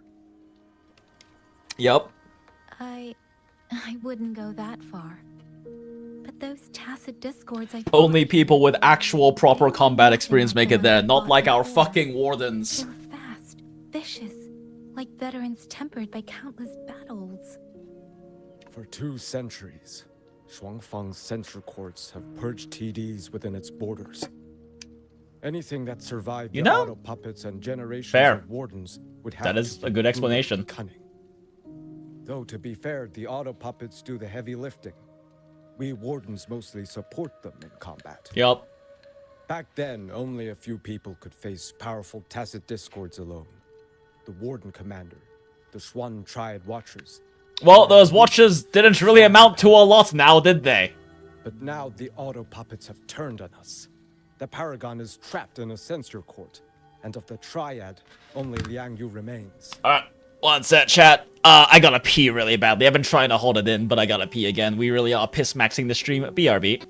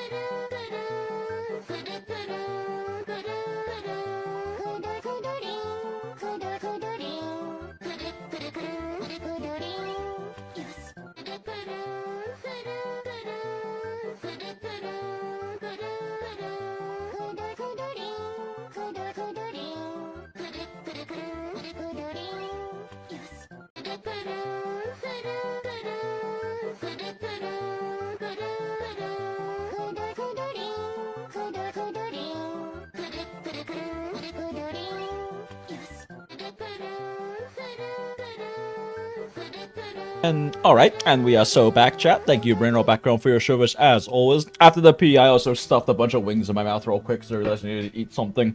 You know, getting a little hungry. Alright, continuing on. Even if we retreat to the hold, we still will not be able to stop what's coming. Yes, but the tactical advantage might be nice. It's okay. I don't need comforting. After decades in uniform, you learn to make peace with whatever may come. It is only... If you are willing, comrade, do us one favor. Look after Liang Yu. She has talent, but she is still young. Most days, the other two watchers kept her under their wing, like an older brother and sister. Sedge. She saw them the same way. The battlefield has no place for tears, but any eye can see their deaths have left their mark. A leader cannot afford to show weakness before the ranks. Yang Yu is too proud for that.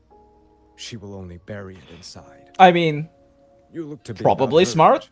And you're not of the Shuangfang Wardens. So, she might open up to you. Good uncle. Understood. Good uncle character. I'll do what I can to help lighten her burden.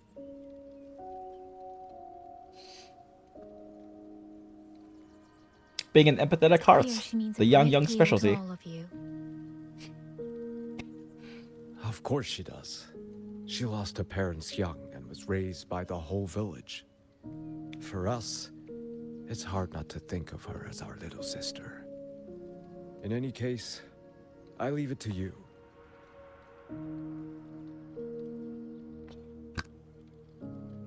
It's trying to lead me somewhere. Okay, Burb. Let's go. Let's see where it goes. It's called a rafter kite.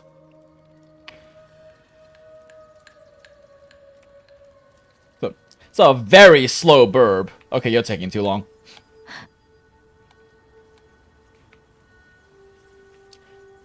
Oh, it speeds up if I run ahead. Nice. Nice, nice, nice.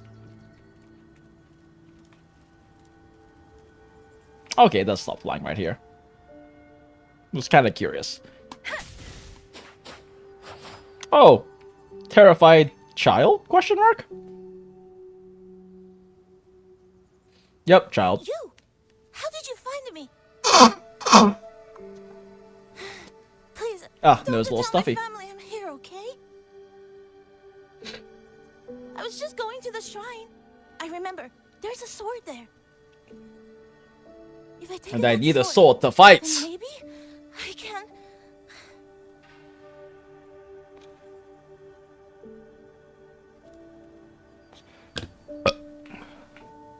Well, This child. He's hiding something. if you were going to grab a sword, why were you hiding behind the boxes? That is not the way you go get a sword. I'd better keep following him for now. Probably a good idea to not leave a child alone when their plan is to go get a sharp thing. In an area that may not be safe. Especially bamboo shoots. Shaped like a tentacle.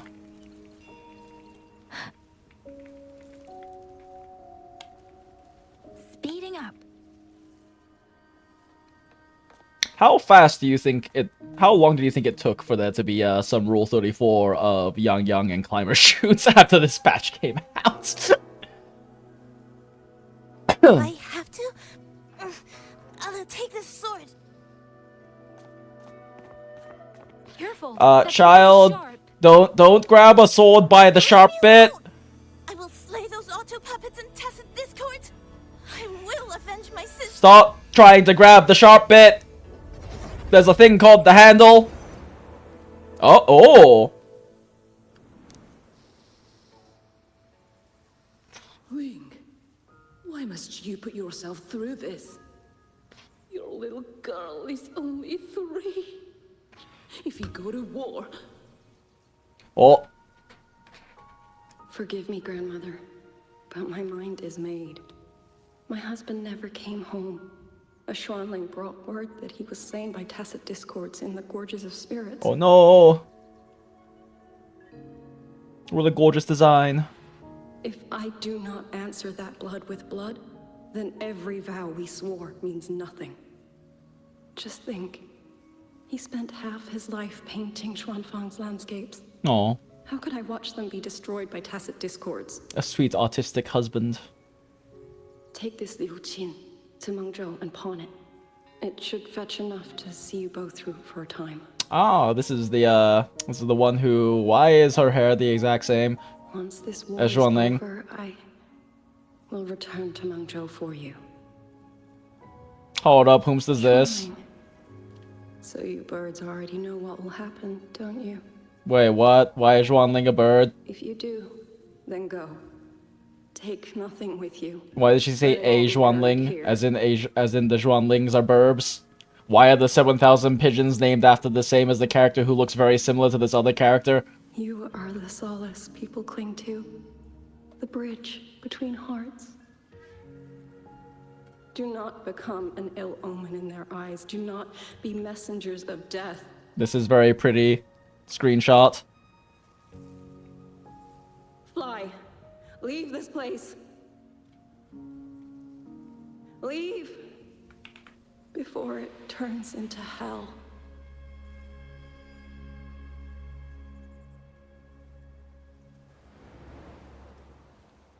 Wait, no, never mind. Why am my brain is forgetting words. No, Lian Yu's name is not XUANLING. Anyway, moving on.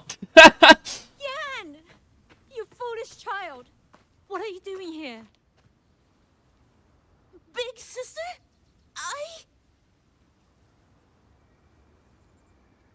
Didn't he just say he was going to avenge Big Sis?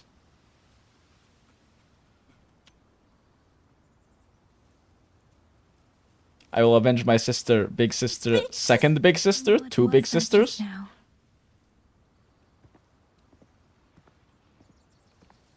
Are you well, young maiden? You look a bit dazed. You were the one speaking with Liang Yu earlier.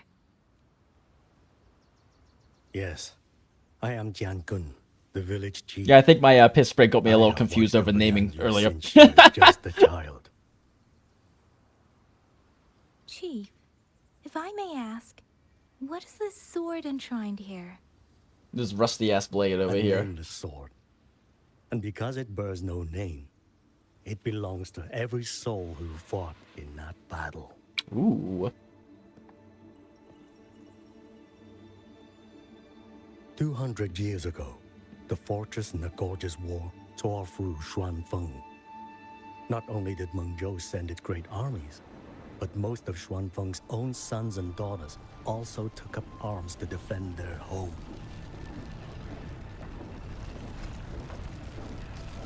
Whole bunch of level 1 training swords.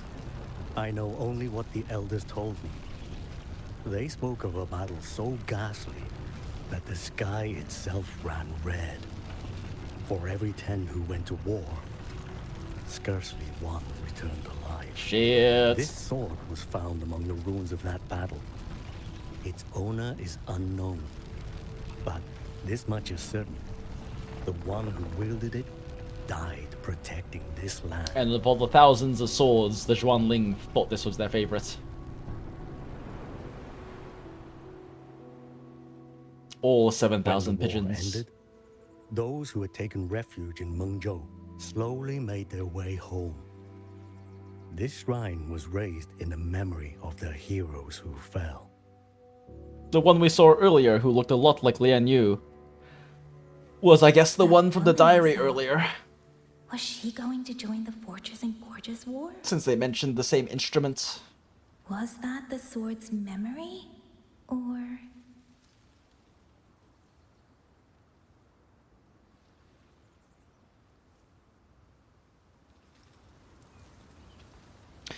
Talk to the siblings. We should talk to the siblings because we missed some dialogue earlier. Things!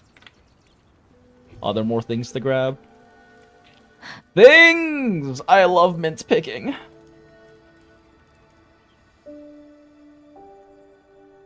You must listen, Yan. Come back with me. I'm not leaving! If I leave, who will avenge our sister? Okay, yeah, 2 sisters. 1 dead sister. Have you trained with a weapon? Do you know how to fight an enemy many times? Listen, naive child, do you know how to fight? Think you can Do you know the horrors of war? I've watched the Xuanfang wardens train. Your sister was a warden, and she was strong. But even she could not walk away from that battlefield. Your sister is dead. Know your place, child. What am I supposed to do? She's never coming back. What about your other sister? Don't you mean to protect her? Focus your rage into protecting those who are still alive, instead of dying for those who aren't. Stay by her side. You know, with how good the emotive, like the expression and emotive work is in WuWa, it's a little unfortunate this child is still, like, just generically smiling here. Are you a soldier too? Like my sister? Yes. I became a soldier so I could protect those who can't protect themselves. Like you, That child. is not a vow you fulfill in a single day, nor a single year. But maybe in a single lifetime. Then will you teach me? Sword work, I mean. The kind that can beat those tacit discords. That might take a I while. will. That is my promise. But you have to promise me in return. Until that day, keep your sister safe.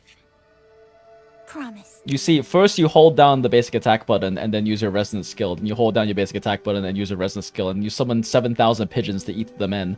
That is how you fight with a sword, child. Little Yan, I understand this hard. He and Jinja were always so close. Jinja. We thought those days belonged to the ashes of history. And yet, this land must suffer a new calamity. Yeah, that seems to happen a lot. I wonder what our ancestors would make of this. Were they watching? Even so, we cannot simply sit and wait. It all comes down to what we do. At least for now, there are still things within our power. Chief, I believe this sword isn't just a monument to the fallen. It may also give people the courage to walk forward even in the face of death. Well spoken. Now you make me sound like a bitter old fool. Smile. Would you do an At old least man you're a self-aware favor? enough to realize that. Take this sword and pass it to Liang Yu. Let the wardens carry it back to the hold. Yeah, better than just leaving it out Tacit here to discords rust. Scour the land bare. A sword is but iron and steel, but it is still part of Xuanfeng's legacy. I would see it kept safe. Of course, Chief. Let me speak with Liang Yu. You had the right of it, YANGYANG. The auto puppets were a gift from the Sentinel. And for 200 quiet years, we have leaned upon that gift. Yup. And yet, it comes down to what we do. What we do.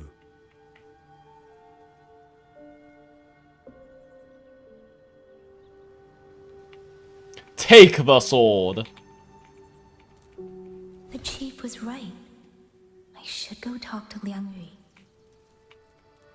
Oh, it's Liang Yu. Ah, fuck. No, I triggered the dialogue too quickly. We didn't get to see what the YANGYANG was going to say. This isn't a picnic, and get to the rally point now! Get to the fucking chopper!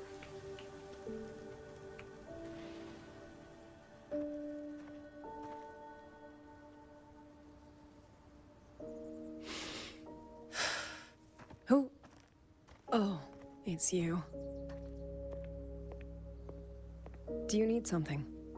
The scouts have not yet returned, but we cannot wait much I guess longer. Lang Yue's ancestor Once was the everyone one is from the gathered, memory, considering that it happened before the old man was born, couldn't just be a parent. Just now. He wishes for this sword to be kept with the Xuanfeng wardens. A sword? At a time like this? Retreat will be dangerous enough. I'd ask everyone only to protect themselves and those beside them. not cold steel. A fair and pragmatic view. But it means so much more than I will that. carry it myself, for now. That is also an option. You do have pocket space. Fine. Do as you see fit. I also never properly thanked you for saving me, and for giving me a room to rest. It's nothing. I've not stayed in this village for years. The house was sitting empty. So it was your home. Just an old house. Soon enough, this village may be flattened by tacit discords. Nothing left but rubble. A pragmatic warrior with no time for sentimentality. Houses can always be rebuilt. But the dead do not come Real. back.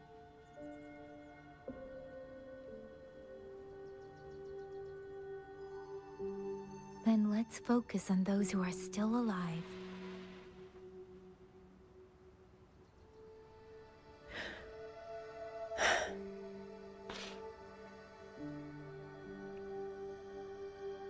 Reigniting her resolve. No time to be sad.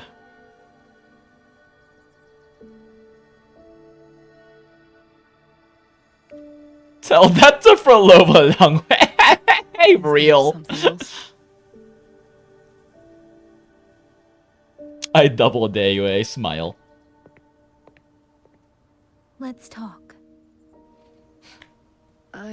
You've already been doing that. There is nothing to say. Any other time, I wouldn't press you. But this shit's kind of important. But Liangyu, we're soldiers. Yui. We It's have Yui, our okay. duties. This is no time to indulge ourselves. Real.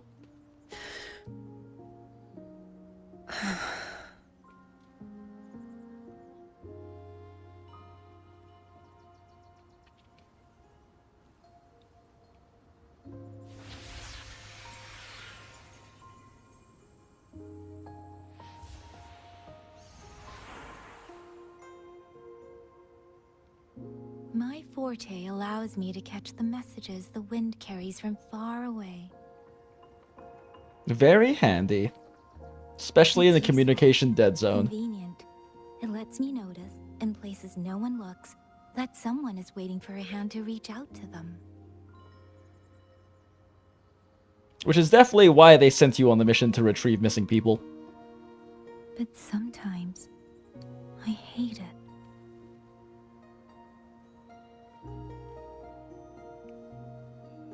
What did YANGYANG mean exactly when she said it was no time to indulge themselves?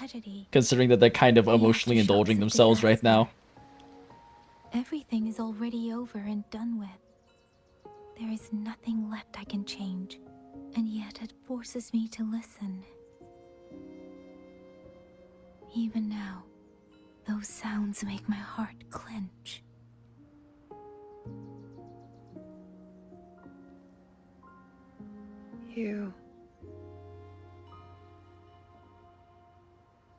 It's all right. I know. Because I've already heard it.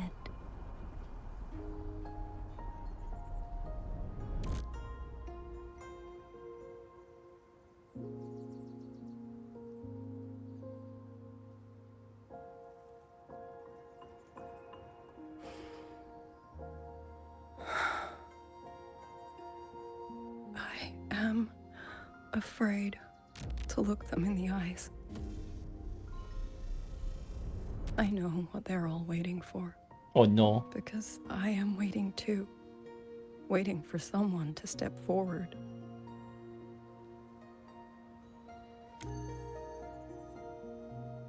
Du Zhong and Qingzhi were that kind of person.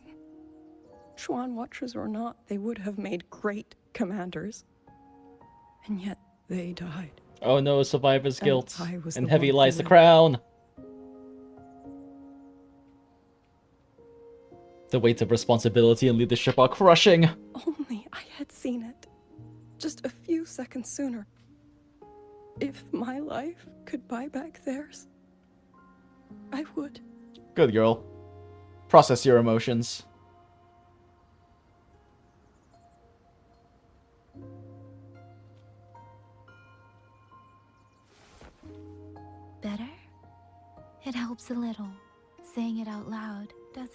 I guess what she meant earlier by no time to indulge yourself means to, like, I think to bury you things don't need down. anyone to tell you what to do. You already But I know. think indulge was a kind of a weird verbiage choice You're only for that. afraid you won't do it well enough. Because some mistakes cannot be undone. But even so, sometimes we just have to go through with it, don't we? Real.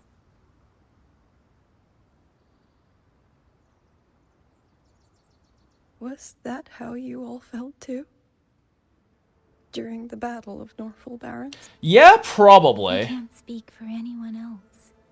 But by the end, my mind was blank. Yeah, fair. I fought on instinct, on the will to stay alive. Yeah, that sounds We like only sounds won like that battle because so many stood with us. sounds like war. Back then, there really was someone who stood in front of There's me. a reason why they say to rely on your In front of training. all of us.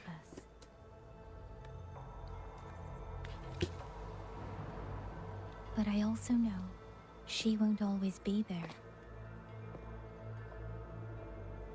If I only ever chase someone That voice else's freak? shadow, Oh yeah. That I'd never truly move forward.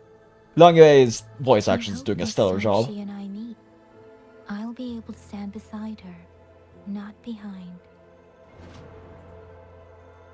I hope to stand beside her as a main DPS, not as a very mid-sub DPS who goes behind her in the action in the rotation order. But as I said before, the streams brought me here. So the only thing I can do is...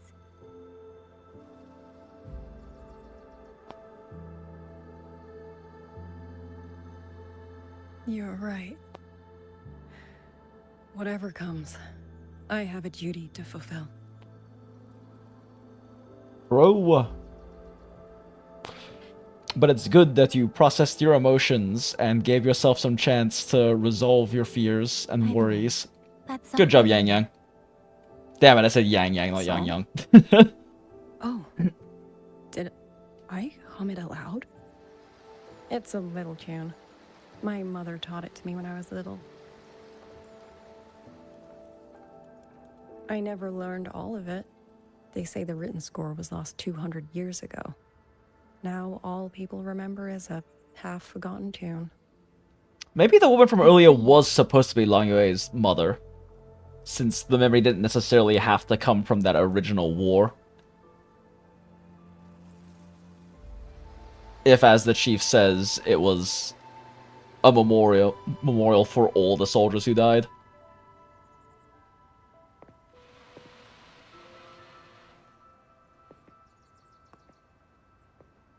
Since all we know is that her parents died. Ooh.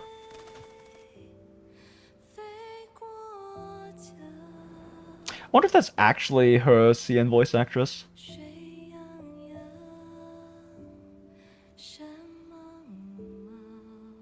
Gorgeous.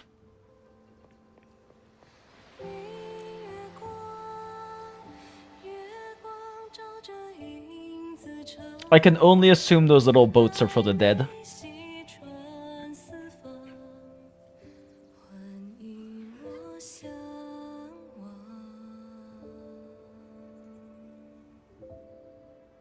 Something something.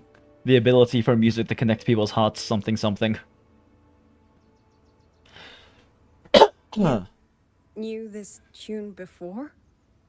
Or did you memorize it just from listening once? The wind told me. I just thought that it might help everyone breathe a little easier. That does not answer the question, Yang Yang.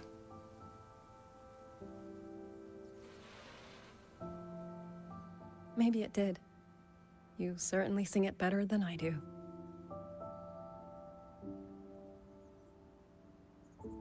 I swear this has something to do with weird parallel timeline things.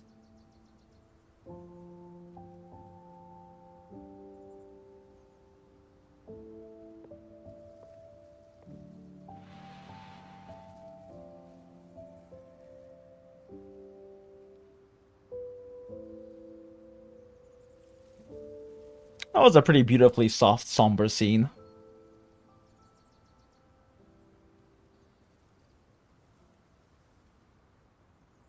Watcher Liang Yu.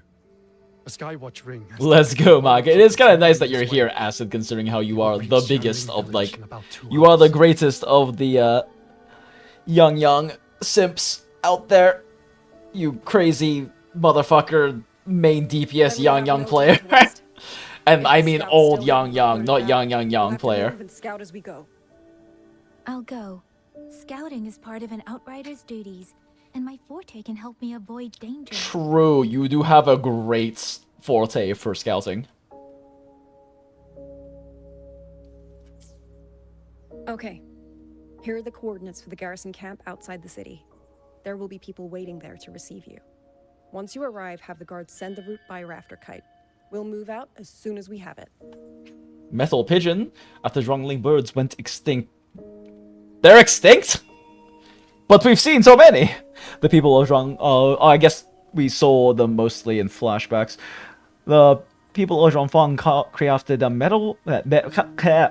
mechanical birds in their image and named them rafter kites. In the past, rafter kites served as a primary means of communication across the land of Zhuangfang, carrying messages where their living predecessors once did. But with the widespread adoption of terminals, their role as messengers has faded, becoming more ceremonial than essential. Yeah, fair. We do have much more advanced communication technology now. I will have the officer in charge unlock the cloud ride for you. Should save you quite a bit of time. Right. We were getting that unlocked and then got stuck in this and didn't get to do the fun bike things. Let's go, bike! I was expecting you. Hand me your terminal. I'll grant you access to the cloud ride. It's a joint project of Mengzhou's Huashu Academy and the Ministry of Development. Leaves any glider in the dust. Let's go! The camp, there's a side path nearby. The eastern Xuan peaks are treacherous, and the disorienting fog hangs thick through much of it. Be careful. Is the disorienting fog a known phenomenon in this area? Like, is this a thing that's happened before this current crisis? Because if so, kinda sucks that, Schmidley and Rover didn't have access to that information beforehand, but they have kind of noted that Zhuangfang isn't exactly the best at sharing information with Jinzhou. But, unfortunate they didn't have access to that information considering that they were like, where the fuck is this fog coming from? Mike? Yo! Wait, is this... Oh. I forgot this was the song I had on! Fuck! My heart is bleeding, chat. Oh, and as soon as I yelled that, somehow one of my IEMs unplugged. One sec.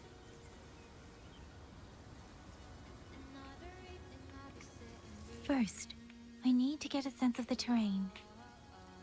Better find a vantage point. Cries. Oh shit! Whoops! Oh shit! Wait, what's this? Use service slingshot to launch yourself and travel across the overworld. Ooh, fun! Wait, do I just like... Oh, fun! Fuck! Why am I so bad at driving? Are there things to pick up here? Any mints to pick? Looks like no. Ah!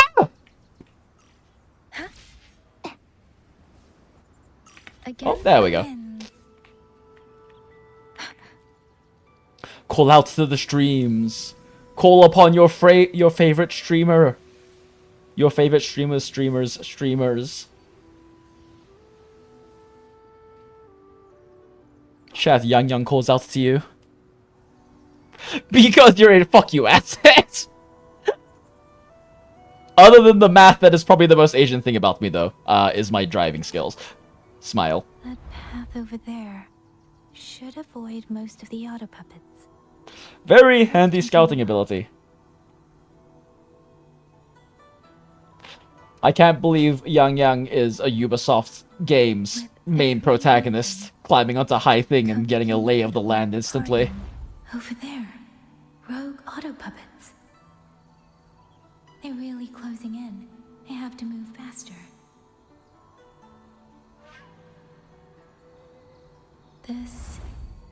This must be the disorienting fog that Warden mentioned. Visibility's too low. We'll have to find a way around. Visibility is low in the magical fog. You don't fucking say. Holy shit, you just looked past the fog though. Camp Liang mentioned. Looks like there are still soldiers there. I need to make haste.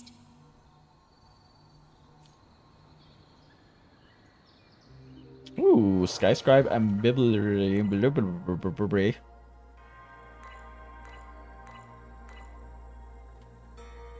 A lot of fighty fights. What's up here, though? Surely there is a thing all the way up here.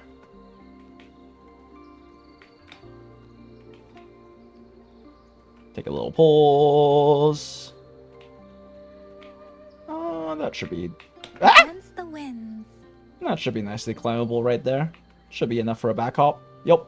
Oh, fuck! There we go. Just gotta dash forward. Oh! Made it. Calculated. Knew that was the exact distance my stamina could manage. Yup. Definitely calculated. Well, that was... Hello, game? Oh, there we go.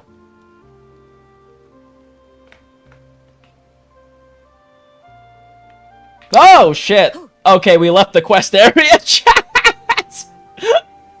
I think we left the quest area, chat. Whoopsie. I'm faster in my mech, you know? The cloud ride.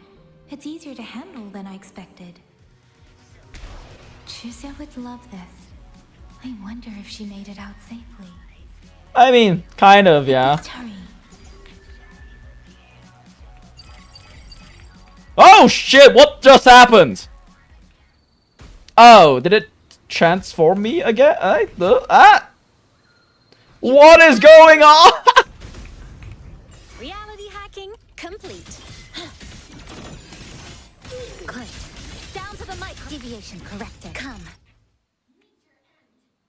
What is happening? Okay, the game didn't like that, chat. It wants me to do the story, I guess. It was very not happy with me doing that. No Chisia ult. Oh, no, not Chisia. No, fucking god. Chisa ults for me, I guess.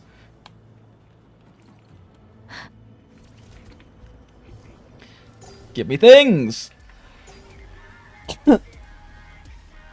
Give me things! Collect all the things! I love bikes giving me auto-collect! I don't even know what are the ones I need for the YANGYANG. But oh shit! No.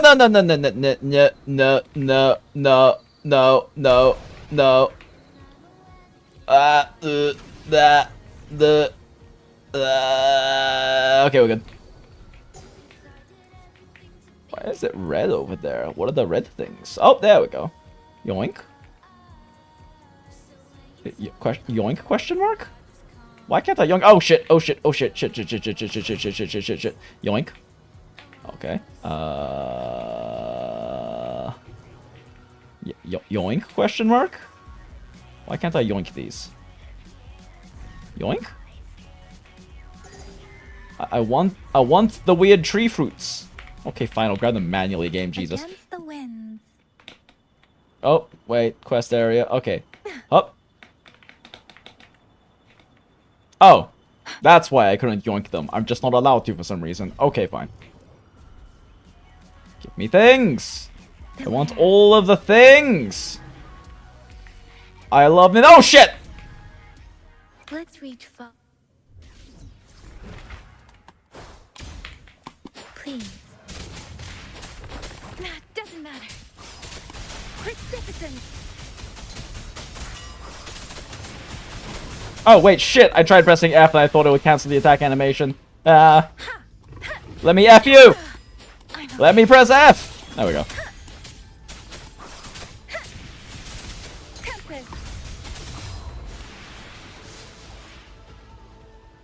Damn, I did a little bit of damage there. Did not want to. Many of them. Great, I have to pick these up manually now. Nom nom nom nom nom nom nom nom nom nom nom nom nom nom. I don't know if these are for like Schmidley or for YANGYANG.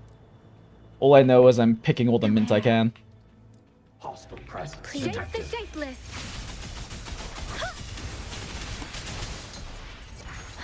She wasn't wrong, we could end that quickly.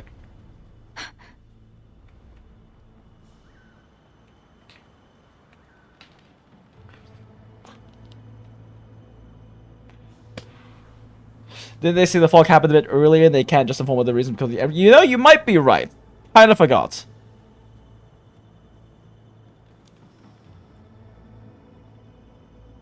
Want to discuss the shit so badly once done. There's a lot of confusing things in this. MSQ wasn't pointed out, but once I told you it's something, it's like, holy shit, it's so obvious. Naruhodo. Oh, dead guy. Those are Xuanfang wardens. Yup. Liangyu scouts. This must be them. Didn't do a great job with the whole scouting. Not really supposed to fight or get jumped. They failed in the scouting, it looks like. They also seem to be scouting wide out in the open, so I'm kind of not surprised they got jumped. Speeding up. Oh. Oh. I guess I'm supposed to sneak around them. Engaging them would cause too much noise. Yeah, fair. Need to find another way. Okay, well, the invisible wall says that's not the way. Speeding up. But I wanted to murder! I can handle those many guys. Oop, another dead person. Many deads. So many deads. There's a lot of dead people on this path that is supposed to be the safer one.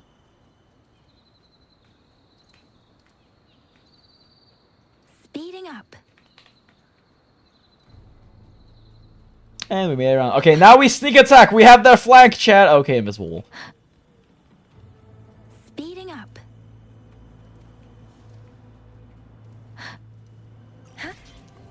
Yeah, yeet. Yeah, what do you mean I've left the quest area? That was clearly the thing I'm supposed to take. Ooh, save points. After talking with these people with the beat sticks. Halt! Who goes there? Identify yourself. You can use YANGYANG and YANGYANG Kaok and Comp 2 smile. No full combat test? Combat test of what, payment? To map a route. Good. We've been waiting a long time.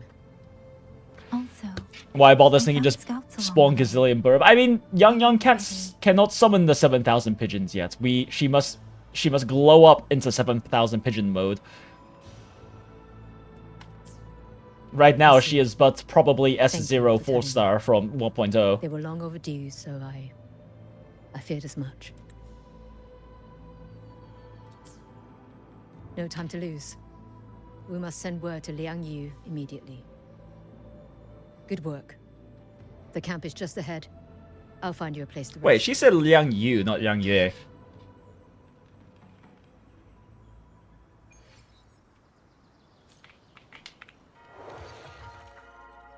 YANGYANG made it! Woo!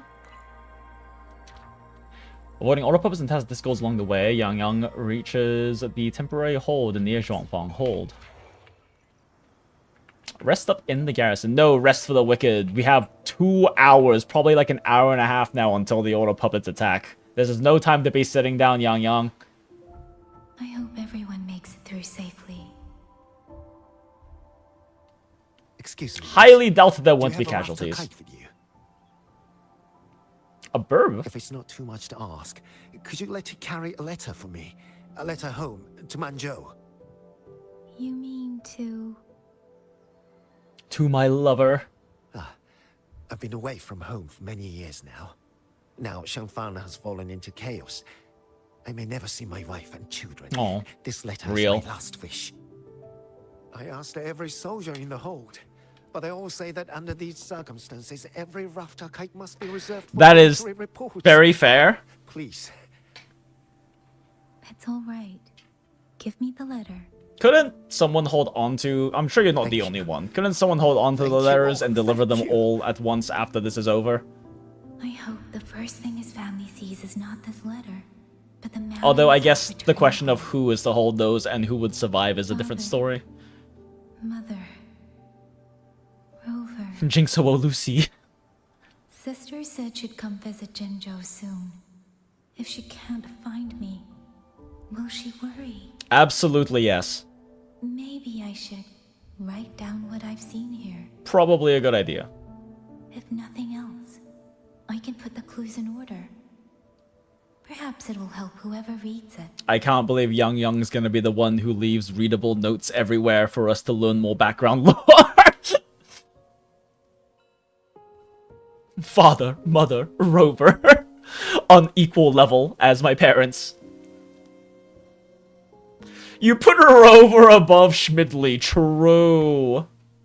But you know who else put Schmidley above the other? Rover. Since entering the land of Xuanfang, I have been set upon by both auto puppets and Tessa discords. For what cause I was targeted, I cannot say.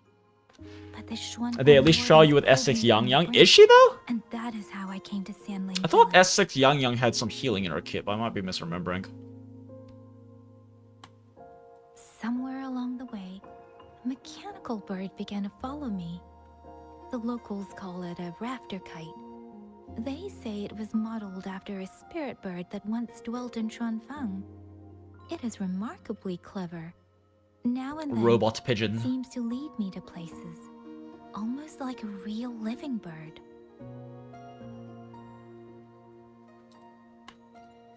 Read about Liang Yu. Xianling village, Liang Yu. I met Liang Yu.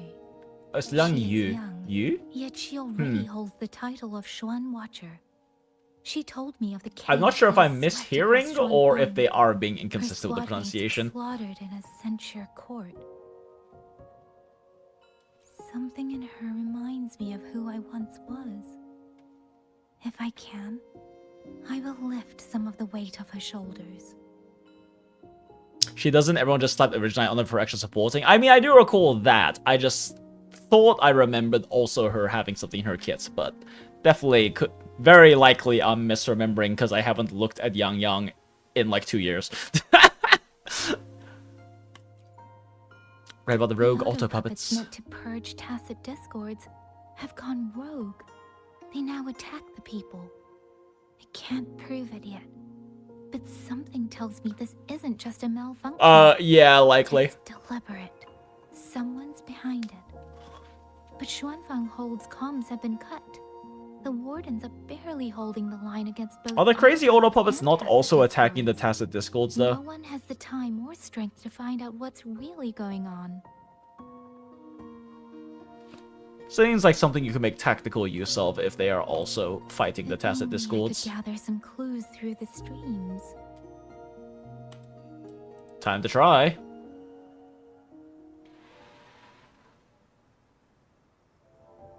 Really? None of them managed to...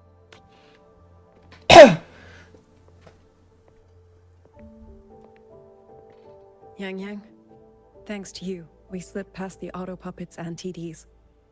We were blessed to make it with no losses.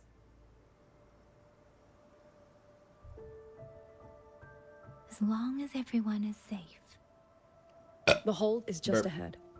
Once we catch our breath, I'll have the guards clear passage and escort everyone inside. Let's go. To the bunker, everyone. The commander has been collecting intelligence by Rafter Kite. Once we reach him, we can decide our next steps together. Understood. And with any luck, Mengzhou may already have reinforcements on the way. Certainly hope so. Probably not, though. I hope that is the case.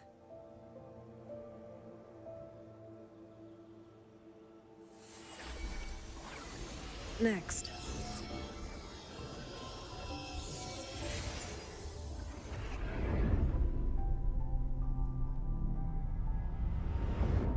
Oh.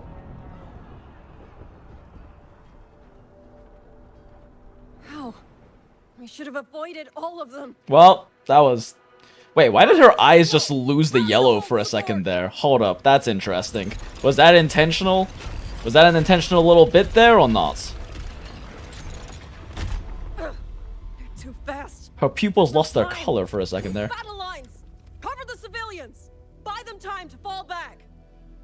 Get your beat sticks ready, soldiers! 3-1. The line will break.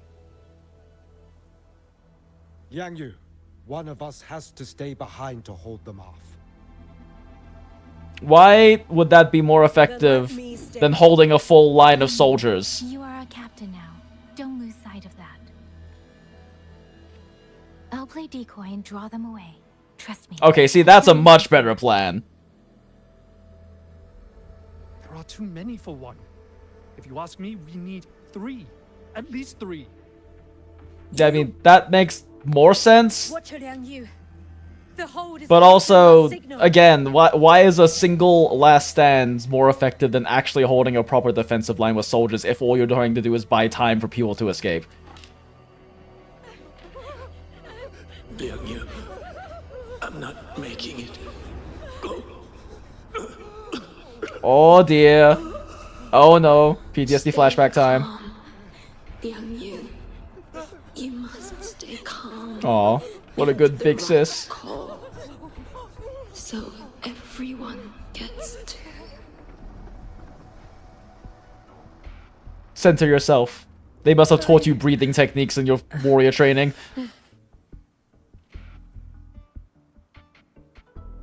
Yanlang, Mingyu, go to help Yang Yang. Everyone else fall back. Stay in formation. Fall back as fast as you can. Yes. These are elite's tactical thought process, mind you. Yeah, I mean, again, though, like, the tactics they're likely trained in are very likely...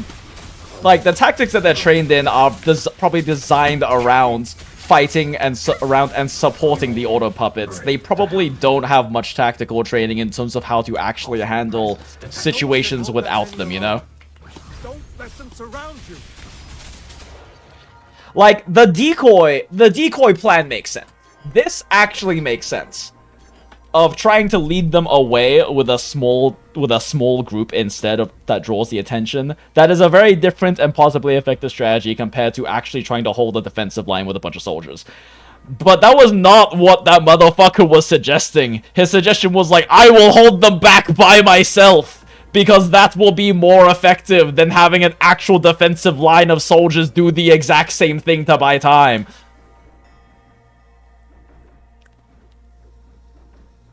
They're so used to having all puppets in Central Court. Well, exactly. I mean, the Central Court's like trap TDs. They're fighting, literally shooting fish in a barrel with robot-shaped guns. Robot-shaped bullets, right? And realistically, their soldier training is probably focused around that and not actual proper infantry tactics and everything, right? So, like, it makes sense that they would put out a bad idea. I'm still going to call it out.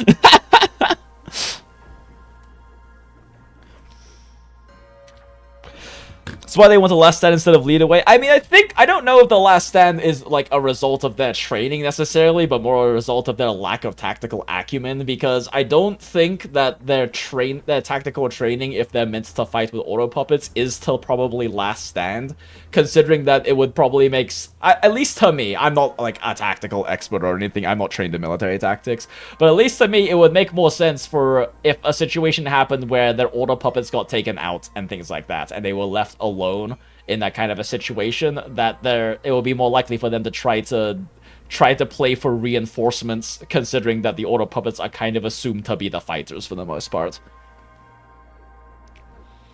But yes, it makes sense that they would not make a good tactical call here. I'm still going to call it out, but it is consistent and I like it. It at least makes some degree of sense compared to, like, oftentimes normally soldiers just being kind of stupid. I mean, like, it makes sense for someone who doesn't have veterancy or some kind of officer training to not have a good understanding of tactics if, like, some random foot soldier is doing it. But, you know, that guy is established to be a 10-year veteran. So in different circumstances, it might make less sense. but I think it's fine in this one. Horde of auto puppets and tacit discourse launches a surprise assault on the camp. Yang volunteers as bait to buy the time for Zhuanfang wardens to cover the retreats. Tuk-tics. Last heroic last stand. Great tuk-tics. Please. Let the winds roar. Portal break down.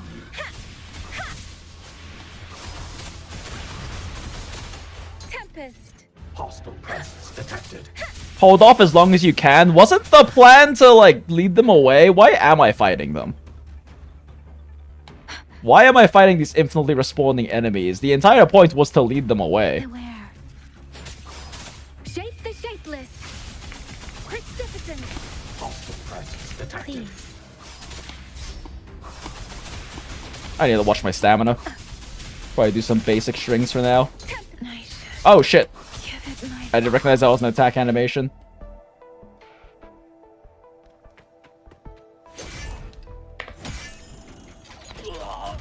Oh!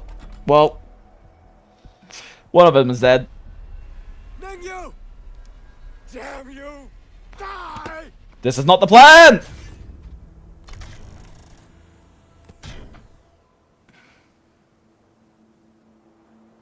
Like, actually, though, wasn't the plan to lead them away? Why were you actively fighting them?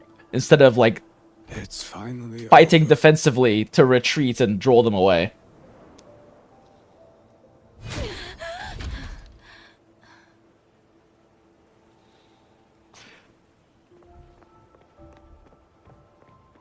Actually, it does kind of look like they got cornered by terrain there, so that might make more sense. If I'd only gotten here a little sooner.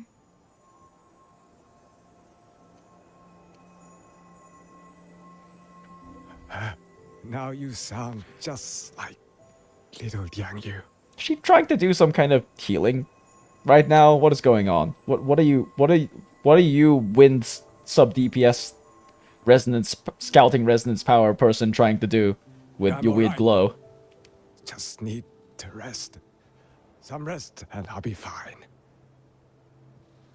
Just some rest. Never wakes up. A pity. That boy, Mingyu. Yeah. Quite a few girls had taken a shining to him. Well, he is a very brave young man. Was a very brave young man.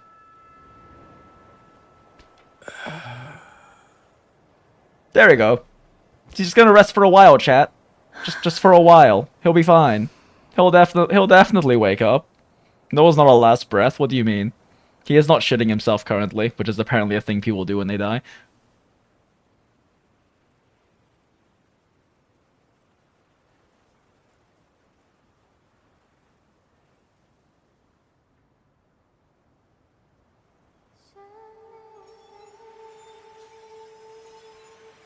It is definitely a very uncle thing for him to do, though, to feign that he's not going to die so that YANGYANG will be less worried.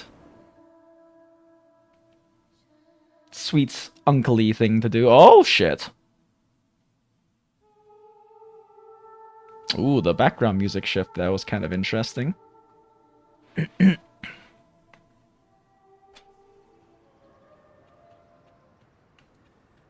am I? Great question. Sonaro. But how did I... Oh, that's interesting. So that was a visual representation of us of like a Sonaro enveloping.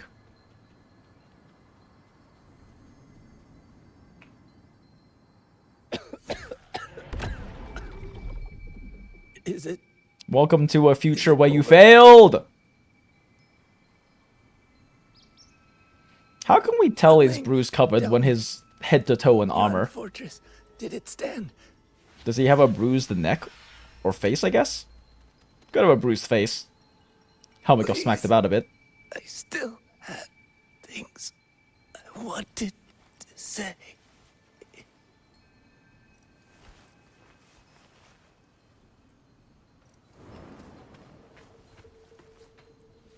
Oh! Womp.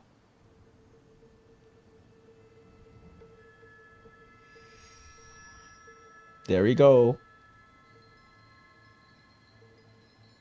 Oh, actually, maybe this is the past during that previous war they mentioned. Little echoes of the past soldiers. Ooh, a shiny thing. Chaotic remnants of frequencies left behind by fallen tacit discords. Fire doesn't burn, chat. Not when you have weird wind powers. Are you alright? I think. I can't feel my legs. Where's everyone? Don't know. Not many left, I guess. We held off the first wave, but the next one. Hey. XUANLING. Do you think we'll win this? Either way, I'm afraid neither of us will live to find out. Damn. She's a Midnight Ranger. There's probably some basic form of first aid, healing some of the CPR would make sense for her and Tricia if it's not in her kit. Well, maybe, but the thing is, I guess more my question is from a lore standpoint, what exactly is happening, right? There is not any established precedent in the setting that people can just kind of like learn little bits of magic and things like that unrelated to their resonance abilities. And it's not like there was some kind of device she pulled out, right? Like, it would make sense if she pulled out, like, a fucking syringe or something. But she was just kind of doing a glowing hand thing, which we don't really have any kind of, as far as I'm aware, pre-established precedents that people can, like, learn weird little minor healing resonance things unrelated to their forte entirely. Side note, to double check Tricia's resonance report, she converts high temp substances into bullets. Also, she's not naturally a redhead. Her forte there. Oh, interesting. Yeah, I've never bothered reading her background stuff, so interesting. Good to know.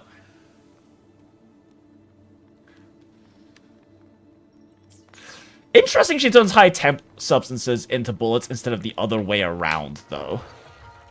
Considering it's probably easier to have access to bullets than it is to, like, concentrated fire on demand. Or does she create fire that she turns into bullets?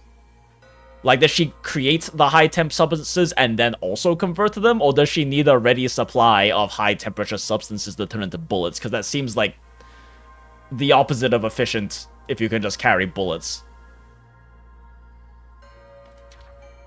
As others gave their lives in sacrifice, YANGYANG fights on to draw the horde away. Then a song echoes in her ears, and she is pulled into a sonorosphere. Damn, the game is not gonna let me heal, huh?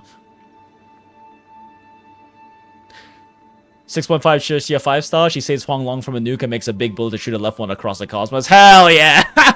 I mean, I think it's unlikely we do not get a 5-star Tricia at this point, right? They've already established they're willing to make more powerful altars with Yang. XUANLING. Are those XUANLING birds? Oh, that's a different chief, so yeah.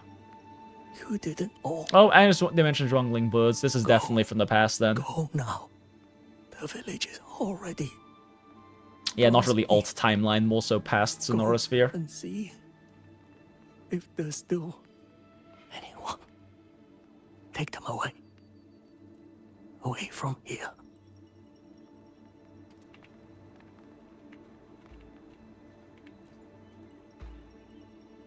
Why? Why? I love that the reverberations give us access to ghosts in this setting. I can't die. My brothers and sisters, my parents, my wife and children, they're all waiting. Tacit discords. Tacit discords. Those cursed, wretched tacit discords. Killing you 100 times.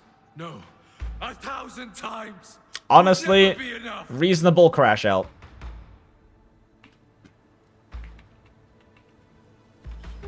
Speeding up. Shiny thing. A long blade shattered after a fierce battle. Dried blood clings to the hilts. It's a lot of blades. How many people planted their swords in the ground before dying? In the same spot for some reason.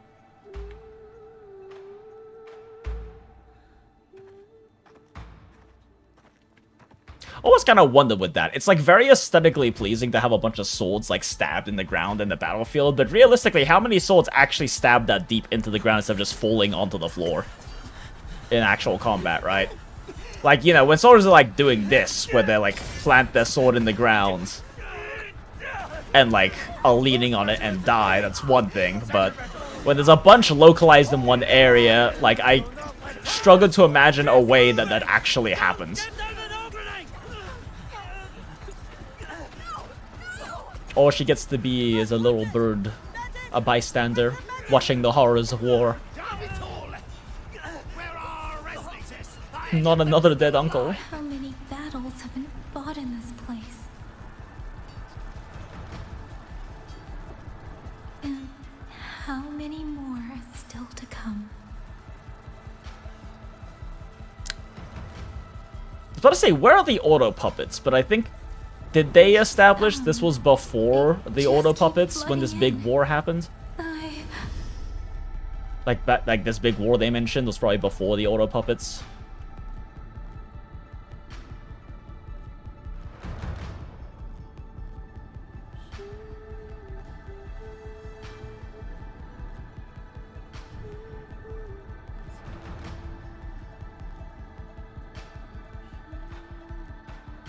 Child, get off the battlefield. I know your mother is dead, but you should not be here right now.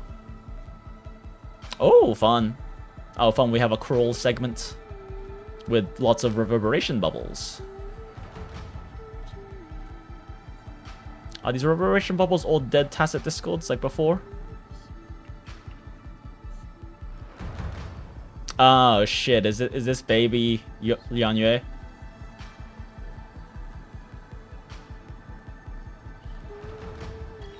Although it couldn't be. This is too long ago for it to be Lian Yue unless there's some weird timey-wimey bullshit going on.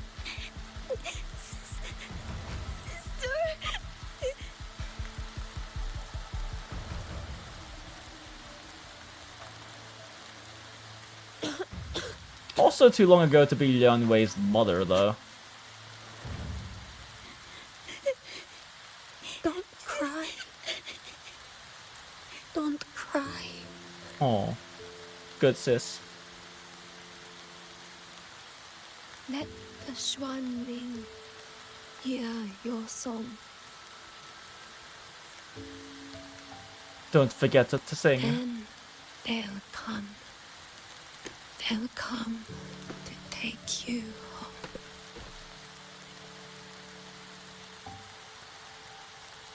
It's a very sweet sentiment. You should also probably tell her to run! To get off the battlefield!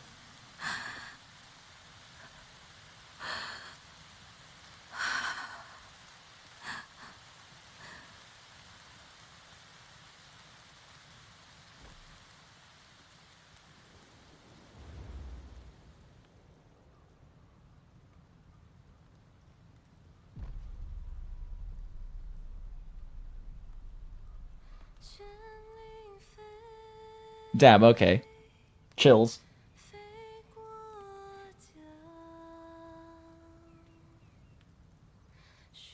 WuWa still fucking killing it with their cinematic presentation, though, gotta say.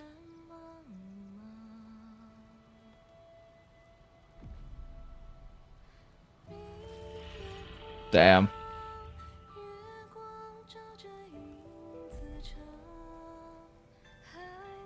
Okay, this is actually a pretty solid, like, painful representation of the horrors of war.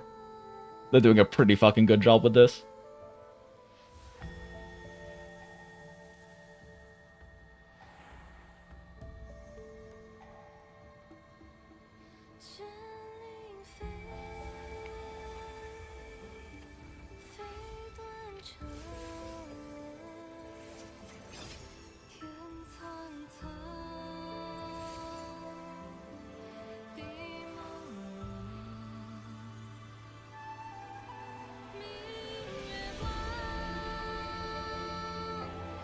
Damn, okay, more chills.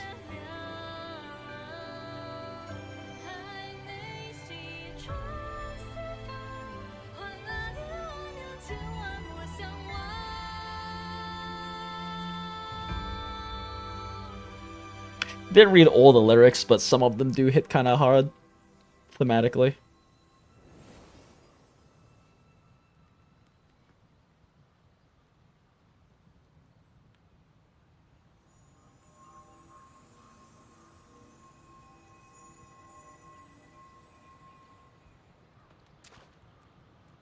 Why are you smiling again, YANGYANG?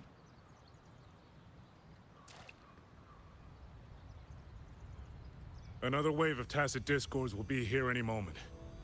Good. Then we have arrived at the right time. Oh. Our orders are to reinforce the western second front.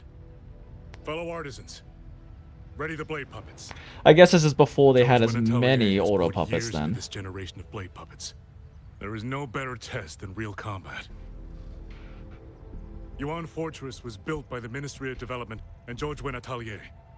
It is the pinnacle of human intellect. Mindless tacit discords cannot be allowed to undo that. Okay, so he's not as evil as his red eyes initially suggested.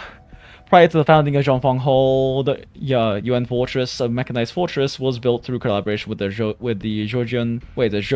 I was not really paying attention to the pronunciation. Atelier and the Ministry of Development. It was designed to defend against the tacit discord outbreak originating from the North Wall Barons.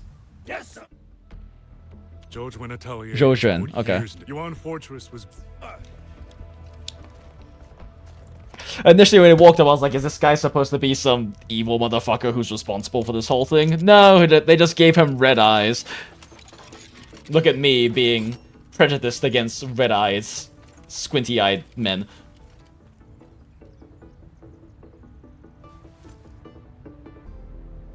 Although I guess his eyes weren't even that squinty. Liang Yu mentioned them. A Mengzhou organization devoted to the mechanist arts. Excuse me? Oh! Oh shit! He can see us! We're not just a burb to him! Maybe. Oh, no, okay, well. Fun hallucinations over. When did you start up Xenoblade 3? Lamau, welcome in, Poor, it's good to see you. Ah, hello LF1, welcome. Xuanfang is not exactly peaceful these days, young lady. This ground is dangerous. It would be wiser not to linger here. Oh, Sir, he's got one non-red eye now. Just as well to yourself, wouldn't you agree? You got a robot eye. Oh, my apologies. I misjudged you. You carry a military blade, so you are a soldier, I take it. It's only that your face is new. And surely descendant of that guy, though. That war was a long-ass time ago. I'm with the Jinzhou Midnight Rangers. Why have come to Xuanfang? Although that's the second time we've had some anachronistic characters, so I am wondering if there is some timey-wimey bullshit going on, considering Lian Yu as well. Perhaps you can offer your own name and identity in return. As you said, this place is not exactly peaceful.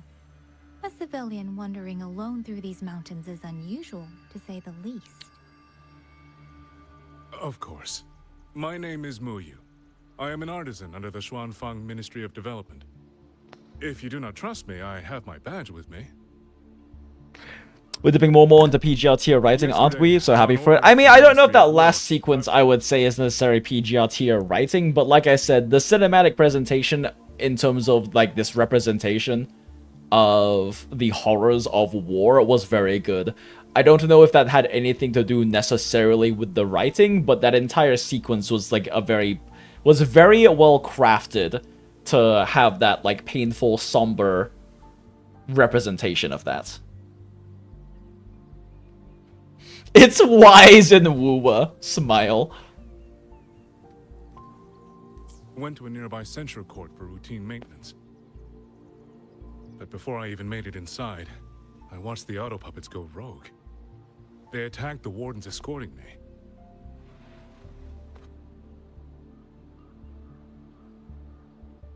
I was fortunate. I lived, but I had to retreat deep into the cliffs.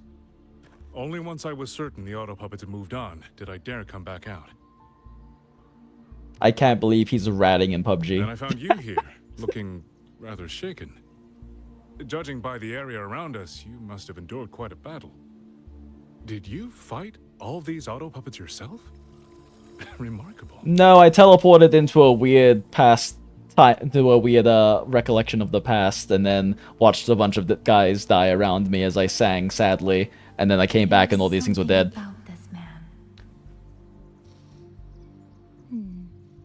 Since you're a Ministry of Development artisan, She definitely trusts this man gripping her blade like that.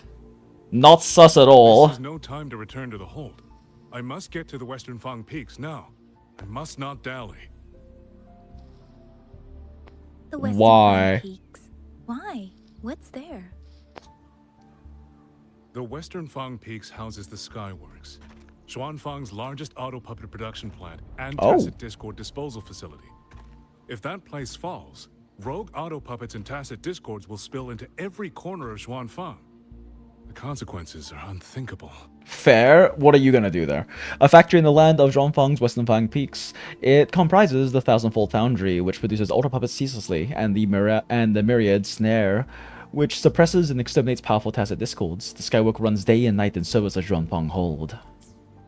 In truth, when I reviewed the patrol routes of the auto puppets days ago, I noticed a few had deviated from their assigned paths. Ooh.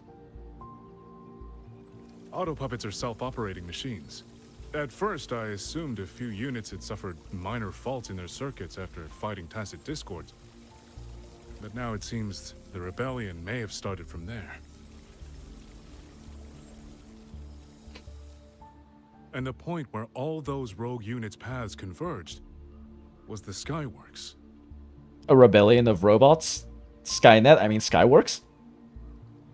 So you suspect the answer to why the auto puppets went rogue might be there. Precisely. We still don't know why the auto puppets malfunctioned. If, as you say, auto puppets and Tacit Discords have gathered at the Skyworks, then how do you stay safe if you go there alone? Yeah, exactly. The fuck you gonna do by yourself? The Xuanfang artisans spent generations crossing mountains and valleys. That is how the hold was built. I have inherited a measure of that nerve. Fair. Besides, Xuanfang is now... And you were smart enough to run and hide. Everyone thinking only of their own and observant enough to know when it was safe to leave. Strategy. But still, young lady from the Midnight Rangers, your skills are extraordinary. Were you to come with me, perhaps my safety would be much less of a concern. It would, and she definitely trusts you right now. Disappearances in Jinzhou also began around that same time. I can't ignore this lead. As you can tell from her obvious body language of gripping her sword, Whether he's telling the truth or not, she definitely trusts you and your devious smile, handsome man. all right, I'll go with you. As we all know, men with robot Excellent. eyes and handsome smiles are the most waste another trustworthy of second. individuals.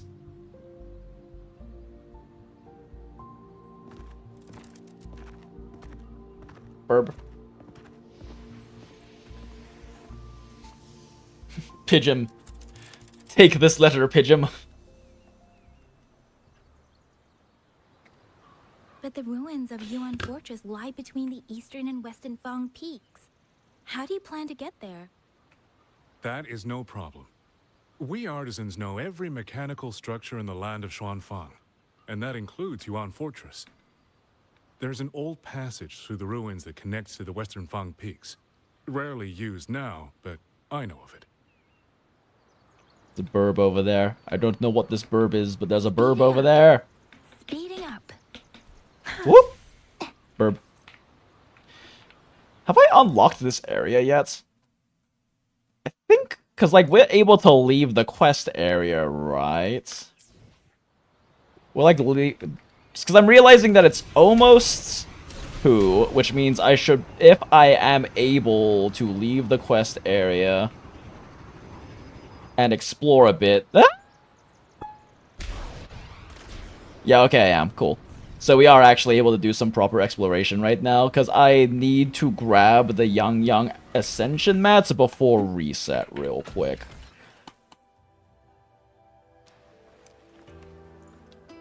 Since they kind of locked us into the story, so I wasn't 100% sure we could explore the new area yet.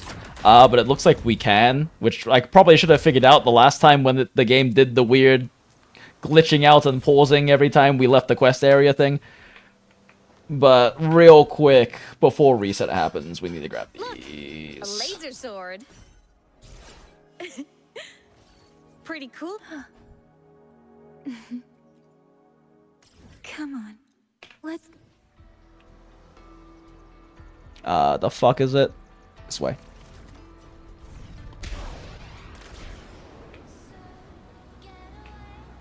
God damn it, why do I still have this song playing? Yoink. I love mint picking. Huh. Why'd the music stop? Yeet! Ooh, a chest. What? I'm faster in my mech, you know. Of course we know that, daughter. Ah, the essential RPG experience. Come on, stars, light up tomorrow. I can't believe daughter is calling out the RPG mechanics right now. The world is mine to guard. Objective logged. Oh, I guess I can actually also farm fucking echoes for YANGYANG now. Since I did not have access to the echoes earlier. And I've kind of just been farming skill mats for her and Schmidley. Are you food? Evil repelled. What did I just get? What? Okay, well, whatever.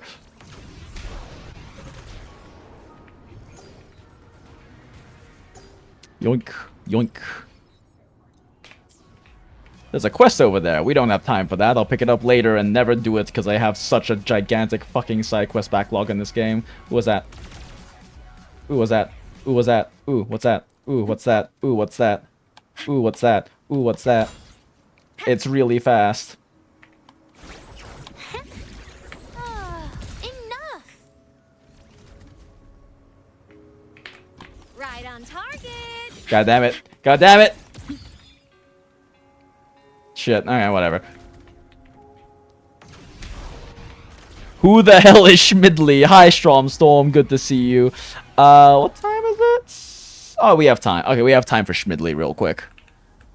Let me go pull it up on here. Make my life easier. Who the hell is Schmidley? I'm pretty sure you're saying that in response to knowing who Schmidley is, but still, we're going to discover who is Schmidley yet again. On a new quest. Perchance I might accompany you.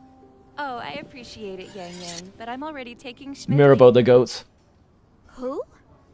Schmidley, you've met him a couple times. I've never seen this person in my life. Don't be silly. He's been around a couple times. No, I do not know anyone named Schmidley. What, is that his given or his surname? Given name. Who names their child Even Schmidley? after this, I don't know who Schmidley is. What do you mean, it's Schmidley? See? Regardless. I cannot entrust your safety to someone named Schmidley. Say Schmidley. He's a great guy. He's coming. No! You tell this blasted Schmidley he has no place at your side! How could you be so cruel? You know he saved I your assume life this back is when a we fought joke the I will Crownless. understand once I finish the main story. I'm taking Schmidley. You are not taking Schmidley! Hello? I don't know. I do not understand the joke. I assume maybe I'll understand it after playing the main story, the MSQ. But also, if Acid doesn't know, maybe I won't. But also, Acid is the type to miss things, so maybe I will. Who knows? Whomst knows? Yoink. Alright, I think that's all that- Oh, why am I back in- I'm YANGYANG again! Why YANGYANG again? Alright, anyway, that's all of those. Let's reach farther destinations together. Oh, you're right, it is an S6 YANGYANG.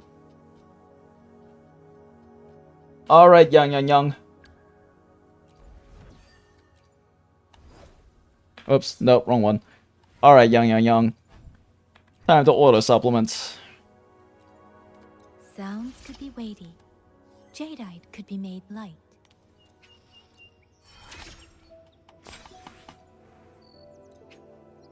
Probably not quite enough, right? But then reset will happen and we'll be able to get enough. Constant whispering of the name, votary of the voice.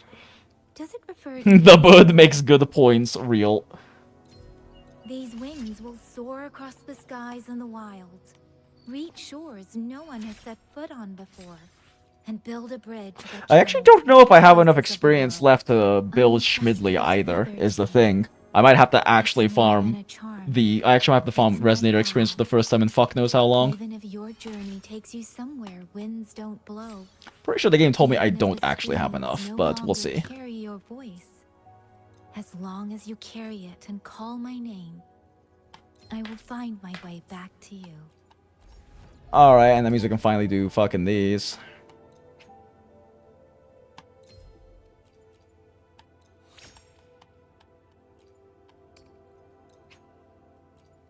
I should probably mass convert those to save me the time. The clicking times. So I've got plenty of mats for these.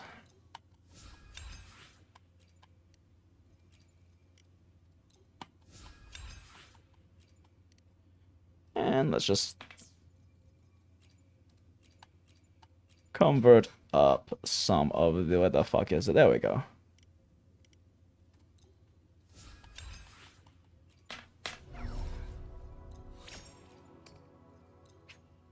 Well, fuck me anyway, I guess. Alright.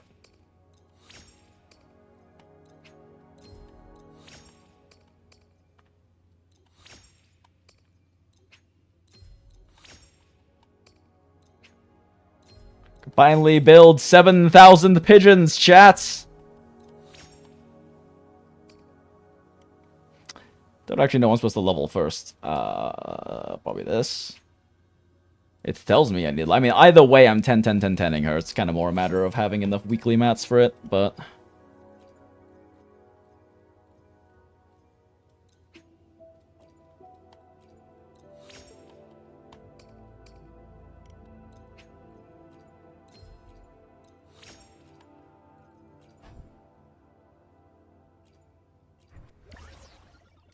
Oh, guess I gotta make more of these.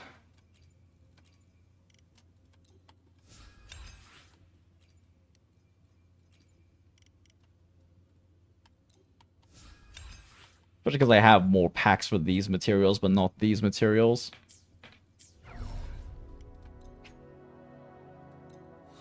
Oh, I don't have to click the synthesize buttons. I can just hit click upgrade. I never realized that. Well, I've been wasting clicks.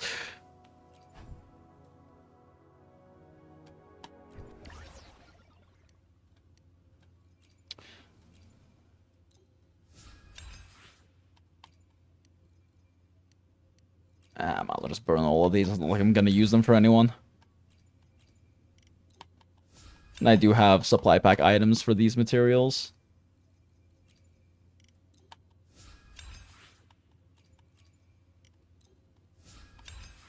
In before I don't, and I just fucked myself.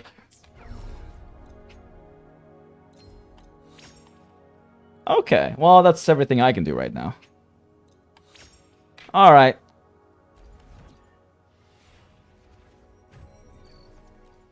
Outfit? Burb! Wait, I didn't have this equipped the entire time?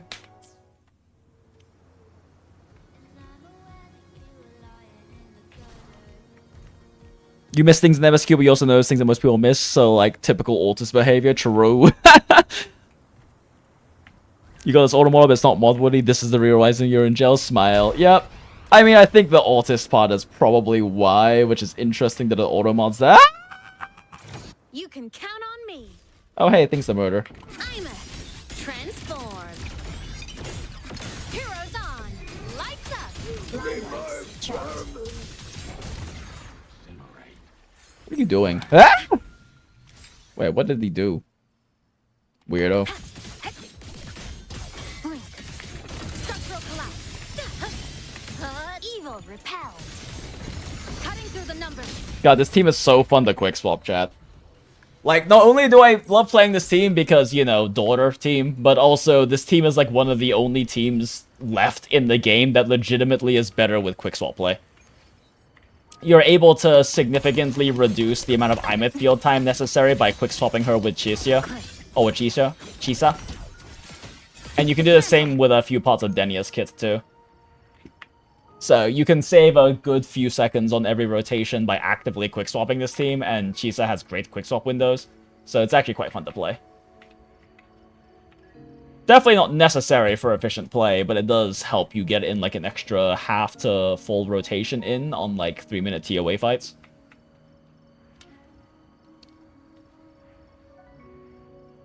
Good old resource efficiency, real. I mean, I haven't unlocked this region until today, right? So I haven't been able to farm any of these materials with anything like stamina or otherwise. Max limit, whatever.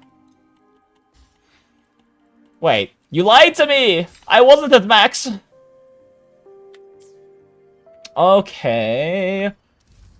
I mean, at this point, I'm kind of chilling a tiny bit until we get...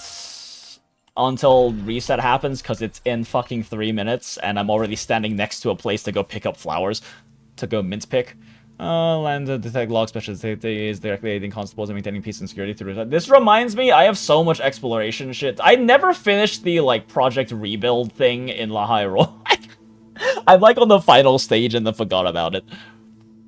Ming-Shin system detached potential case. Ooh, fun. We get to do BB investigator people. Interact with the Resonance Nexus and Zhongfang Hole to unlock the Ming-Shin system's high-level clearance, unlocking access to general commissions. Oh, fun. We get to do cases. We get to do cases, chats. I didn't know that. I have not unlocked anything in this area. What's this? Auto casket.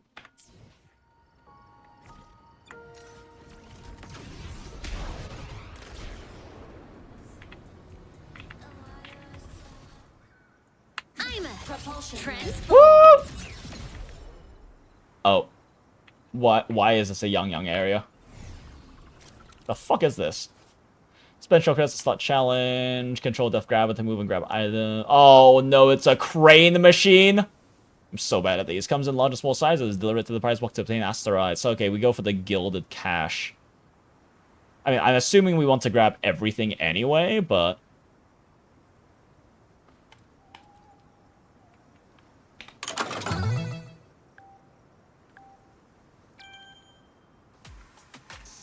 Oh, wait, it's not a crane machine. We're just playing... Oh, it's just one of these grabby games. I see.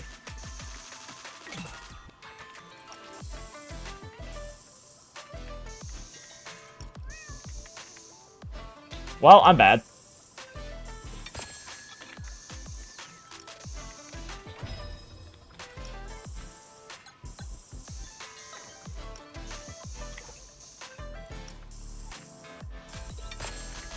Yeah, I guess the most efficient play is to pick stuff up as it's going by the time extensions, but you also have plenty of time to grab all these anyway. Oh, well, not what time it didn't work.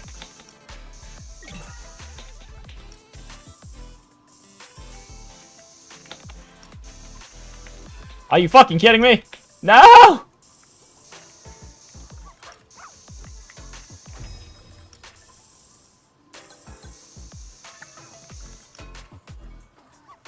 Bruh. Thank you.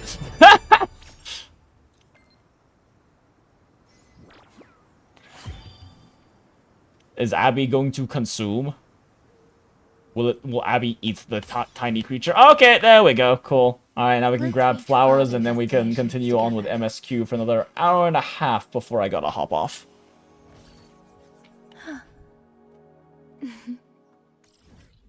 Come on.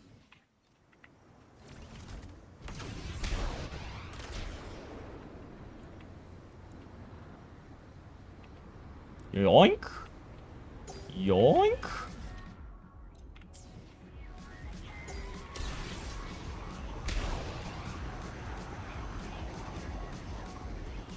Ah! I love that it does that, chat. I love that me swapping off of trial forces me to just fucking plummet to the ground on my bike.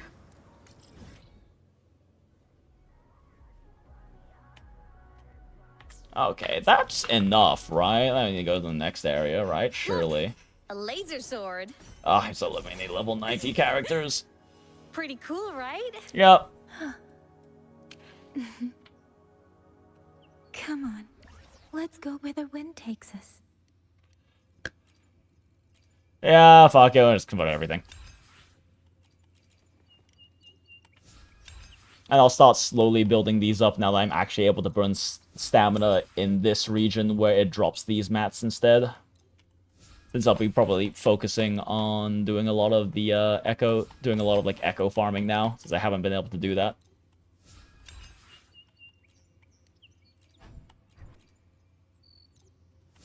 So unfortunately I can't mix and match these, since there's 2 of those left. Should be enough. I entrust this feather to you. That's more than a charm. Yeah, I probably don't actually have enough resonator experience for building Schmidtly. Somewhere winds don't blow. Even if the streams no longer carry your voice. As long as you carry it and I do need more. I will find my way back to you. What is this? 30 components required to assemble, sell all the amount and define the King Auto for rewards. Neat. That's not. Where's the where's the consumable things? There we go. Let's see. But it literally doesn't matter which of these I get. Mech Core. Let's see. What are the other ones? Mech Core, because it has a cool name. I have one of the purple ones. Jesus. So many. We'll do the Whisperins, I guess. Okay, that should be plenty. Don't worry, Dora, you won't fall to your death for freezing time. A laser sword. Pretty cool, right? Yeah, now it can just free converts automatically.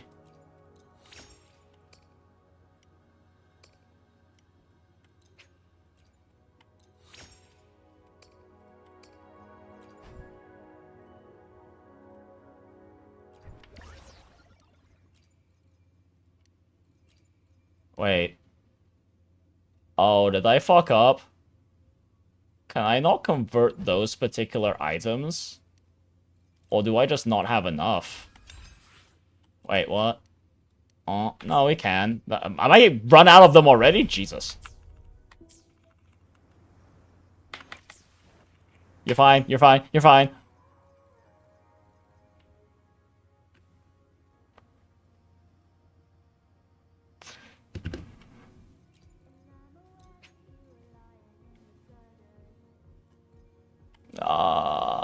Did I actually run out already? That's crazy.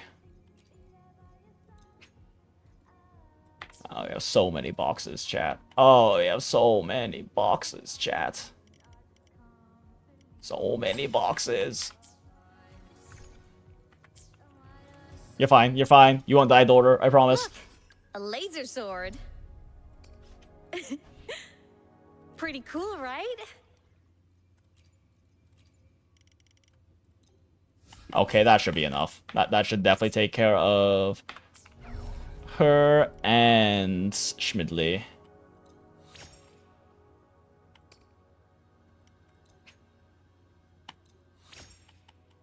And done. Finally, 10, 10, 10, 10, 10. Okay, cool. Now she needs fucking echoes. That is... I don't have any echoes for the right set. What is this?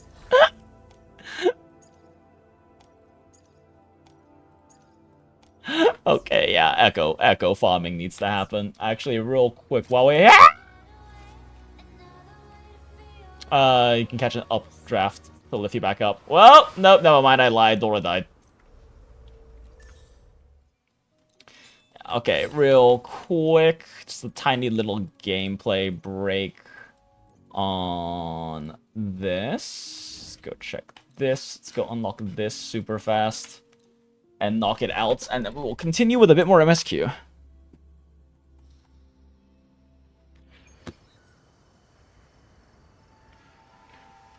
You realize how many bucks you've accumulated during the 3.4 patch when you went and built 3 units practically from scratch and you're free to play what more BP players? Yep. I mean, I have used a lot of them for building characters considering I pulled every character whose name isn't Luke. But yeah, no, we get a lot of boxes. They're very generous with boxes in this game. Compared to something like, say, HSR. Since HSR's, like, trace mat economy is fucking terrible.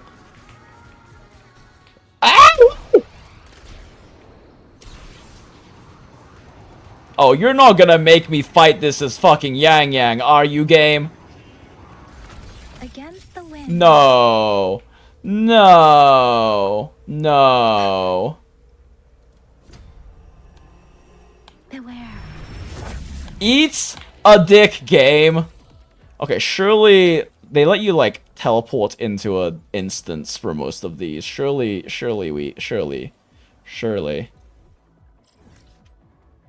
No.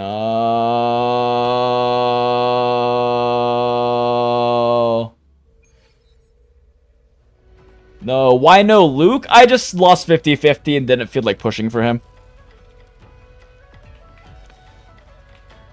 I am actually a little curious how much damage she can do.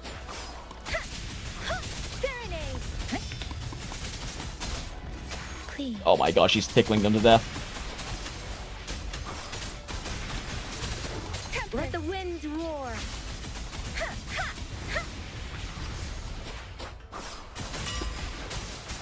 Oh my fuck, she is actually just tickling them to death.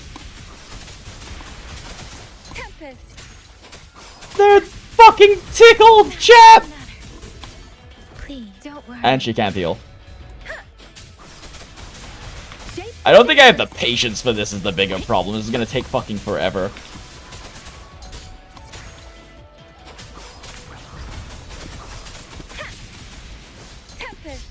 And I don't have her little bonus for the extra stacks that they gave us in the main story. This is taking a lot longer. Storm, hear my command.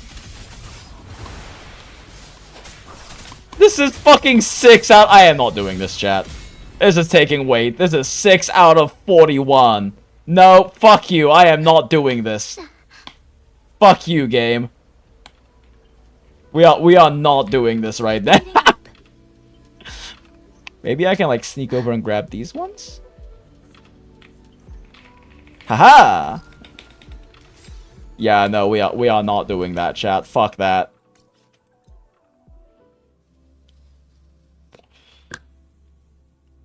It's the one thing they do not let you do. Yeah, like all the other ones, they let you teleport into a private instance for it. But it's like, I guess this is the only one you can't do it for. Because fuck me. Yeah, like all of these ones, they let you teleport into private instances. Nope! Wait, maybe if I fast travel, I won't YANGYANG?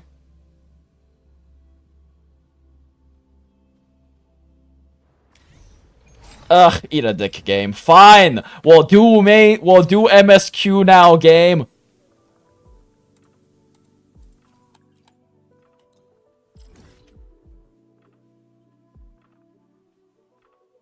Wait, what? What's happening?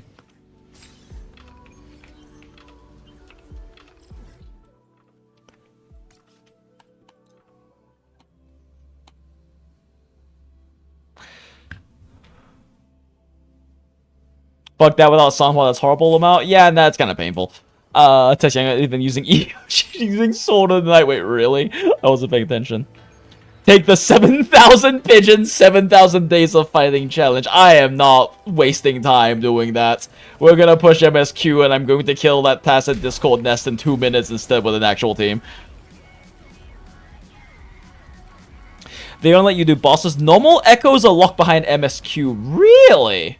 Ah! Against the winds. Oh, is this how we go to the... Yep. No, wait, I should have talked to him first. No, no, This no, is the no, entrance. no. The fortress has been abandoned. No auto puppets to concern us. I will lead the way. Yes, thank you. Let me talk to you first. Damn it. Keep missing lore. After leaving the Sonorosphere, YANGYANG encounters an artisan who claims to have become separated from his companions. A Ministry of Development artisan encountered rogue puppets, older puppets, while heading to the Central Core, losing contact with his companions. Now he prepares to go to side works to investigate the cause of the oral puppets rebellion. Okay, cool. You're fucked. This is a long sequence. I just want to farm echoes. WuWa, I love you, but why do you lock so much shit so hard behind fucking actual MSQ progress? Does actually really suck for people who aren't, like, who are, like, pulling but not pushed up to this point in the game. But I guess you also can skip to the MSQ. But still, I don't know how big a fan I am of this design philosophy of hard locking so much stuff behind MSQ. Like, hard MSQ progression, too, right? Because, like, it's one thing to not let you go to an area, a region, to, like, mint pick until you do a little start the MSQ stuff, but, like, hard locking this stuff off until you're pretty deeply progressed, I'm not the biggest fan of. Sigh. Are these... Is tacit suppression also locked, though?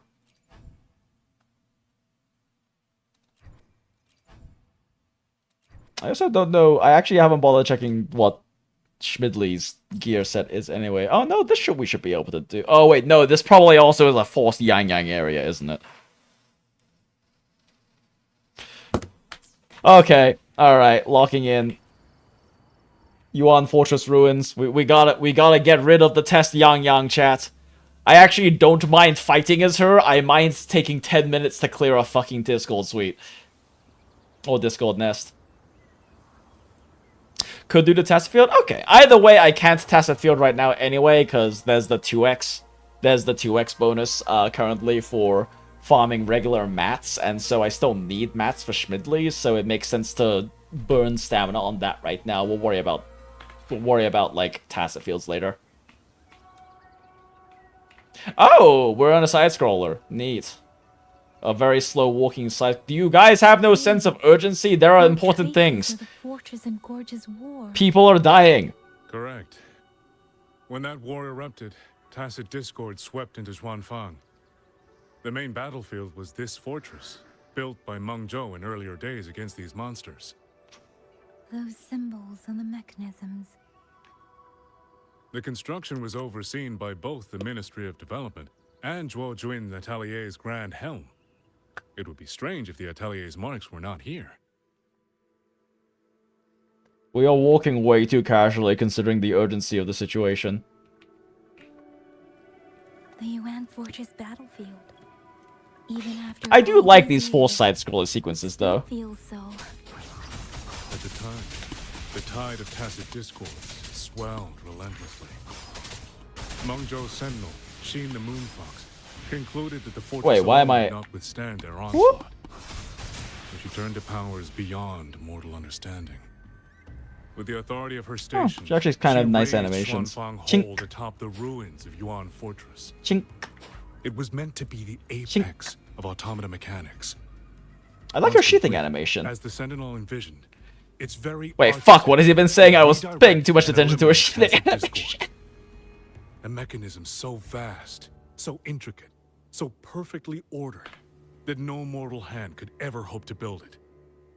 Unfortunately, Overthrax launched its surprise attack just days before completion.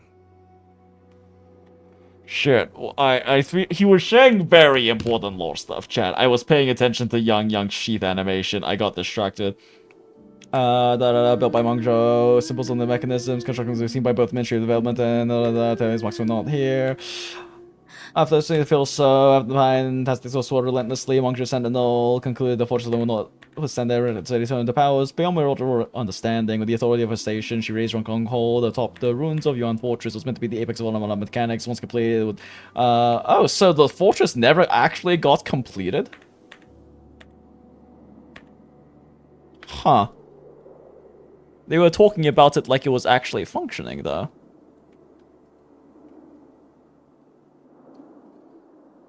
Yang, you are walking way too casually, given the urgency of what we're doing.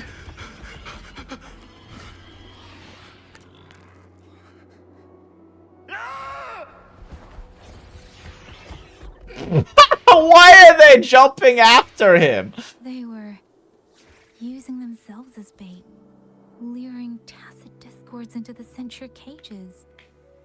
Against a tacit discord outbreak, the forces stationed in the fortress and the Atelier's blade puppets were little more than straw and mud. And yet, because of them, so many others were spared. I mean, yeah, very honorable sacrifice. I'm just still wondering why the fuck they chased him.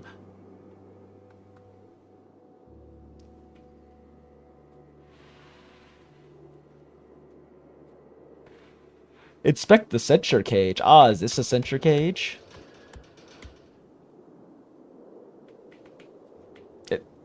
All it did was make a sound. Okay.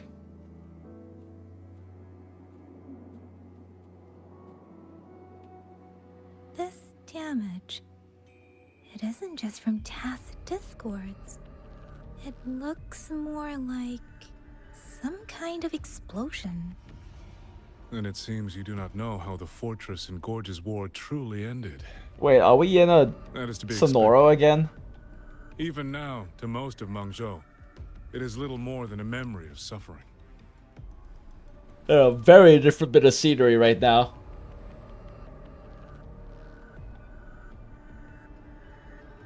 Holy shit, Yang, will you please stop walking so casually? When they realized that no amount of human effort could ever drive back the tacit discords, when every hope was exhausted, every option spent, Mengzhou's last defenders detonated the entire Yuan fortress.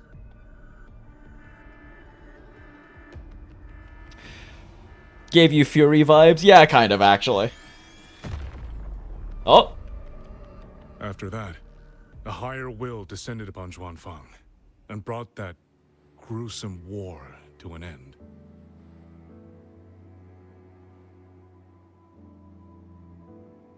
Shit, I got a bit distracted again. I kind of missed a few lines he said before this. Fuck me. Shit. Alright, we're doing the Scuff VOD watching again, because I kind of wasn't paying attention. God damn it. ADHD brain went a little burr for a second. Oh, can they drive back the tacit discords and Reho was entry soldiers there, then they the entire oh, they blew it up. Okay. Although I guess this was in a very distant war, so they rebuilt the fortress afterwards.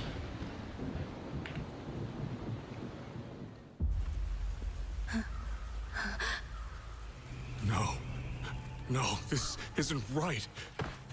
What went wrong? Weapons? Mobility? Or is it... Oh?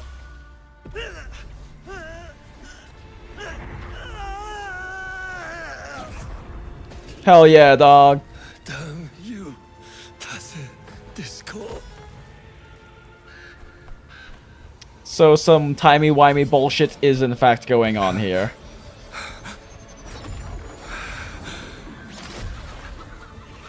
Oh, well that's a useful time for your resonance ability to wake up. What the fuck are you doing?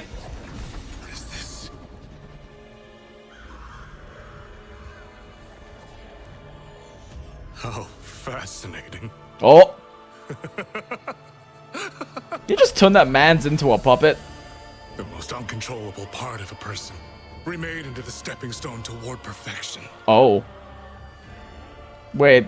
Is Oh. Putting it to its best Oh, he's use? putting their fucking souls into robots.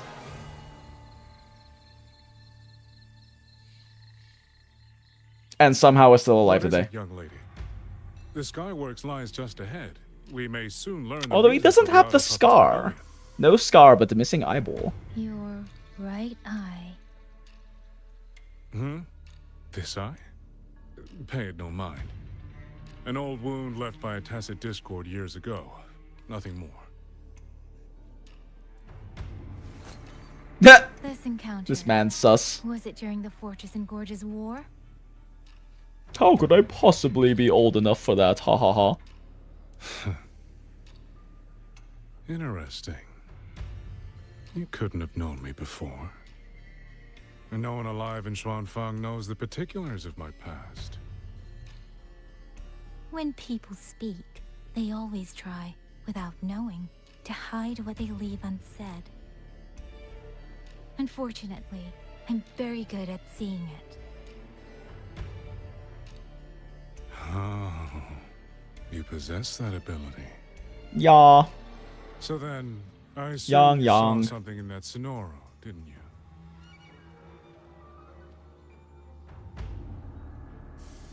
"200 years ago, you were with Georgian Atelier." Oh, it was 200 years ago? Jesus. Georgian Atelier. Even now, the name elicits a certain fondness. A so-called gathering of geniuses, eccentrics, and madmen. Sophisticated nursery. Never trust a man with red eyes, chat. In the eyes of a higher will, what difference is there between the wisest human beings and the cleverest colony of ants? The destination lies plainly within sight, and yet the Sentinel only watches from her lofty perch as the ants line up and march in circles. Meaningless circles. Yeah, fair. Total boss references to In this oh, world interesting. So long, the world has forgotten how the fire began. The first flame was stolen from the gods by none other than human hands. I guess they also have that myth.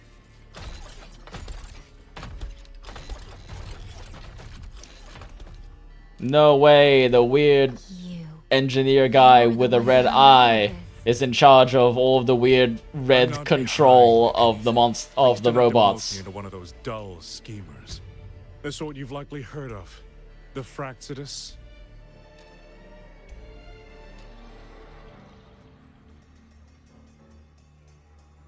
I am simply finishing a research project. To do that, one requires experiments for supporting evidence. You can save that speech with the Ministry of War. I'm putting you under arrest. I am a man who values efficiency. To waste even 1 second on anyone or anything unrelated to my purpose would already be excessive. So why are you monologuing? You here because I determined it was necessary.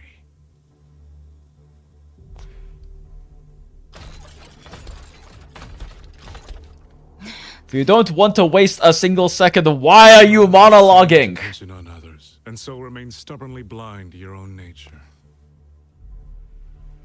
Pitiful. The way you live is no different from burning a cheen for kindling and boiling a crane for broth. Aw, jeez, what you doing? I can sense it. The reverberations formed from your frequency are the perfect medium. The one I have long sought. Oh no, he's going to level up YANGYANG into YANGYANG. 1,000 ordinary reverberations could not compare to you. From the moment we met, you've done nothing but talk at yourself. I don't understand what you're saying, and I don't care to.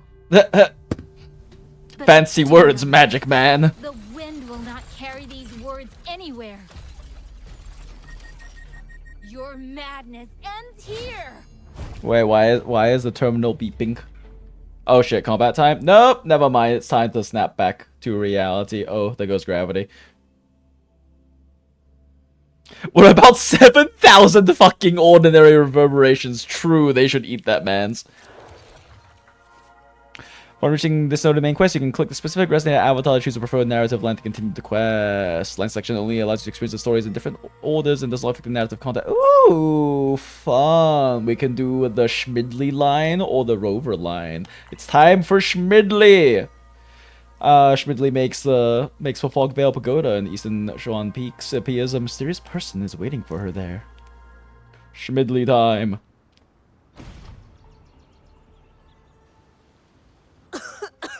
We get to use Schmidtly kit! This fog.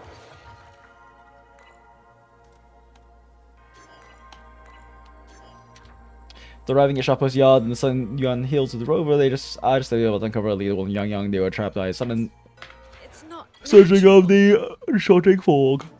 Dumpling, are you all right? Dumpling!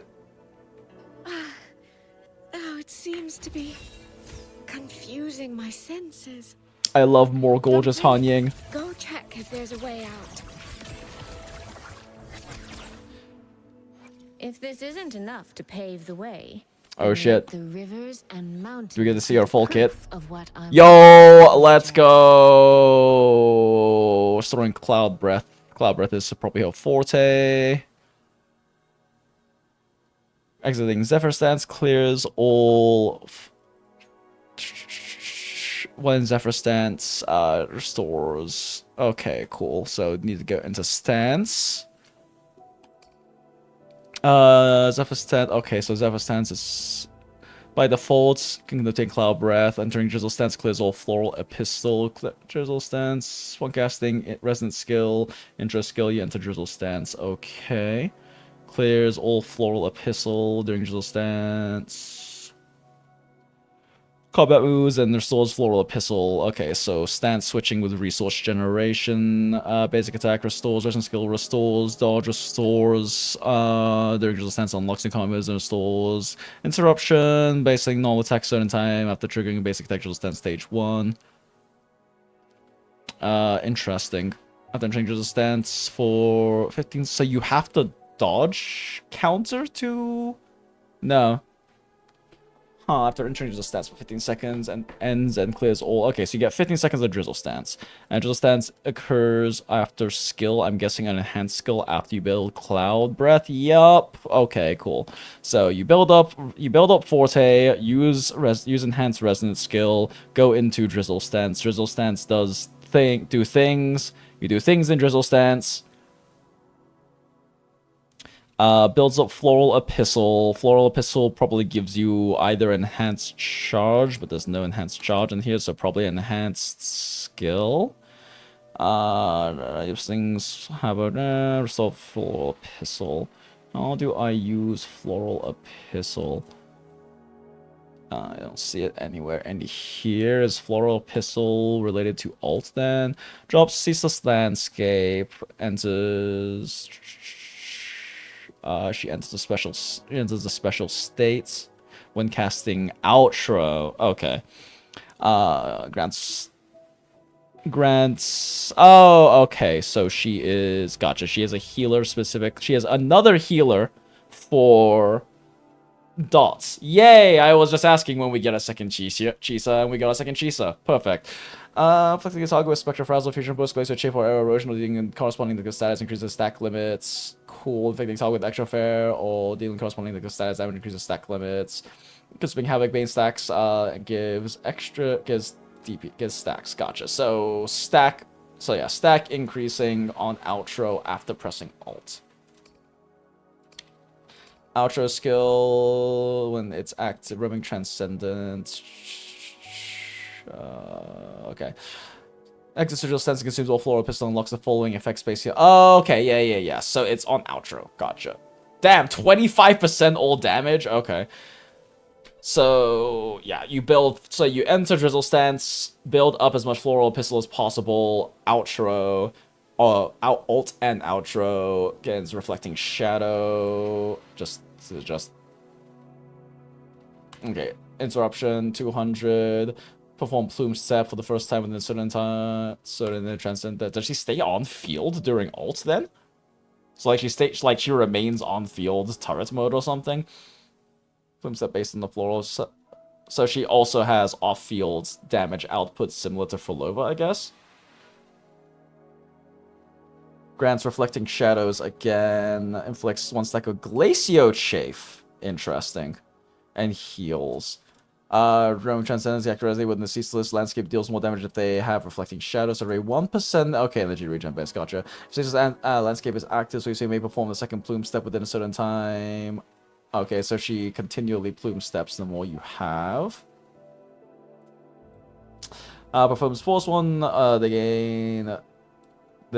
gain extra stat. They gain falling effects. So when they cast Outro skill, grants them Undulating Mist. When resonates on Undulating Mist, consume negative status or Electro Rage stacks on the targets.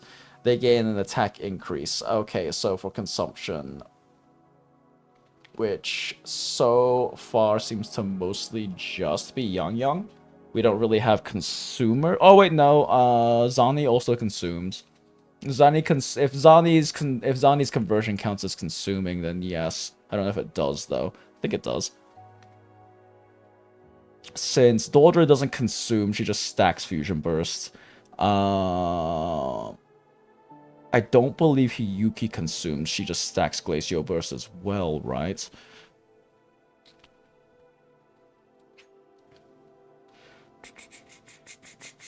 Yeah, okay, it's just repeating the same thing. Lasts for 14 seconds until the switch off and nudging mist is removed. The attack increase effect is also removed. Season's Lens. Okay, so she's obviously much more designed for hard rotations, not for quick swap, unlike Chisa, who Chisa is very effective for quick swap. Okay. Season's Landscape is active, may perform as though plumes are within while we're in roaming Transcendent. During merge, the Season's Landscape and start Transcendent dancing with she'll perform plumes as intervals based on the amount of floor. So consumed. When Sway Sway is the active resonator, she stops Transcendent dance. Okay, cool. Performing plumes like just reflecting shadows and glacial shape. Gotcha. Yeah, I mean she's very clearly meant for both YANGYANG and and Hiyuki. Electro Over 2, if you go over. Yeah, I haven't looked at I don't know what Electro Over kit looks like yet. As I understand, we don't really have a team for them properly yet, but I'd have to take a look.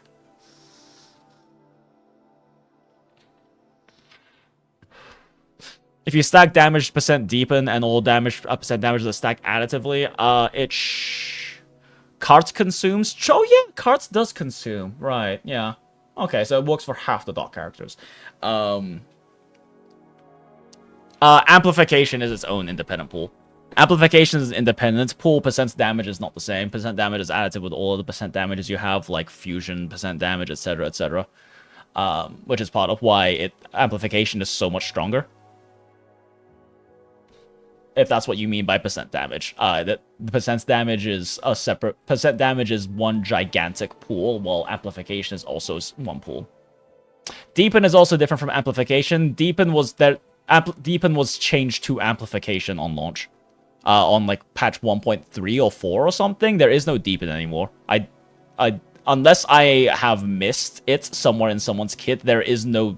Deepen is not used in anyone's kit anymore. Yinlin still counts Deepen. Does she? I don't think Yinlin has Deepen in her kit. Amplification. They removed the word Deepen. It's not a term anymore in the game. Unless I'm missing something, she has amplification. Like, they changed everyone's term from Deepen to amplification. Amplification. It's been amplification. They changed it to amplification. Actually, did they change it later? I think they changed it in 1.0, didn't they? It used to be called Deepen in the CBT, and I'm pretty sure it's been amplification since the game came out, but I could be wrong. I don't remember. It was either that or was like 1.3 or 4 or something they changed it. But it's all just been changed to amplification instead of Deepen now. It's been that way at the very least since early 1.x. It's been a while, Acid, but I also know you don't read, so understandable that you don't remember.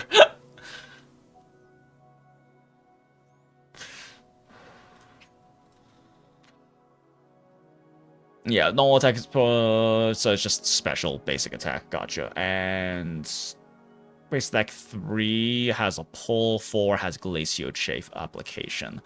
Drizzle stance holding normal attack doesn't do anything. There's no reason to do that. It also doesn't build heavy attack. Doesn't build any floral epistle. Oh no, it does. Wait. Drizzle stance keep holding normal attack after. Oh, interesting. She has additional attacks. Maybe that doesn't build floral epistle though. It's probably not worth using. Unless it's part of like a Forte generation loop or something. Cast a skill. Release normal attack. Causes her to plunge. Okay. interesting. Does she just have like a rapid? Is that just like a rapid attack mechanic you don't use or something? Cloud Breath, Zephyr Stance, Restore Cloud Breath. Casting Resonant skill gives you 40. Successful dodge while casting Dodge Parting Mist. So she does actively reward you for properly dodge countering, I guess. Resonant skill, okay, successful dodge. Yeah, she seems to like very rapidly gain additional resources from dodging, which is nice. Deal inflict laser chafe, consume all cloud breathable in nearby targets, and enter drizzle stance. But you don't have you don't have cloud breath built up when you intro, do you?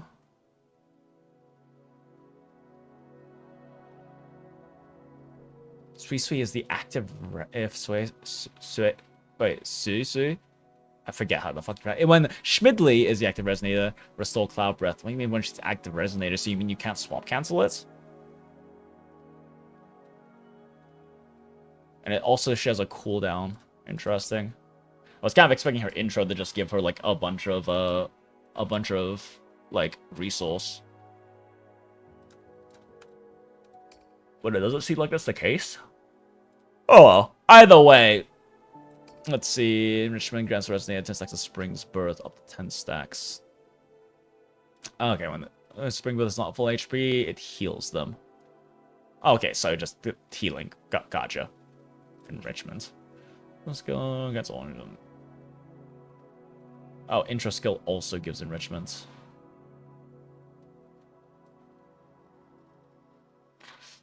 It's a very...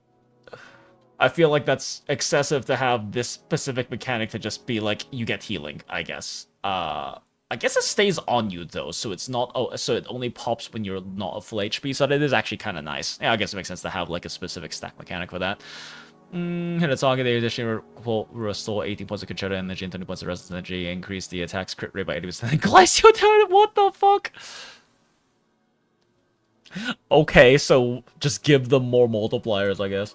When they say other than Sui, then Schmidley takes a fatal blow, they not be knocked out. Okay, gotcha. So she has a Mornier mechanic. Literally Mornier mechanic, but it eats her own HP. Huh, okay. So that makes her equally as good as Mornier for simulation then. Mornier is kind of considered the best sustain or best support option rather for sim runs because you get the free revive. It's only every 10 minutes, but still if you're trying to push really high difficulty, it's better than nothing. Resonance restores 8 points of concerto energy, trigger once every 20 seconds. I guess that's important. Huh, interesting. Affecting Glacier Chafe grants Snow Taint for 6 seconds. Applying Healing grants Ripples. If it has both, and the next outro grants both effects for 6 seconds when it has both Snow Taint and Ripples. Attack increases. Cool. Attack buff on Sig, but only on Sig. Yeah, it looks like it's just attack buff on Sig. She increases stacking limits. She increases stacking limits, or increases Havoc Bane damage outputs. We don't have Electro Rage active yet. We don't have, like, Electro Flare. We don't have Electro Flare systems right now.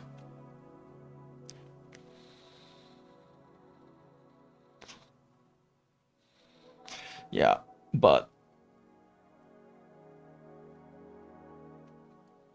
Okay, cool. So, yeah. So, she enhances dot teams, but also generically gives 25% damage amplification, which is really nice. So also still generically works as a support option.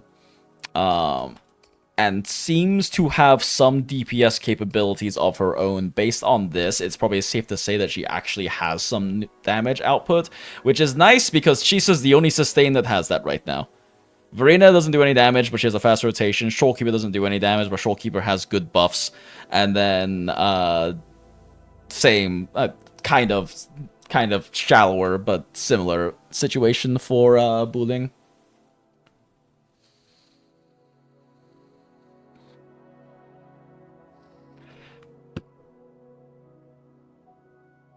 I'm guessing she's much better for Chisa than Hiyuki. Probably. She is like much more specifically designed for Hiyuki, because Hiyuki can quick swap, but it hurts her Glacio Bite and Glacio Chafe outputs to quick swap, because she has to be active resonated to get the damage enhancements on her Glacio Bites, which is a huge part of her damage profile. The thing about Chisa is that what's really nice about Chisa is how well she works in quick swap, right? That's why she is, like, considered at the very least a side grade for Zani, but better if you quick swap with her signature, because Zani also works well with quick swap. Same thing for Karathea. She works well and gets more efficient with quick swap, which Chisa is very good at playing with her, and then same thing for Imith as well. All of them work well with quick swap, and none of the outro buffs drop on swaps. Hiyuki obviously also doesn't have an issue with dropping on swap, but the issue is that her internal kit requires you to have her as active resonator for her Glacio Bite multipliers. So like Schmidley is designed for those more strict rotation, non-quick swap play, which is why she's definitely designed for Hiyuki. Because of how, like, I guess because of how the outro mechanics are built into... Actually, does this require you not to swap? Hold up. How the fuck do her, like, special outro things work again? It's on Resonance Liberation, right? No, it's Resonance Skill? What the fuck is the Floral Pistol thing again?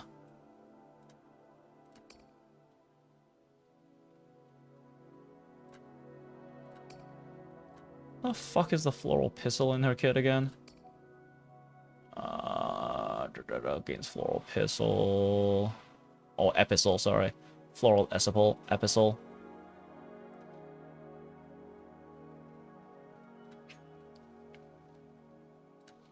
Oh my god, she has such a long kit. Why the fuck was it telling us what the different stacks of Floral Epistle do? Am I stupid? I might be stupid, chat. What the fuck is it?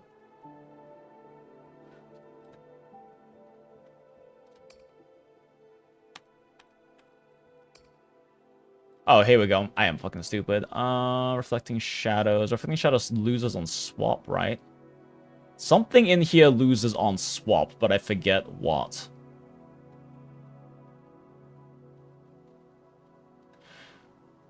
Undulating Mist, I think it is? Yes, okay, yeah. Undulating Mist directly makes it so you can't quick swap, because you lose Undulating Mist. Yeah, okay, yeah, so like Undulating Mist makes it removes quick swap, so she's designed to not to be the dot support that is not able to quick swap. On the Liberation, nope, as in it's under outro skill. But yeah, so she is very much like the supports for dots, but also for dot that is designed to not swap, while Chisa is directly meant to swap. Well, not meant to, but actually encourages and benefits from swapping. Fun. Alright, well anyway, cool, that's our kit, I guess. Now we know. I'm glad we get access to seeing the entire kit in this trial. I'm finally out. Oh. Oh. Rover. Oh, looks like we got separated. Let me in! Back to the gate. Let me in! It feels deliberate. Okay. The locator. Everything looks normal. With her skills, she should be able to get out of here safely. Seems I have no choice but to press on. She sounds so exhausted by the concept. Why are there so many invisible walls? Why are they doing this to us with all these invisible walls?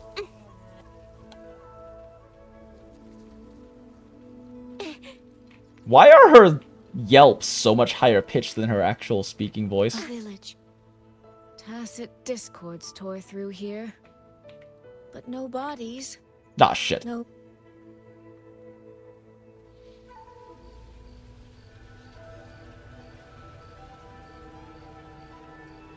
Does YANGYANG work for government? She does in fact work for the government. If no, she the burp lady from Home Alone. Smile. More of that fog here. I should probably find a way around, just in case. Kuro, let's make her kit OV extremely long. Play as cool. She's gonna be complicated, right? Kuro, yes. You press hold basic skill, then alt outro smile. Is that actually her optimal rotation though? Like I know that's kind of fundamentally what you can do, but is that optimal? But yeah, that is kind of the Kuro special. Give us feral 21 paragraphs and then make the rotation actually very simple.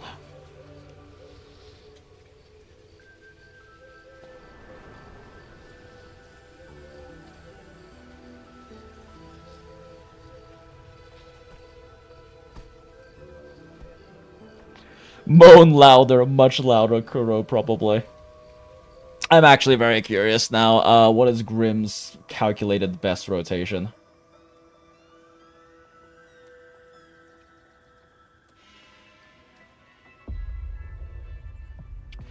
What is Grimm? Basic 1, 2, 3 skill. Heavy, basic. Yeah, okay, basically. Intro, basics. And as I did it, so like the thing is, you were mentioning hold basic. Do you actually do her proper combo with hold basic, or are you supposed to actually be pressing basic? Because it's saying,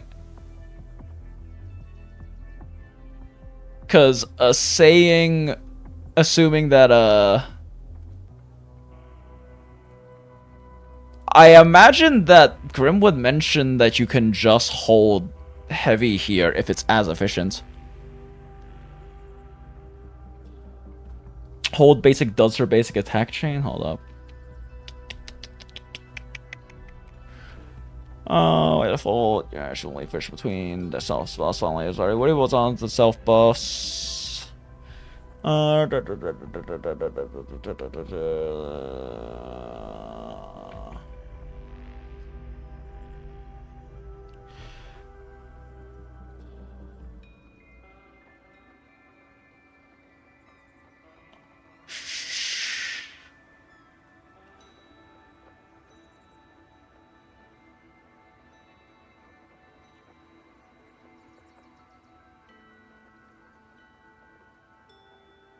Hold basic just does her 1, 2, 3, 4 attack chain regardless. Interesting.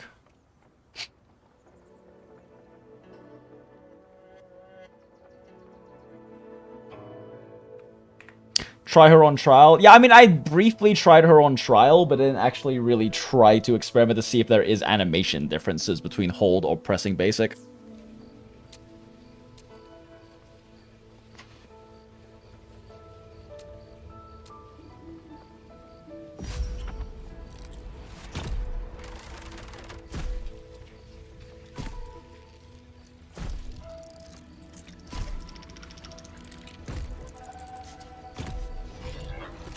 There go the boys!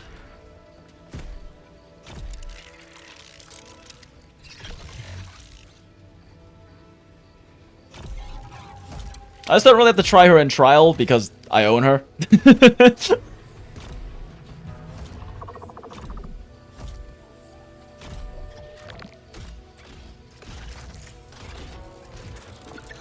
Really? Now?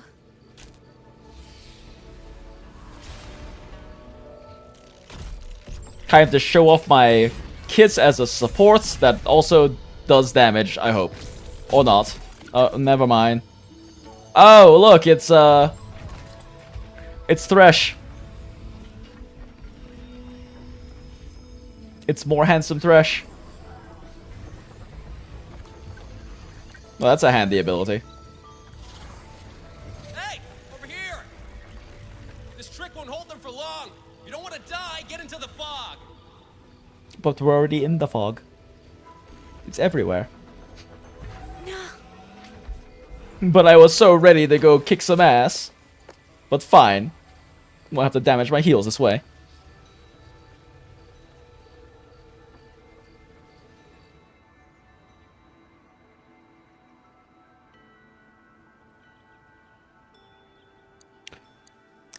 It's fine, you haven't noticed anything different either. Maybe that's why you're still not maximizing YANGYANG's damage and Hyuki style performing her with your skill issues. Smile. I mean, like, that's the thing, Acid, is I know you don't read kits, and I know you skill issues sometimes, which is why I like to test things myself.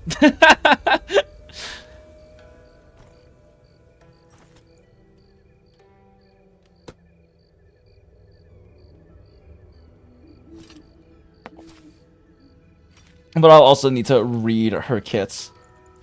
Because, like, there are cases where it is the same, right? Like, that is exactly how Mornier works. Mornier's hold attack does, in her flying stance, does do her basic 1, 2, 3, 4 into heavy attack naturally without any input difference. And I have tested to see if there is an input difference, but there doesn't seem to be. Thought she was full of it. You know, those Jung-Hoo types.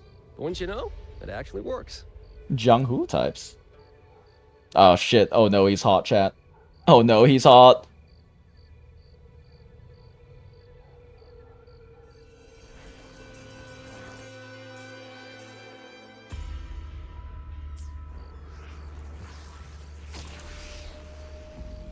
Oh, helpful. About time. This job's becoming a real pain. If I'd known Xuanfang would turn into this kind of circus, I'd have listened to my master's old lady. Saved up a little nest egg and quit while I still could. You... Hey. Young, handsome Thresh. The man you hired.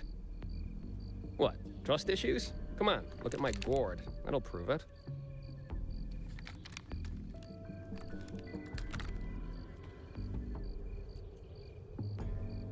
Preloaded frequency data. The terminals were set to alert each other when we drew close. Then you,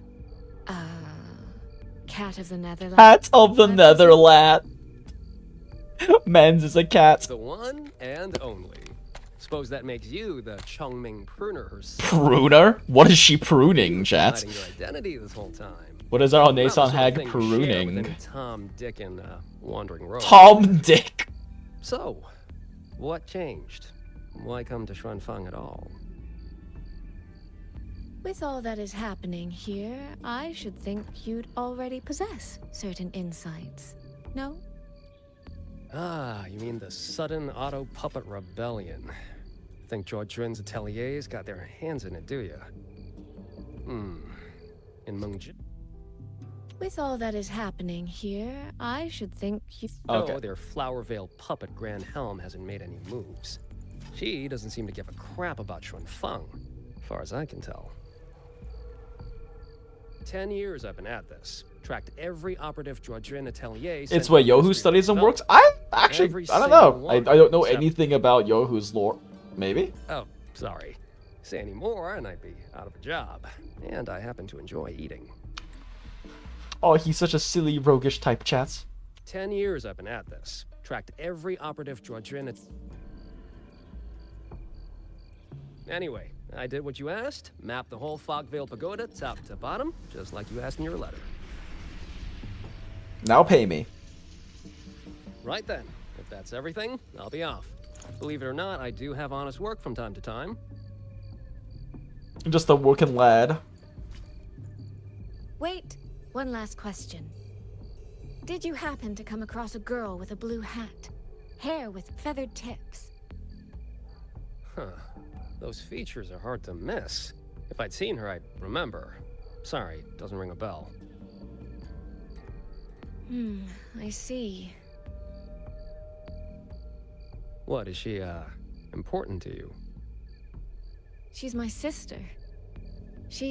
I could perhaps be convinced to go look for her for money. And I shouldn't have come here either. Yeah, probably not. What's that saying again? All right. The fairest judge fails family feuds, let alone a street rat like me. Street rat! Looks like my work here's done. Well, Chongming Pruner, I'll be on my way. If you're aiming to get into that Fogvale Pagoda, head north. The Elseway Shroud's your ticket in. Look, I don't know if you're hunting a person or a prize, but you've put a lot of work into this. Don't choke at the finish line.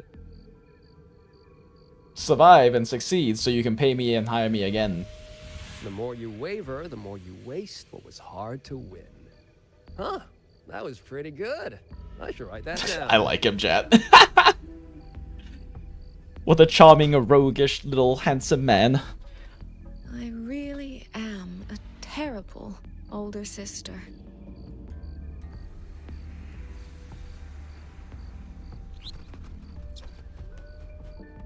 Say you're a pretty good older sister so far. I'll go where he said. Jax is your villain. Smile. He is Jax Thresh, isn't he? Oh. Oh. Oh.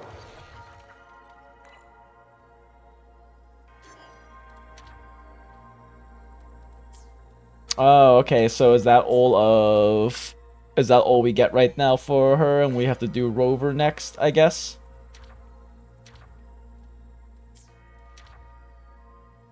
Mayhaps? But we didn't get 2 fights. Okay, let me see real quick.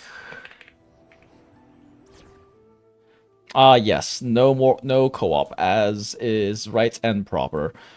I need to make a slot for her. I have a slot for Havoc Bane. Sorry, Camellia, you're 2 power craps. What is her ideal team, actually? Who's her ideal secondary? Great question. Answer this question for me, Grim. Whoops. Lene? Lene and any heavy attack buffer. I can also use Fro. That actually might be the main team I run with her then.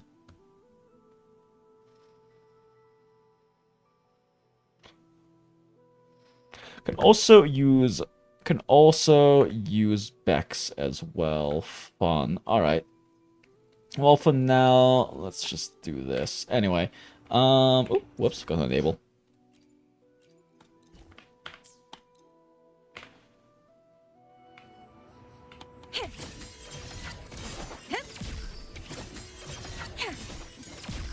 Oh yeah, it kind of does seem like she just does the rotation with hold basic, huh?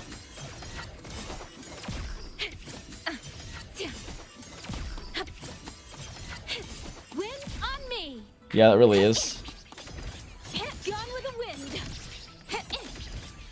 Oh yeah, no, she really does just do her basic rotation with hold basic, huh? Lamau.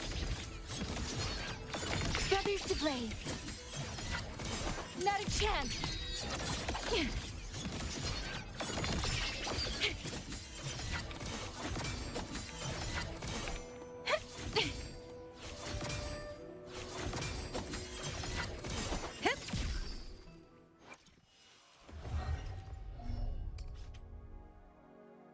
Yeah, no, literally it just says to hold it.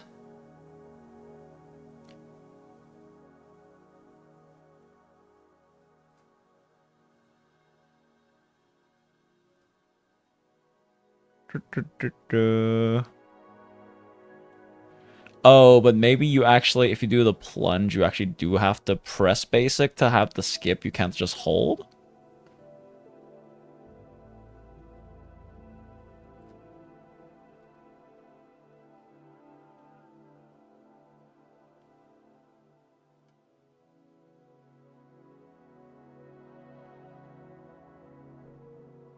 Hmm.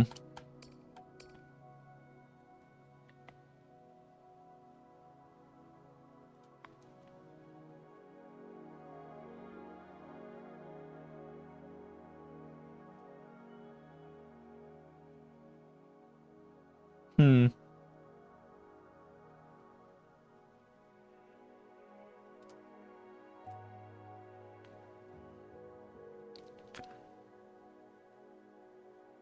Does he build AP? Maybe, Pyman. Maybe it is.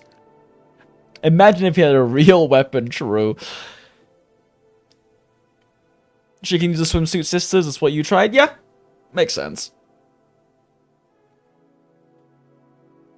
You can be a bit quick swapping with Chisa Morphe here. It's your favorite team for her right now. Oh, Naruhodo. How much can you really quick swap with Morphe though? You can't really afford to drop his outro buff, so you'd really just be quick swapping Chisa and Morphe then? Which, I mean, which probably gains a little efficiency, but Morphe doesn't have very good quick swap windows, does he? And his rotation's already very fast on top of that. But I guess you definitely could quick swap the two of them. I just don't know how much you gain out of that. Since you definitely, once Morphe's outro is up, you definitely can't quick swap YANGYANG.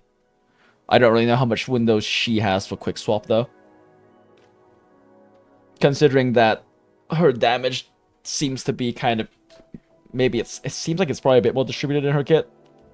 So you want buffs active before she does things anyway. Part of the reason why... Yeah.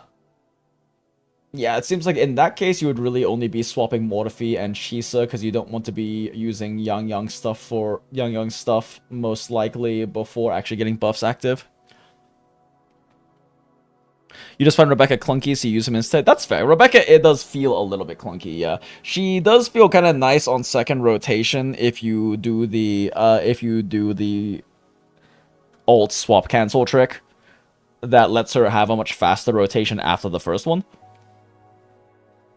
And that faster rotation also doesn't really have to deal with as much clunkiness overall, but definitely I understand her kit feeling a little clunky with how her basics feel.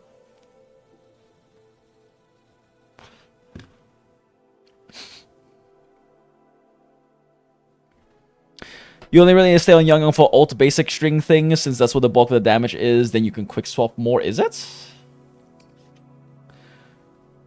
Is it actually, though? Like, does... Because, like, well, what do you mean by alt basics, by the alt basic string? That's her entire rotation. Her entire rotation is basic strings and then finishing with alt. Do you alt then alt skill basic string? But that's not what her... I mean, at least according to Grim, that's not her rotation.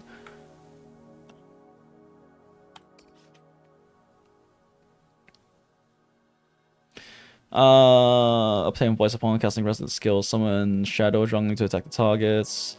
It's summoned voice upon voice state is removed. The alt into Forte, but that's the end of her rotation anyway. If what you're I'm assuming you're talking about like doing her full, like you're basically saying once you do her full rotation you can swap, but what is the point of swapping after her full rotation is up? I guess you could do swaps potentially to build up stacks before swapping back to her, I guess might be what you're saying. Which I could see Chisa being useful for if you're able to build up, if you're able to consume your melody, but how do you even get melody in the first place?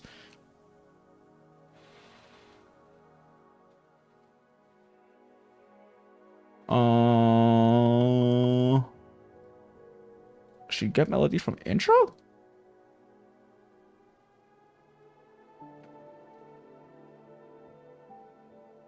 You can quick swap the entire rotation before alt. Yeah, the question is whether is that worth it though, right? Like the reason why quick swap, because the thing is, let's say you're running like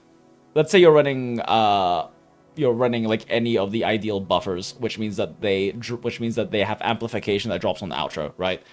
If that's the case, then A, if the outro buff is active, you can't swap.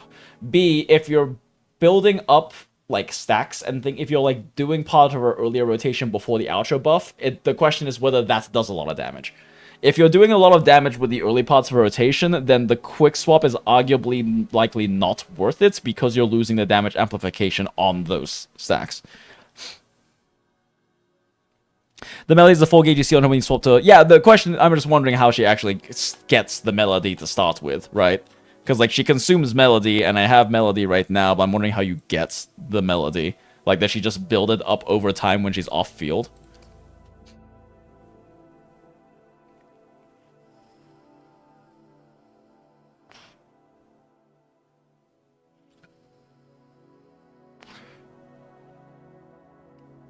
Okay, interesting. So, building up stacks gives her a nuke, basically. Amplifies the damage. 406 amplifies the damage. Gotcha. So just make stacks. Make stacks happen. Stacks on stacks on stacks.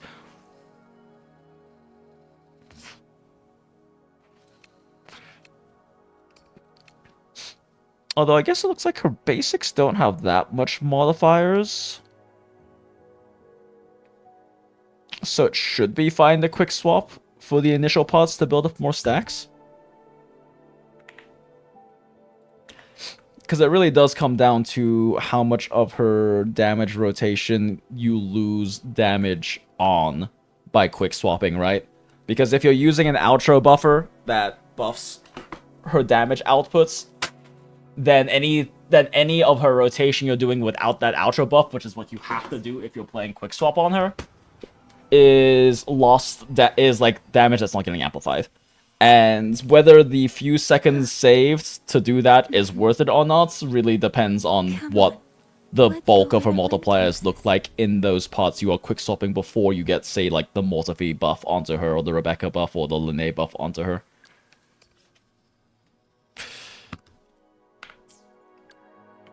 Since it looks like...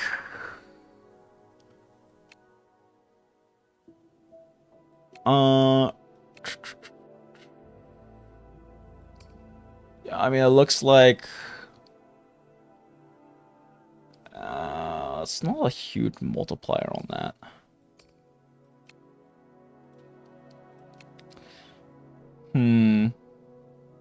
Yeah, without playtesting her, because I'm not going to do sheet calculations, it's kind of hard to say. I can definitely see what you mean, though, that, like, similar to playing Imeth, there's definitely room...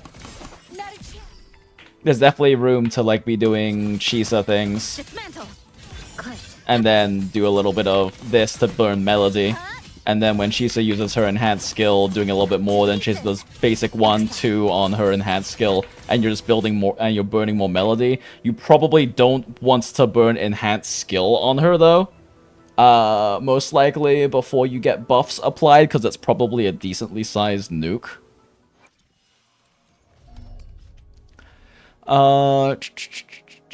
Melody is depleted by resist skill, Azure resistance skill, sword stance, Azure flow, Azure. What the fuck is that? That's actually not that much damage output. It's really not a very heavy multiplier.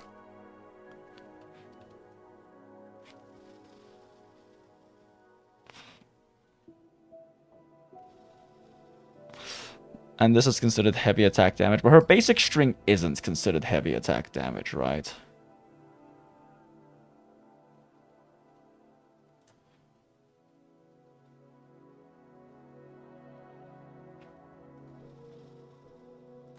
Yeah, like her basic string isn't considered heavy attack damage as far as I'm understanding. It's just that her forte skills are.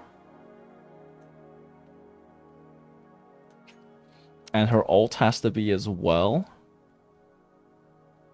Yeah, all of this. So, like, if her damage profile is, like, only 4.2% basic, that means that her basics don't do a lot of damage. Which means that you can effectively swap those just fine. So, yeah, there's definitely some quick swap potential there, even with, say, like, Mortaphy in there, just to burn your initial Melody during Chisa quick swaps. Interesting. Okay. She doesn't build Havoc Bane stacks with her basics, right? Oh, she does, though.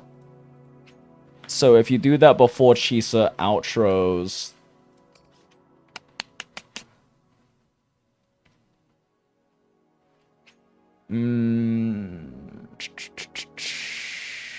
The only issue is that... I guess Havoc Bane doesn't make up... I don't really see them mentioning here how much damage Havoc Bane does, though.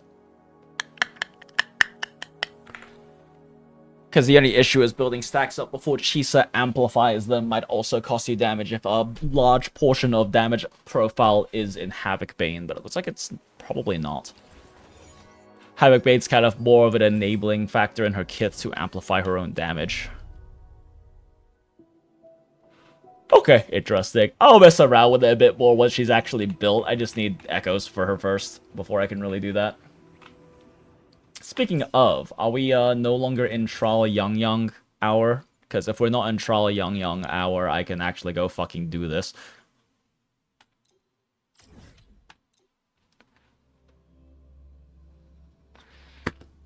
stop yapping soon, cause well, the thing is, Acid, I have to hop off in like 20 minutes, so we're probably done with MSQ at this point, honestly. There's not that much time left. I'm pretty tired, and I gotta be getting ready for bed for work tomorrow pretty soon. So at this point, we're probably... I don't know if I want to do any more MSQ. Oh, we're just gonna have to take care of it next time.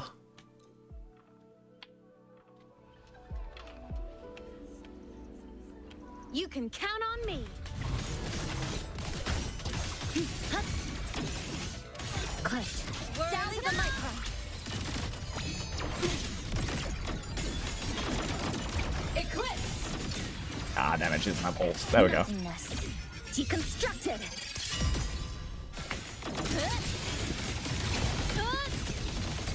Connection severed. Oh, right, on the outro because of whatever. Oh, I fucked up. I didn't use a skill first. This is gonna suck. Oh, this rotation's gonna take so long now. Take a bite. Piece by piece. Darkness. The form of mech. Soul sing in harmony. All the quick stopping was pointless because I already had 3 stacks built up from earlier, but whatever. Oh, well, that happened. Lasers. Cluster cannon ready. The savior rises. Okay, now we can do like a real rotation. Count on me. Dismantle. System integration complete. Come. Meet your end. This ends here. Truth. Reach the cosmos. Solar flare. Stay down. My concerto's off though, so I can't use outro for Denia. It's fine. Look at me. Oh, everyone's dead anyway. Okay, whatevs.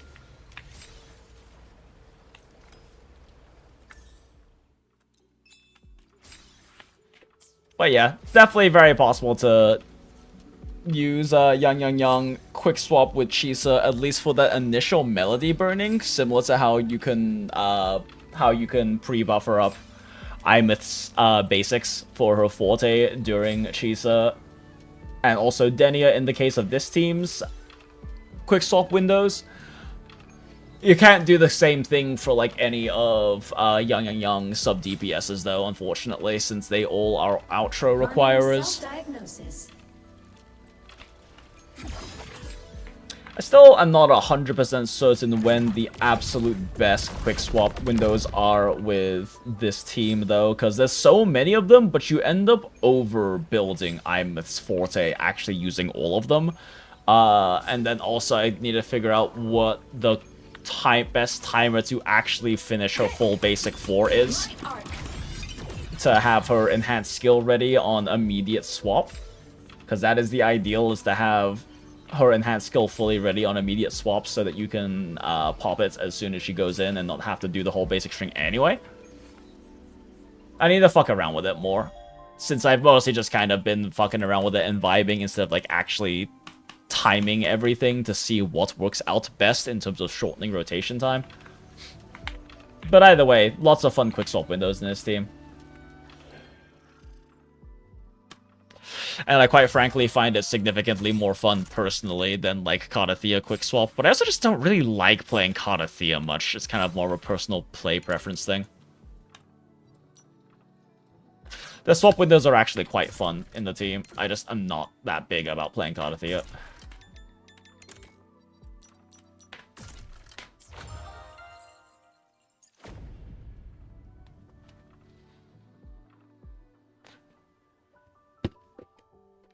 Do you think there'll be another best sub DPS for YANGYANG over Chisa? Oh, absolutely. They absolutely will.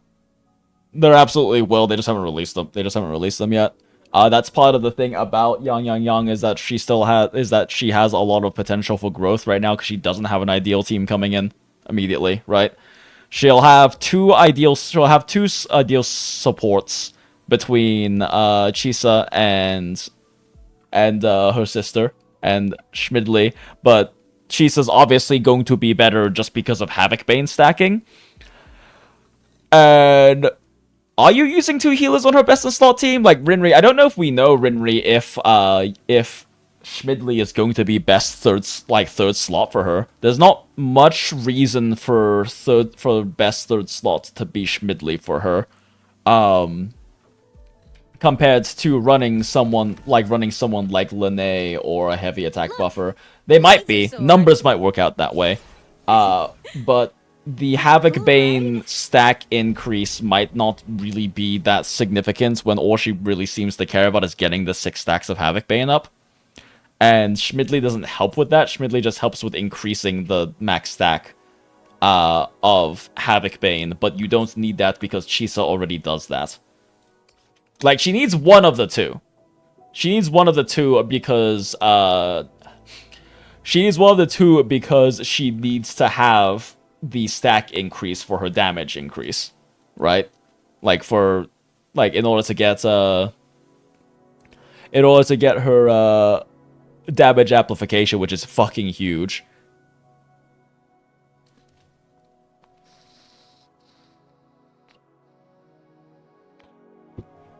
No, yeah, you mean YANGYANG, Chisa, and Schmidli. Yeah, Schmidli. I'm just saying, like, I don't know if that's her best in slot team.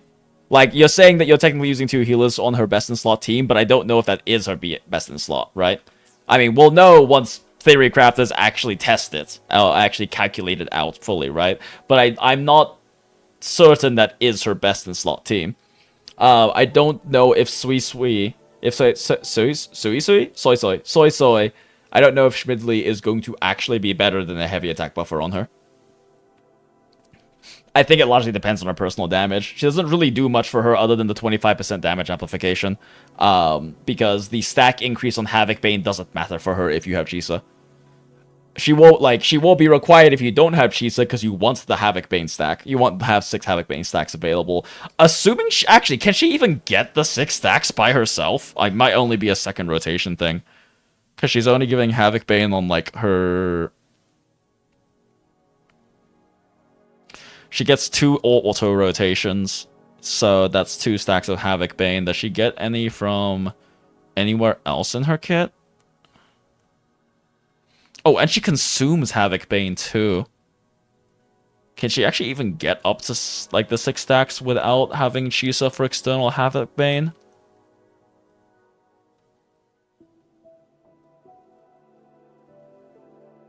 Oh no, she applies it with her hold attacks. That's another 2 stacks.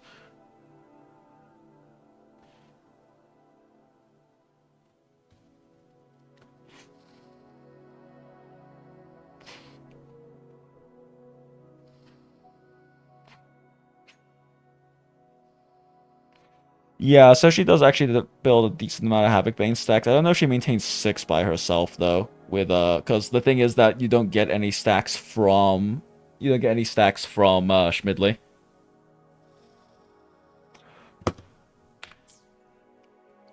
She doesn't increase Havoc Bane stacks though. Oh wait, shit, no, you're right. Actually, yes. I am misremembering. She makes it so that consumption increases damage. So yes, you're right. Never mind. She definitely is gonna be best in slot. That is gonna be weird that her best in slot team is probably gonna be double healer then. That's a first. But at the same time, Schmidli kind of breaks the healer archetype a bit. Because she's the first, like, sustain that specifically doesn't want you to swap. Running self-diagnosis. She's the first support that doesn't want you, that punishes you for swapping. Shorekeeper and Verena and Chisa do not punish you for swapping. In fact, they, other than Verena, because Verena rotates too fast to necessitate swapping. Everyone else actually benefits from swapping. Shorekeeper also benefits from swapping to increase the speed of her, if you can in the team at least, to increase the speed of her Forte generation.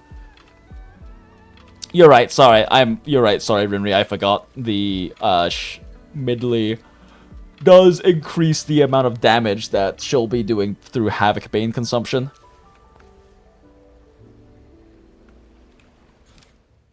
Are we able to... How do I go back to that neat little screen we have for the main story thing? We have like that neat little screen thing, right?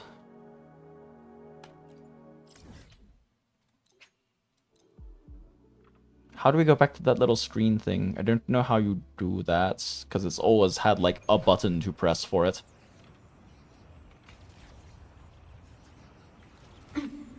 Propulsion mode. Eliminate.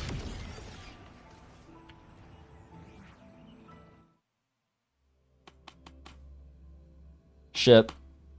Is this gonna lock me in, or can I exit? I made it inside. But yeah, I believe you're right. Let's double check again. Let the rivers and mountains be the proof of what I'm willing to wager.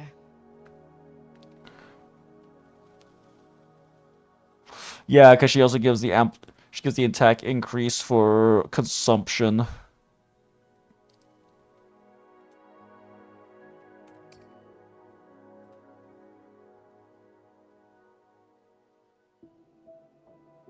Yeah, that's right. It's for consuming. She doesn't increase stack amount. You're correct. Yeah, you are correct. So yeah, they definitely will be best in slot. I am tired and forgot how this works.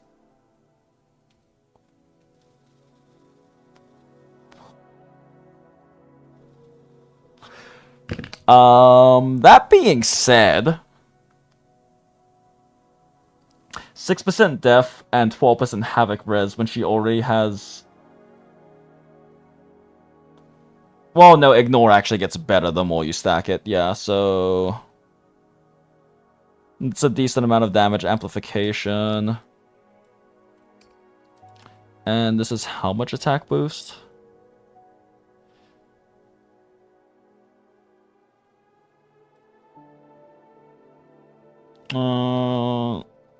Up to 50%. Yeah, so up to 50% attack. I don't know how realistically you can hit that, but assuming 50% attack, 12% damage increase, 25% all damage amplification, and also resin. That's definitely gonna be higher than most heavy attack buffing available. So very likely to be best in slot, but again, it comes down to numbers. Whether that beats out, like, say, Rebecca and Lene.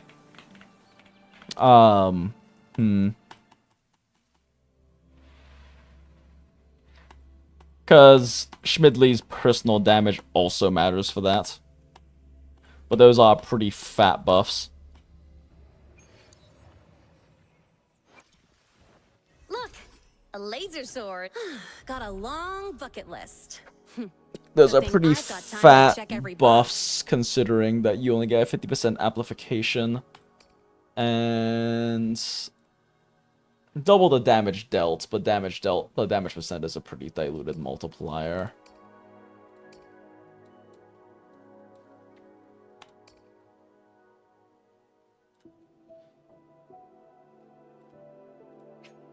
Forget.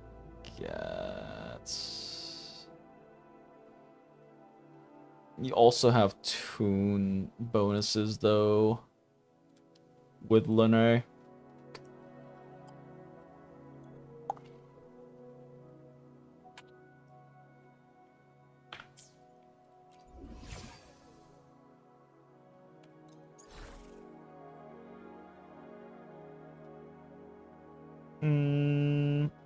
Yeah, you also got a very significant amount of attack boost from Lene's setup, though. I mean, it's likely that that double healer setup will interestingly be best in slot, but I wouldn't be surprised if Lene still remains relatively competitive. I think it depends a lot on how the numbers turn out for it, obviously. And I think Schmidley's personal damage is also an important factor, because Lene actually does pretty decent personal damage on top of her buffing capability.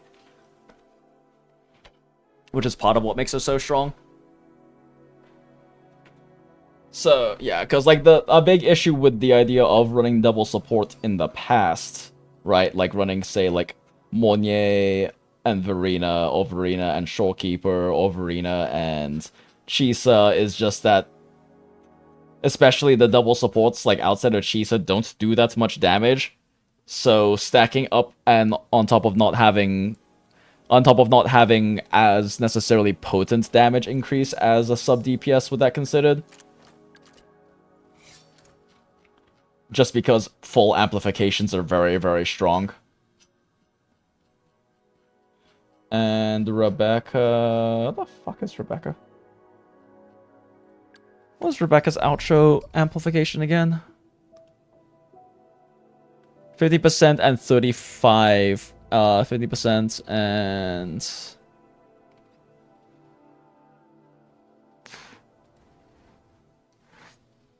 And potentially 35% more heavy attack damage amplification, yeah.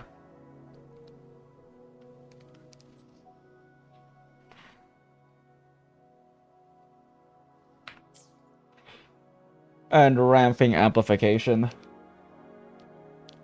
There's actually maybe another issue with quick swapping with Rebecca. It's not having as much on-field time with YANGYANG for the heavy damage amp to build up. Although quick swapping Rebecca and Chisa might be worth it for shortening rotations, but... And then Yuno has like also very fat amplification, doesn't she?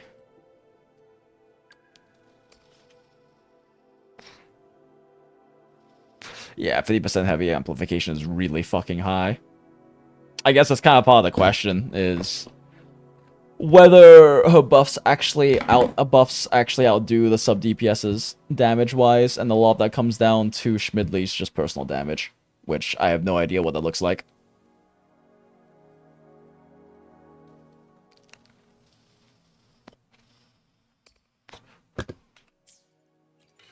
Because, yeah, her fucking damage amplification is massive. Interesting that Lene beats her. Very interesting that Lene barely, like, edges her out a bit.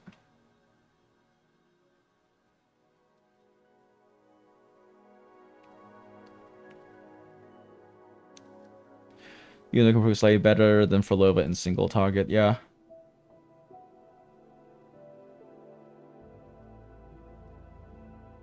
Wait, 45% on her outro? Does our beloved give heavy attack? I completely forgot she also gives heavy attack amplification. Jesus, 45% amp. Yeah. Pro team might be fun to play. It's just gonna be very weird to play. Because I don't know if the Frolova team actually functions best having Frolova go first, which is always generally her ideal setup, is for Frolova to go first. But in this case, it might actually be better to do Fro seconds, because you don't really want to go from Fro into Chisa. Weird.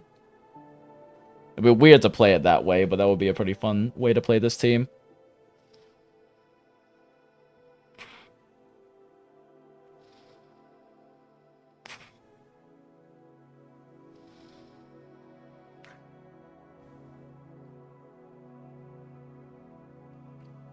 When did she become beloved? Who, Frolova? Frolova's always been my beloved. What do you mean? Until we changed our name to Jinxowo Lucy, it was Jinx Frowo for ages since she came out.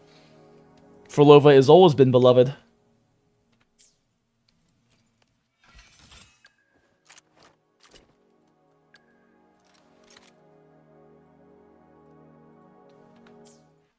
Talking about Yap Yap? Oh, no, definitely not Yap Yap.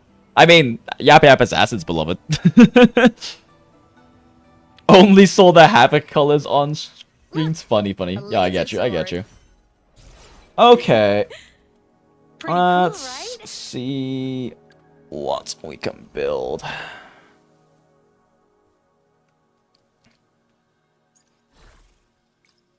Did that give us fucking anything? Not really. Targeted merge, and I can actually merge for these now. Yay! That is not enough. Why do I have so few of these? The fuck do I... Yeah, fuck it.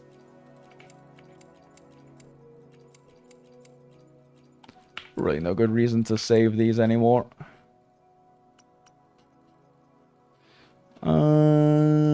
Moonlit always worth saving, though. Electro Flare really isn't.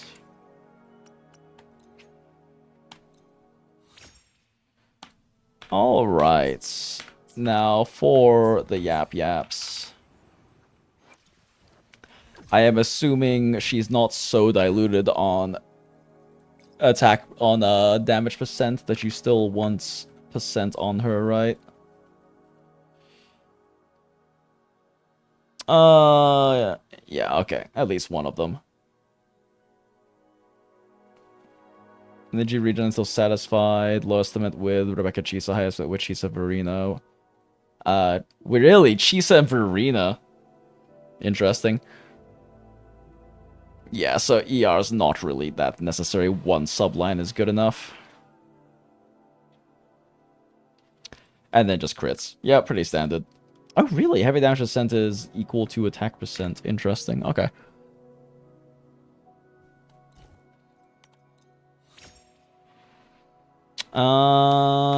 Not very good, but sure for now.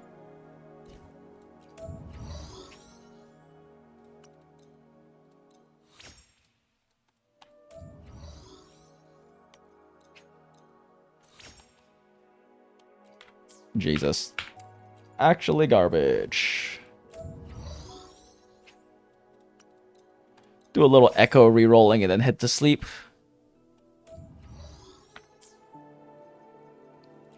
You're giving her the title of Sitting Queen? Wait, who? Frolova? Sitting Queen as in the being sat on? Wow, okay, well that's terrible.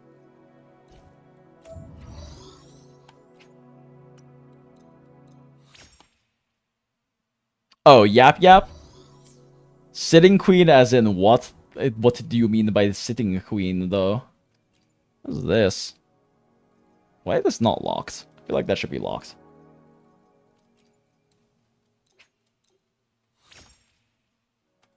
Oh, we got a crit line. Nope. Well, that didn't end up with shit. Wow, what a weird looking guy.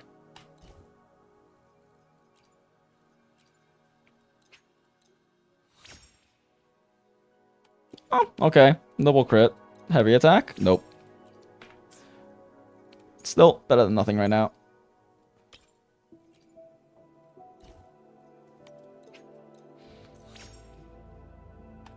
Dual. It's not a very good dual line.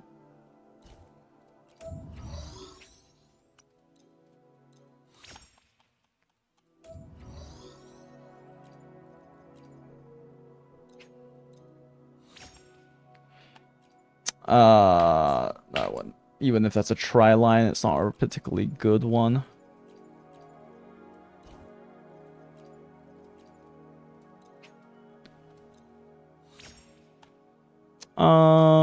Double crit at least. Sad only double crit. Not very good. Neither is this boy either. I did farm up a lot more of these to work with. Why am I using this one?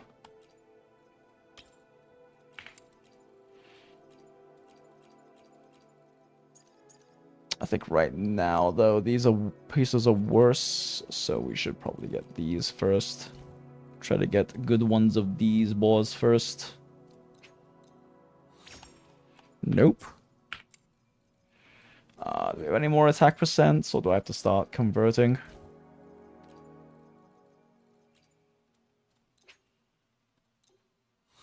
Nope. Swear, every time I roll on stream, these end up terrible.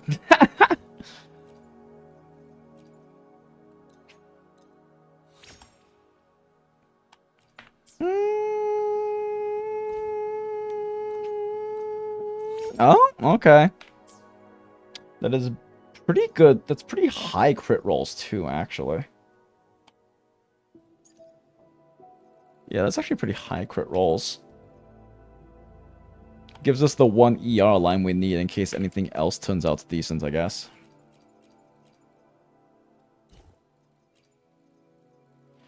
I guess I'm out of plus 25s now. Nope.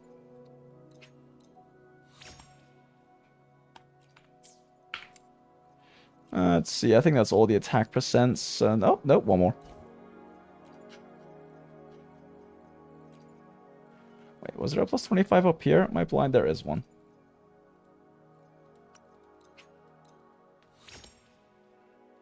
Double crit line? Nope.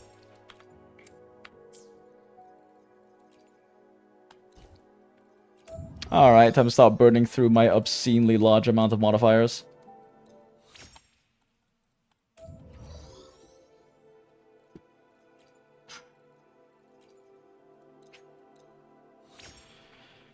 Nope. Whoops, nope. We do this first.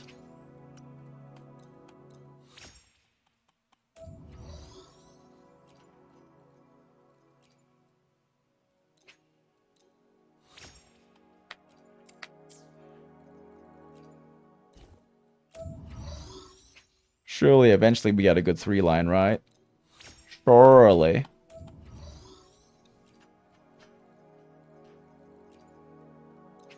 Well, I would like a 4-line. I will take good 3 lines for everything right now.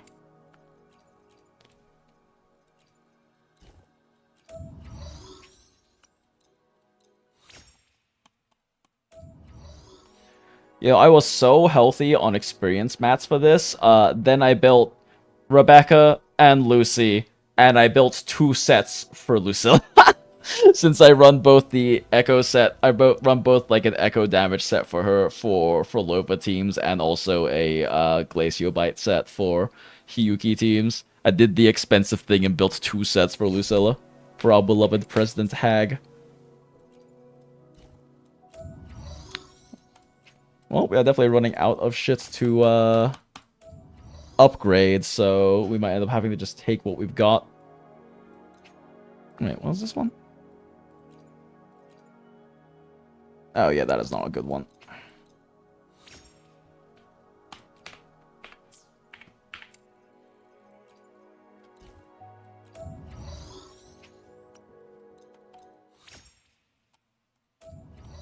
Wish we could do these en masse instead of one at a time. It does take a while to do all those one at a time.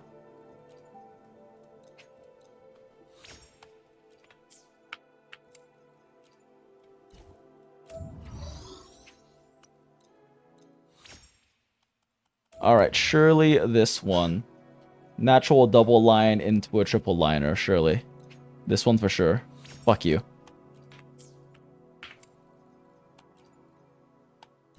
We're running out. We've got 3 left to roll, chat.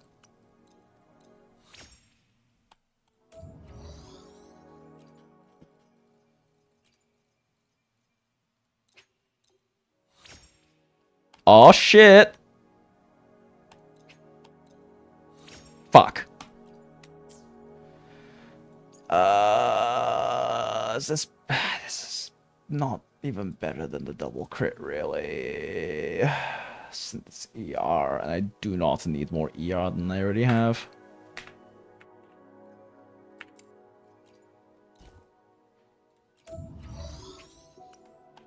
Man, this Echo looks like a confident man's over here with their forearms. Their 2 mace fists.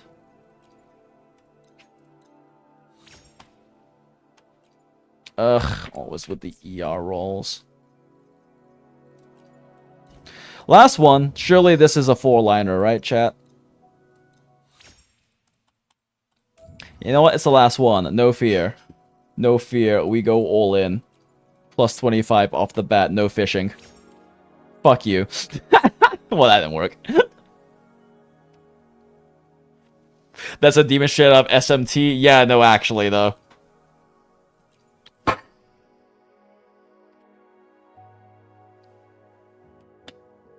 You have only like 200 you have like 200 tuners left because you came back up the Edge Runners collab with the Quitting in 2.0 had like level 7 to 8 characters since. Yikes. Smile. I mean, still, at least you still have some left. Yeah, in terms of tuners, how fucking, I mean, oh my god.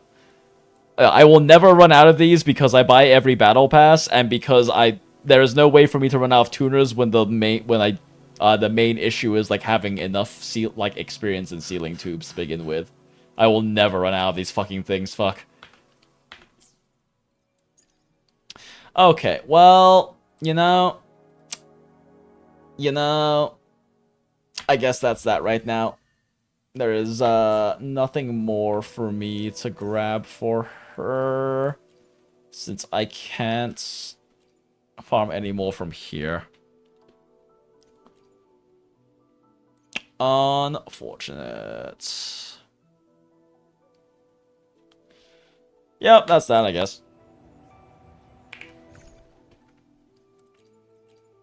Oh, wait. I have them added to the pool now. Maybe? Nope. Can these actually even roll into the new set? Let's see. Oh, they can. Oh, they can roll into the new sets. Well, okay, it was a good thing I saved these then.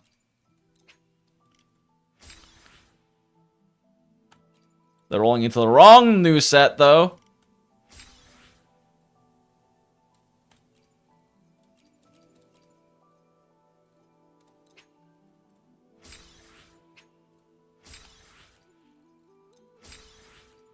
Okay, well, that's all the boxes I can use. Sad.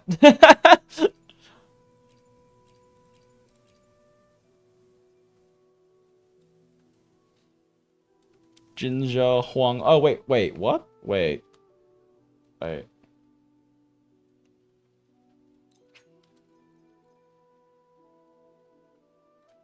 Okay, it says An Huang Long, but I guess it doesn't include the current area. It really doesn't make sense for us too, but I was praying. Okay. Yeah, there does not appear to be anything else I am able to do to roll that last bit right now, unless I burn stamina, but I don't have a good reason to. I should probably at least unlock the thing real quick, since I'll have enough stamina still to do all 3 of these when I do my dailies after work tomorrow. Arrow damage, toon strength shifting. Yeah, none of these are for, like, Schmidley, though, are they? Like, none of these apply to Schmidley. Schmidley does not gain shields and does not do arrow. Or, like, care enough about arrow to not just do amping. Plus, she can inflict toon strain. Interesting. This doesn't mean we're getting an arrow character who has toon strain, though.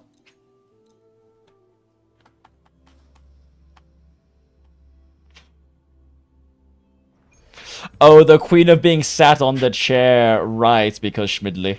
Right. Reality hacking complete. Oh no, a chest, whatever. You can Your echoes! Detected. Incinerate. Dead center, locked. Break down.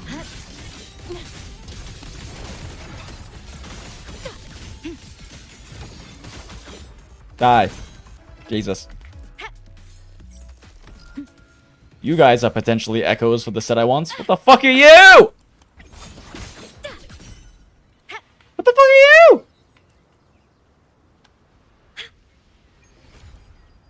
I'm a transform. Did it just break? Huh? What the fuck was that? Okay, whatever.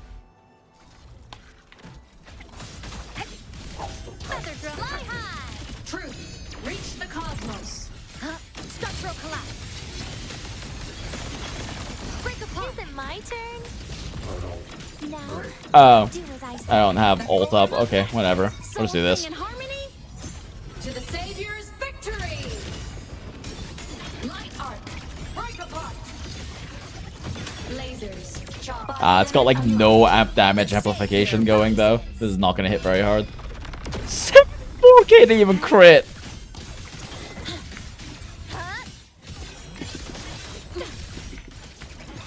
Flicker into form.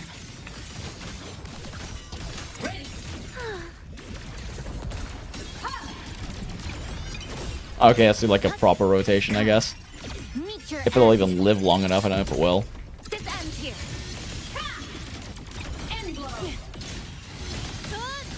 Cutting through the numbers. My turn. No, it won't. Forgive me.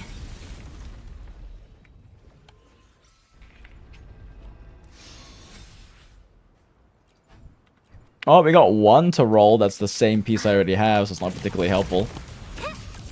Devour. Now, radiance no more. The form of mech. Enemy unit. Eclipse. Light show of the finale. Fire! Starlight over the seas. Scorch through the void. Solar flare.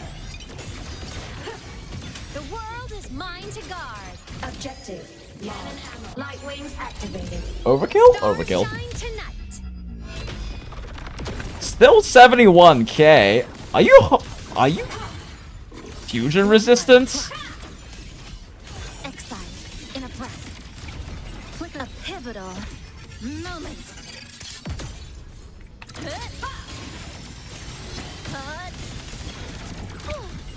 Oh, I swapped too fast.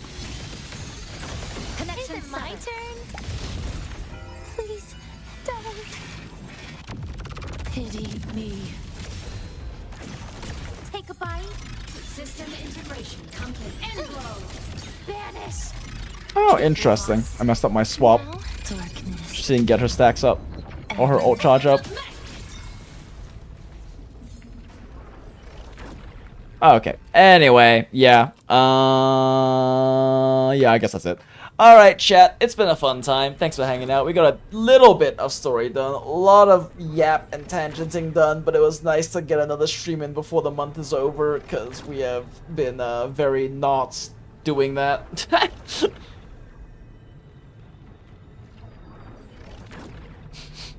She uses the same set as YANGYANG, does she? Look, a laser sword. Pretty cool, right? Why would she use the same set as YANGYANG? Fuck that. Oh, I see. Chongming's feather off of Glaciochafe.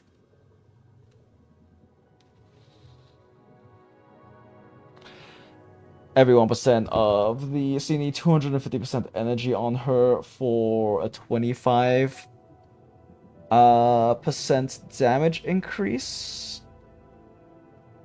Oh, 25% attack increase? I mean, yeah, that is better than the healing set. Yeah, that is definitely probably going to be our best in slot if it's a 25% attack increase.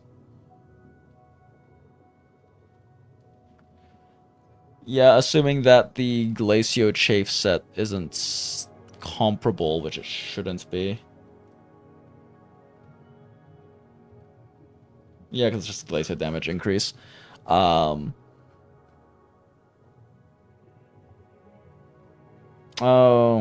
actually no, yeah, because you can't do Resonance Liberation damage, so this doesn't work on her. Yeah, you can't use this on, yeah, she just uses YANGYANG set. I forgot that it's a two-part set, so yeah. In which case I should probably be saving these ER pieces for her. Oh, this is an attack percent. Oh, yeah, no, she's an attack. Wait, no, is she HP percent scaling? Shit, I don't actually know.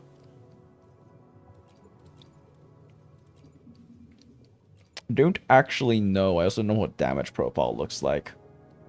Now that I'm thinking about it. Well, save it anyway. She's HP scaling. Well, the thing is, like, I know that her healing scales with HP. Does her damage, though? She has HP nodes in her forte. Yeah, I guess my question is, though, like, does her damage actually scale off of HP, or is it just her healing? Because I didn't remember seeing healing, but I also didn't check her damage multipliers, so they might actually just be based off HP.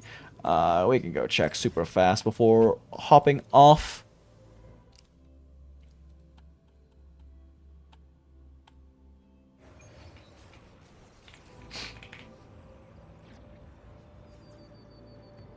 This is not the right place.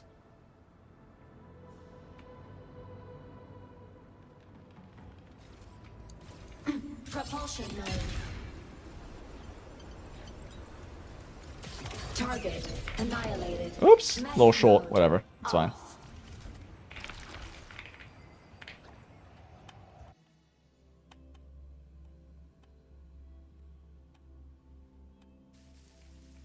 I made it inside. If this isn't enough to pave the way, Then let the rivers and mountains be the proof of what I'm willing Oh, to yeah, do. nope, her damage is HP scale. Is it? This one is. The rest isn't.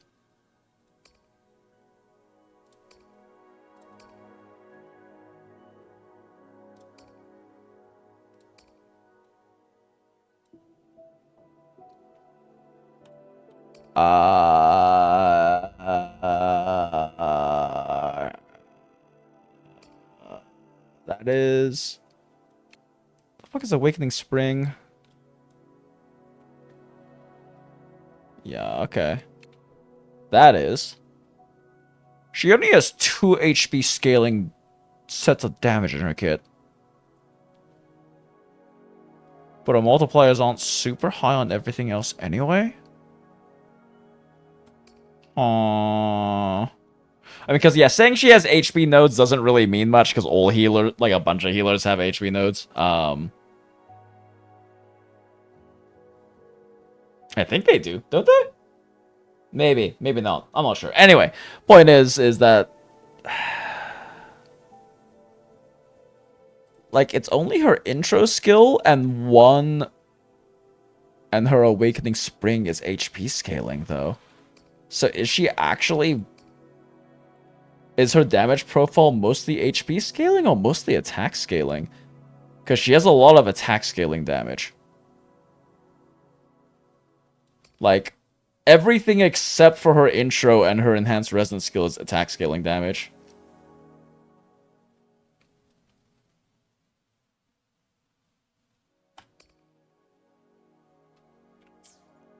Yeah, like she has a lot of attack scaling damage in her kit. I don't know what her damage distribution looks like because I'm not calculating rotations, but I'm just going to let the people who actually do that instead. But yeah, I'm not actually sure.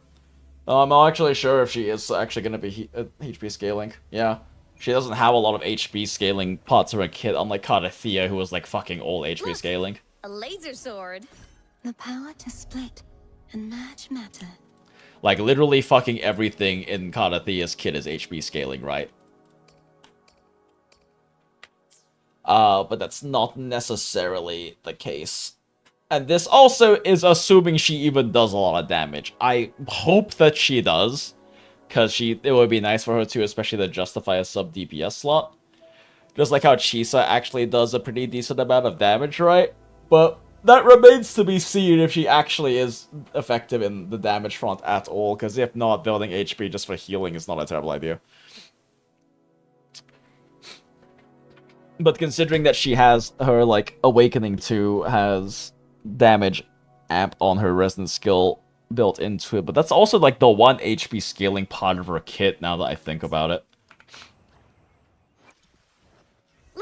I also don't really have any idea how significant the MV being 28 for her HP scaling is, though. Oh, that's actually pretty high if Cardathea's ult is only 13 times 7.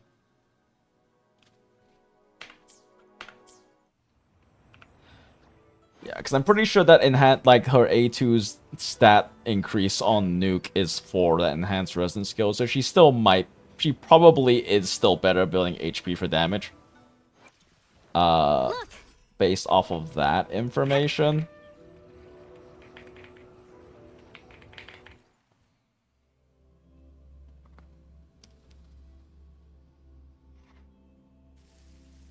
I made it inside.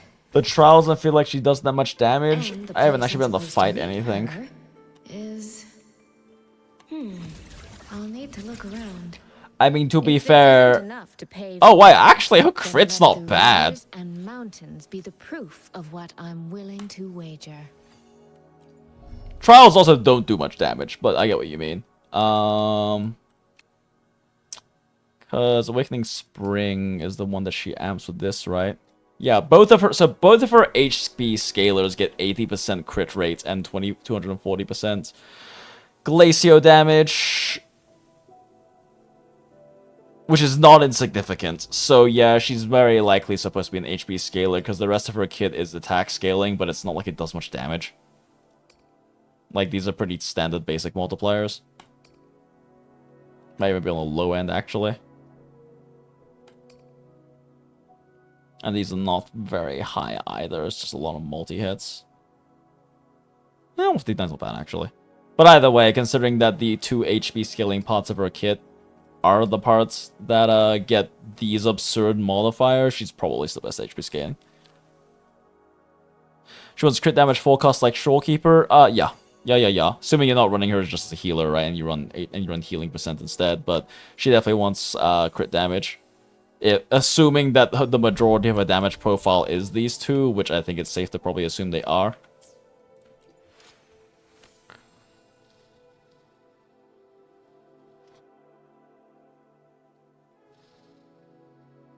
Yeah. So yeah. Yeah, okay. Anyway, it's late. It's actually half an hour after when I wanted to hop off. I got very distracted. So it's been a fun time, chat. Thanks for hanging out. And if you had a good time tonight, and you want to hang out with a bunch of other gacha degenerates, then the Discord server, the Goondola To Gacha Hell, is in the description of the live stream and or VOD if you are watching all the way to the end of an 8-hour VOD for some reason, you weirdo. We love Hags here, and don't forget to live your most authentic life. Look respectfully, and Goon from the heart. Okay, bye!